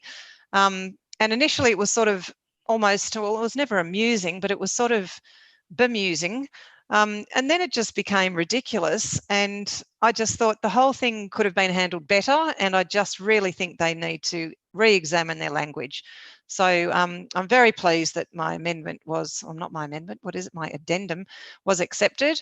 And I really wouldn't have put it up apart from, because I really don't think this is a local government thing, the COVID tracking device.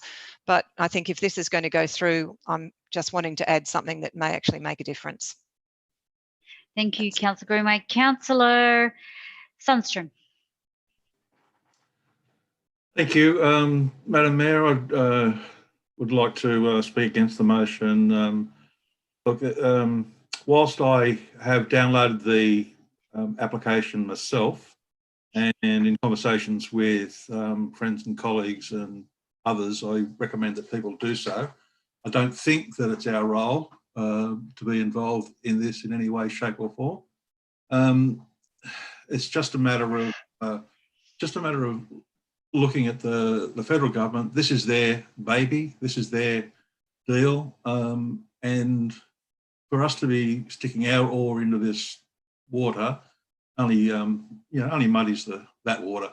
I don't think that we should be cheerleading for this. I don't think that we should be sticking our bib in. I think that the app, if they iron the bugs out, may be of benefit, but certainly it's not the council's role, and we should keep out of it. Thank you, Councillor Sundstrom.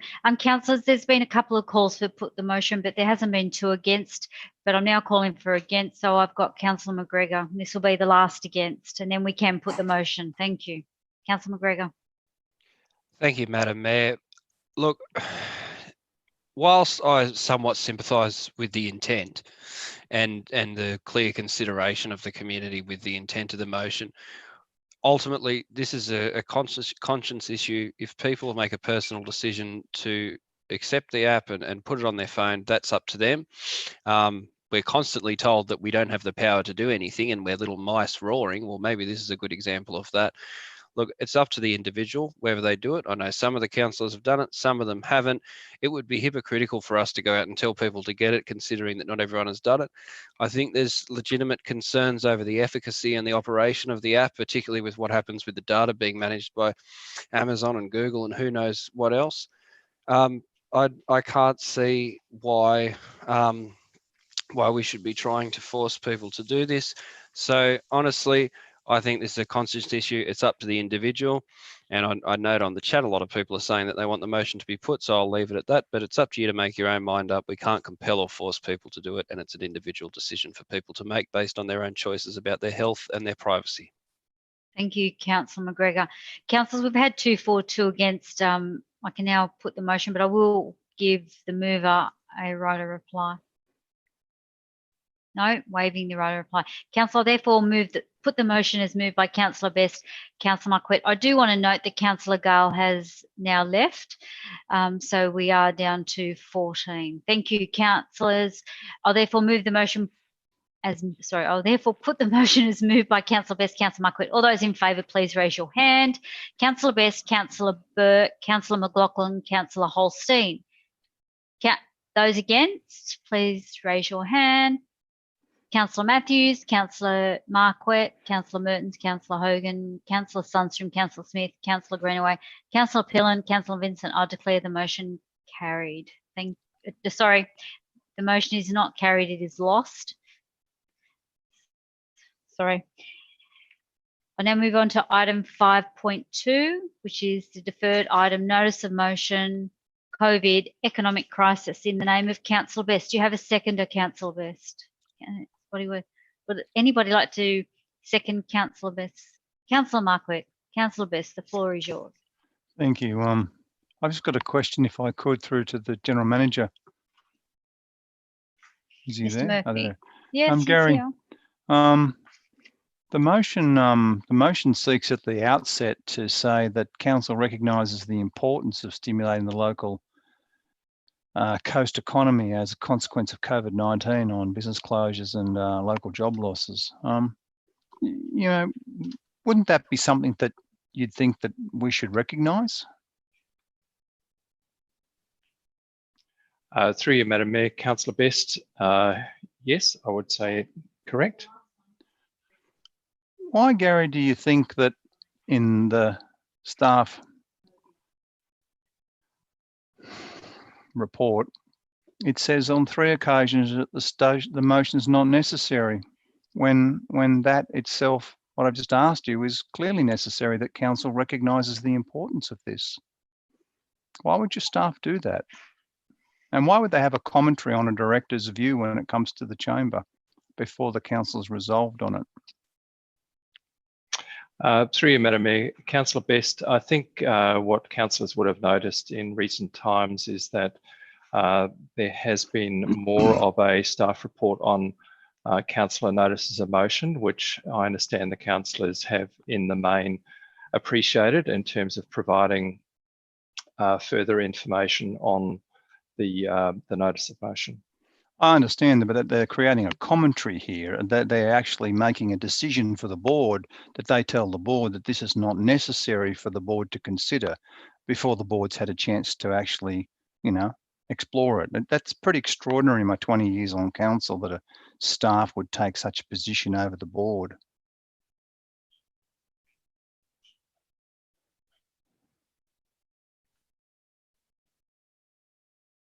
Gary. Through you, Madam Mayor, Councillor Best, I took that as a statement. Is there? You can take it as a question if you'd like. Through you, Madam Mayor, Councillor Best, I suppose the statement in itself is a guide to council laws. If it is felt by council laws that is a statement that is not considered appropriate, we could certainly desist from that practice if councillors require. Thank you. And that's not personal to you, Gary. I know you have a lot of staff trying to make the world go around, and you look good. I understand that. I'll speak to this, Madam Mayor, if I may. Councillors, quite clearly you see in one that council recognise the importance, and that's critical of this collegiate, to recognise the critical importance, and that's part of the start of the motion. When you go down in the staff responses to the motion, that gets them to this extraordinary response to any one of we 15, that anything that we bring into this chamber, that the staff are going to tell you that it is not necessary. How do they know what is necessary when it comes to the community that we represent? We have an opportunity to bring something into this chamber and debate it, and nobody should try and circumvent that. When you go down the list here of the initiatives that the staff are creating, and whilst I think they're working hard at this, don't get me wrong, I think it's important that they work at it. But you look at this: waive footpath dining fees, waive refunds on food licenses, waive licensing for council's commercial properties. I mean, these are all wonderful initiatives, but they are, in the accounting terms, rats and mice of the size of the problem that we're going to see from Mr. Thornton. We need to get into a room, in my view, councillors. I mean, Councillor Holstein said earlier, I wrote it down, we need a workshop. We need a workshop on the parking issue. Councillor Smith talked about workshops early. We've just cancelled our workshop on the 8th of February.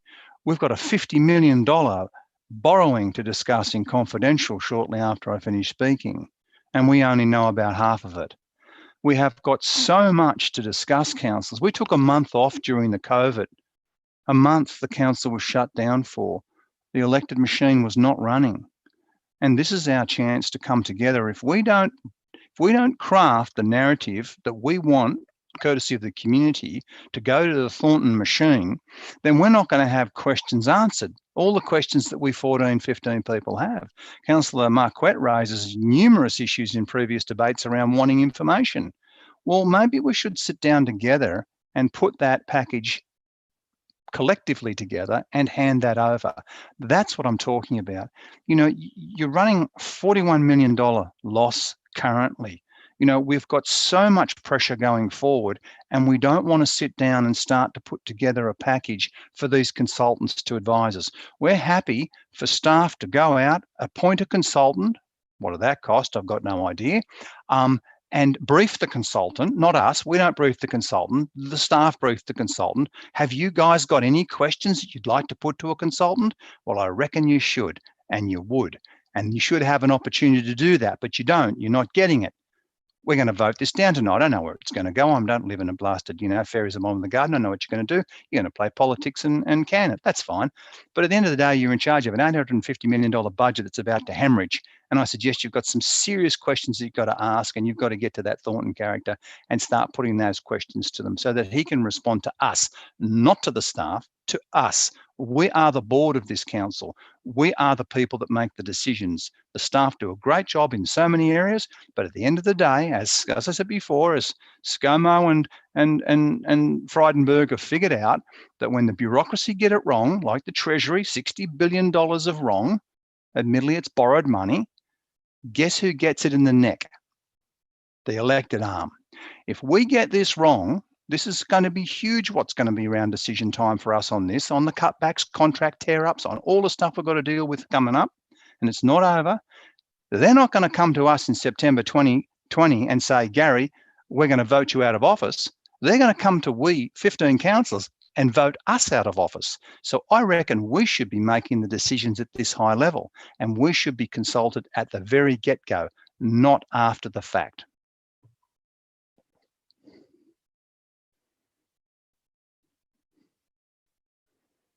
Thank you, Councillor Best. Councillor Marquette? I know. Thank you, Madam Mayor. Obviously, I concur with everything that Councillor Best just said. I mean, but I fear with like conversations we've had tonight, I fear that with this particular council and the council laws in it, we're never going to get cost savings. There's never going to be anything significant that gets through any workshop. But hopefully, what I actually hope for is little smaller twists that we might be able to get through to help. For instance, I'll give you an example where I buy my coffee every day. A gentleman that owns that particular cafe that gets up at 3 in the morning to prepare all the food. He's always got at least one junior that works in there, so he's employing local juniors. He ran out to me just late last week when I went to get a coffee and said, "Have a go at this, Troy." And he'd received a bill. He'd received a bill for his dining, for the 2 tables he's allowed to put at the front of his little cafe that he hasn't been allowed to put them out for 10 weeks, but he's just been charged full price for the last 12. Now, I had to explain to him, of course, because we'd seen this information from Mr. Murphy. I had to explain that you're going to get that money back eventually. And he said, "So why the hell did they send the bill?" How do I answer that? It's a pretty good question. It would have been a better idea if we had never sent the bill in the first place. There's little things we can do better. We don't need to refund. We needed to waive that, because people that are already under stress don't need extra stress at this time. So hopefully this process can get the little things like that through, Councillor Best, because I don't think there's a hope in hell in getting the big items and the big cost savings through that we need to save this animal. I think that's well gone, but I think we can help little people like the gentleman that owns that cafe and make his life a little bit easier. So I'll definitely be voting for this one. Thank you, Madam Mayor. Thank you. Councillor Smith, you have a question? Yes, please, Madam Mayor. Could I just, it's my understanding through you to the CEO that we've got possibly 2 workshops coming up already, one with the representative from Thornton, and then also a workshop on the operational plan and budget. So can I just clarify if I've got that right?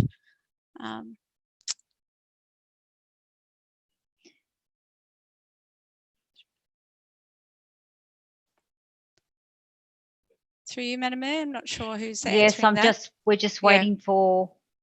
Yeah. Thank you, Madam Mayor. Through you, Councillor Smith, that is correct. My understanding is that there are a couple of workshops that will be coming up. And also, I would like to point out too that councillors had the opportunity to speak to the representatives from Grant Thornton last Thursday evening as well. So, Madam Mayor, I'd like to move an amendment if I could. I'm not sure if I'll have support, but I'll give it a go. So could I please leave 1 and 2 there? And could I just replace 3 with the council note, the upcoming workshops involving Grant Thornton, if I've got that name correct, on a recovery strategy, and a second workshop on the draft operational plan and budget. And then I think I'll just leave it there, then delete 3 and 4. So I'll just see if I've got a seconder, Madam Mayor, and I'll just speak very briefly to Councillor Greenaway. Thank you, Madam Mayor. Look, I don't need to say a lot other than it would be great that if all the councillors that are spending so much time talking around in circles could actually attend some of these workshops. I think it would be fantastic. And let's get down and do the things that these councillors are raising in this motion. I think they're very valid concerns. I think what's missing is their attendance at the workshops. Thank you, Madam Mayor. Thank you. So, councillors, I know Councillor McGregor, you wanted to speak for the motion, Councillor Best Marquette, but we're now dealing with the amendment, the amended motion. Councillor Vincent?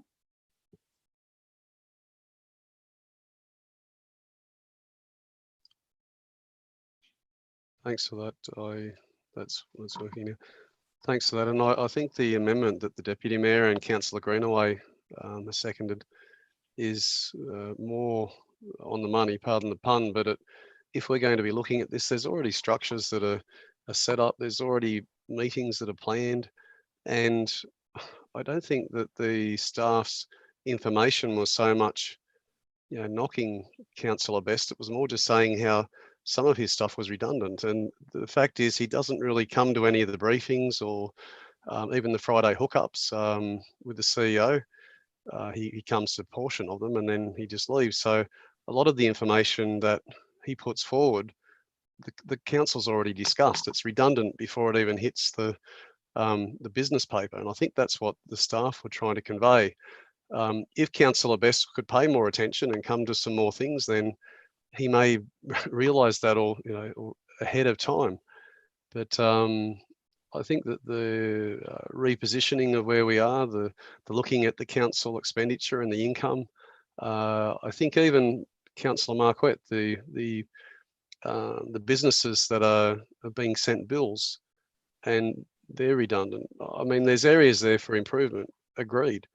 But the best way we try and fix those is by councillors getting together in briefings, trying to meet on them, discuss them, convey them to staff. And so I just really encourage Councillor Best and Councillor Marquette to come along and participate in that in good faith. And I know that the CEO, I know that the staff would like to be receptive and try to do what we can, to stay afloat through this time.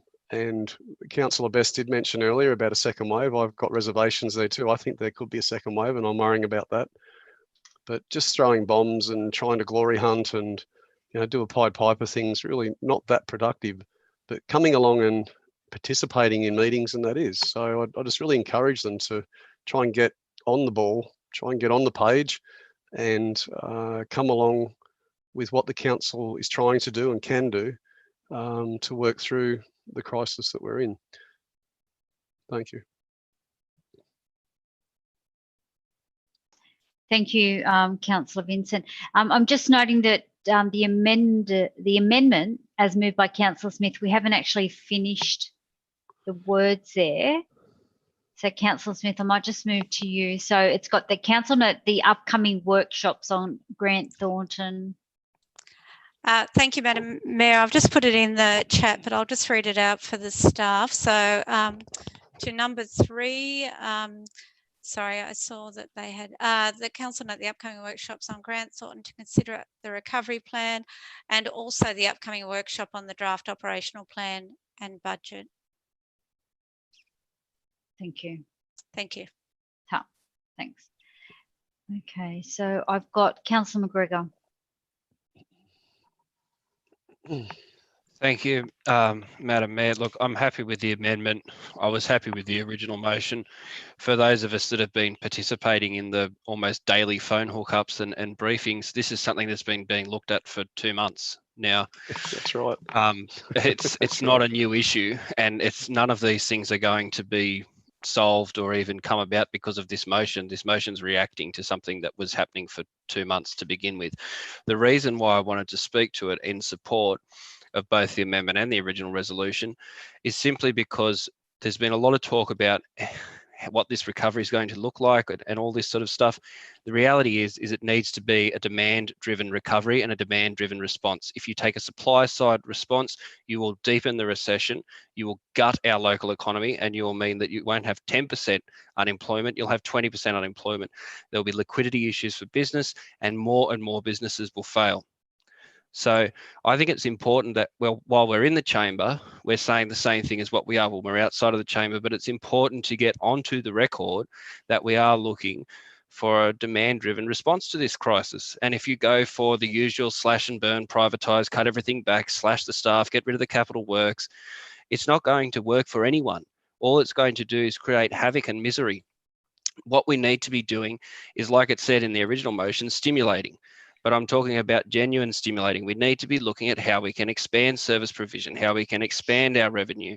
You know, part of the reason why this was said it was unnecessary in other ones is because, it will be addressed through something else that we're doing. Well, sometimes it's actually important to have these resolutions to show how we want to address something. It's all well and good to say we've got a problem, but we've also got to have some push as to how we're going to come out of this on the other side. We need to give some direction. That's one thing where I will agree with some of the other councillors that have said things I wouldn't normally agree with.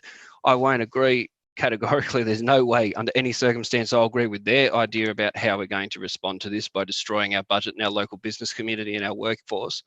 I would like to see the opposite happen, but we need to give some direction and we need to be focusing on important long-term changes. Now, going back again to the issue of whether it's necessary or not, there was a notice of motion that was previously deferred about the raising of revenue, which in some way may or may not have contributed to this, aside from it also being raised at the budget workshop back in February, I think it was, before the floods happened.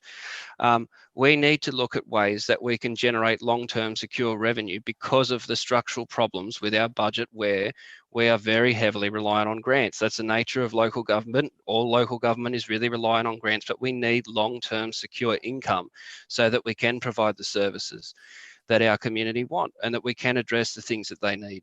And there's clear and obvious ways to do this. Grant Thornton obviously are going to have their own ideological bias. They're going to have their own praxis that they've done through previous reports, and they're going to put up recommendations that we may or may not agree with. But we should be proactive in putting forward how we want to come out of this and what are the kind of things that we need to look at.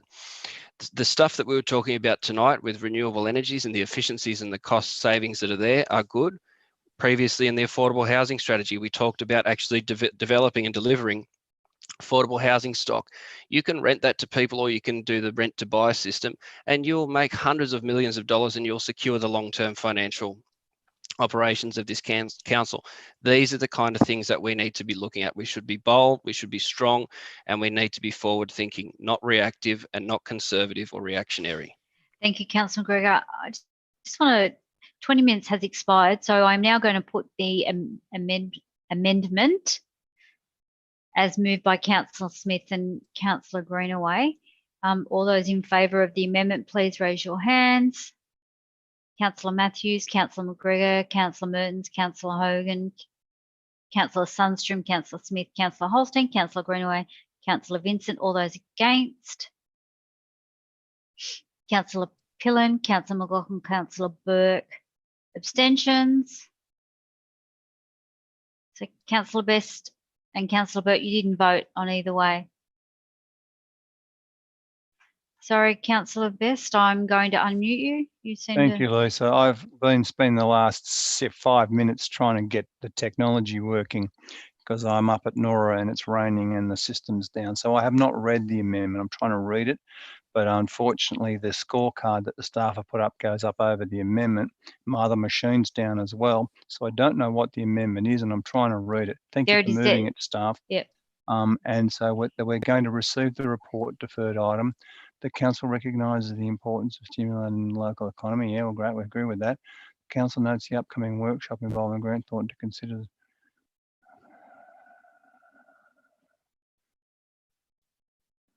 Yeah, I can go with that. I mean, okay, thank you. It's the cart behind the horse, but we'll give it a go. All right, so I will now recommend the amendment. So all those in favour of the amendment, please raise your hands. Go with it. Councillor Matthews, Councillor McGregor, Councillor Marquette, Councillor Mertens, Councillor Hogan, Councillor Sundstrom, Councillor Smith, Councillor Holstein, Councillor Greenaway, are you? No. Oh, you're up. Councillor Greenaway, Councillor Vincent, Councillor Best. All those against? Councillor Burke, Councillor Pillen, Councillor McLaughlin. Any abstentions? That would be no. I therefore declare the amendment carried. The amendment becomes the motion. We are out of time, so I will now put the motion as moved by Councillor Smith and second by Councillor Greenaway. All those in favour of the motion, please raise your hand. Councillor Matthews, Councillor Burke, Councillor Matthews, Councillor McGregor, Councillor Marquette. That would appear to be unanimous. Thank you, councillors. Thank you. Item number 5.3. In the name of Councillor Smith. Councillor Vincent, are you seconding this motion? It's a National Tree Day. Thank you. Yes, you are.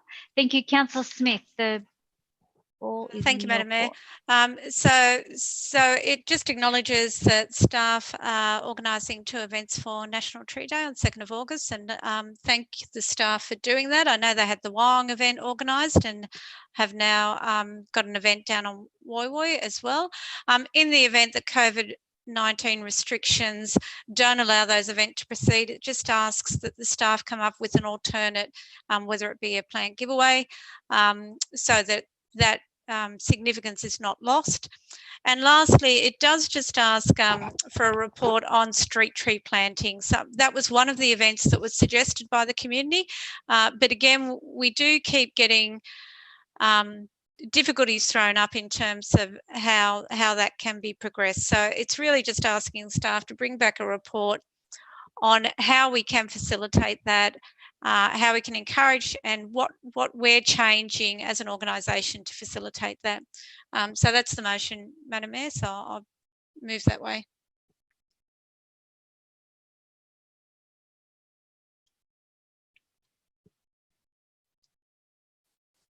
Thank you, Councillor Smith. Councillor Vincent?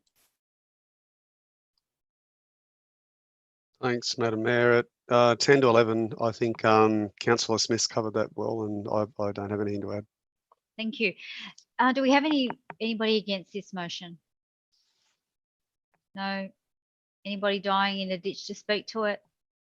No. Therefore, Councillor Smith, did you want right to reply? No. I'll therefore put the motion as moved by Councillor Smith, second by Councillor Vincent. All those in favour, please raise your hand. That would be unanimous. Thank you, councillors. We're now. Okay, councillors, so We've got two. I note that we now have two more items to deal with, 6.1 and 7.1. We have 8 minutes to do both, which is possibly highly unlikely. Staff have requested, or certainly feel that we need to absolutely deal with 7.1. So I guess I'm in your hands as to where do we go from here. So I've got a proceed. I'm happy to do a procedural that we defer 6.1 and that we resolve that we look at 7.1. So if I move that way, I've got Councillor McGregor's happy to second me. Does anybody want to speak against? Nobody's against. Okay, I will put the procedural motion that we defer item 6.1 and that we deal with item 7.1. All those in favour of the procedural motion, please raise your hand. That's Councillor Burke, Councillor Vincent. No, okay. Councillor. I've got a I've declared a conflict on this one, so I don't think I should. I'm not going to vote on this bit here. I know you're just deferring it, but I'm not going to be involved in it. Okay, did you declare a significant? Oh, you're gone. You've been kicked. So Councillor Vincent has declared a significant, so he's out of the room. Okay, so I'm moving on the procedural. Those in favour of the procedural motion, please raise your hand. So we have Councillor Burke, Councillor Matthews, Councillor McGregor, Councillor Marquette, Councillor McLaughlin, Councillor Sundstrom, Councillor Smith, Councillor Holstein, Councillor Pillen, Councillor Best or Councillor Mertens. All those against? Councillor Hogan, Councillor Greenaway. Any abstentions? None. I declare the motion carried. Therefore, we will now. So now we have to resolve. So another procedural that we are now moving into confidential to deal with item number 7.1. Do I have a mover that we move into confidential? Councillor Best, second by Councillor Hogan. All those in favour, please raise your hand. Moving into confidential. We have Councillor Burke, Councillor Matthews, Councillor McGregor, Councillor Mertens, Councillor Hogan, Councillor Sundstrom, Councillor Smith, Councillor Holstein, Councillor Best. Thank you for waving your fingers. And Councillor Vincent. All those against going into confidential. Councillor Marquette, Councillor Pillen. Abstentions? Councillor Greenway is an abstention, and Councillor McLaughlin, I don't have you voting. So are you voting for? Yeah, okay, for. Thank you. I declare the motion carried. We're now going into confidential. Staff, if you can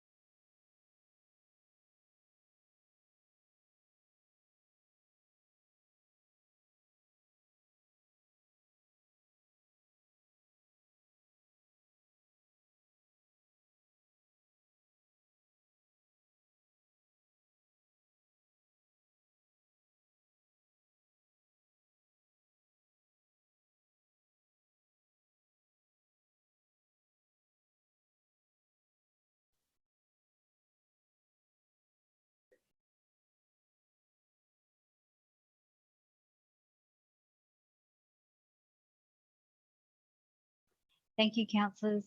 I think that's everybody's back.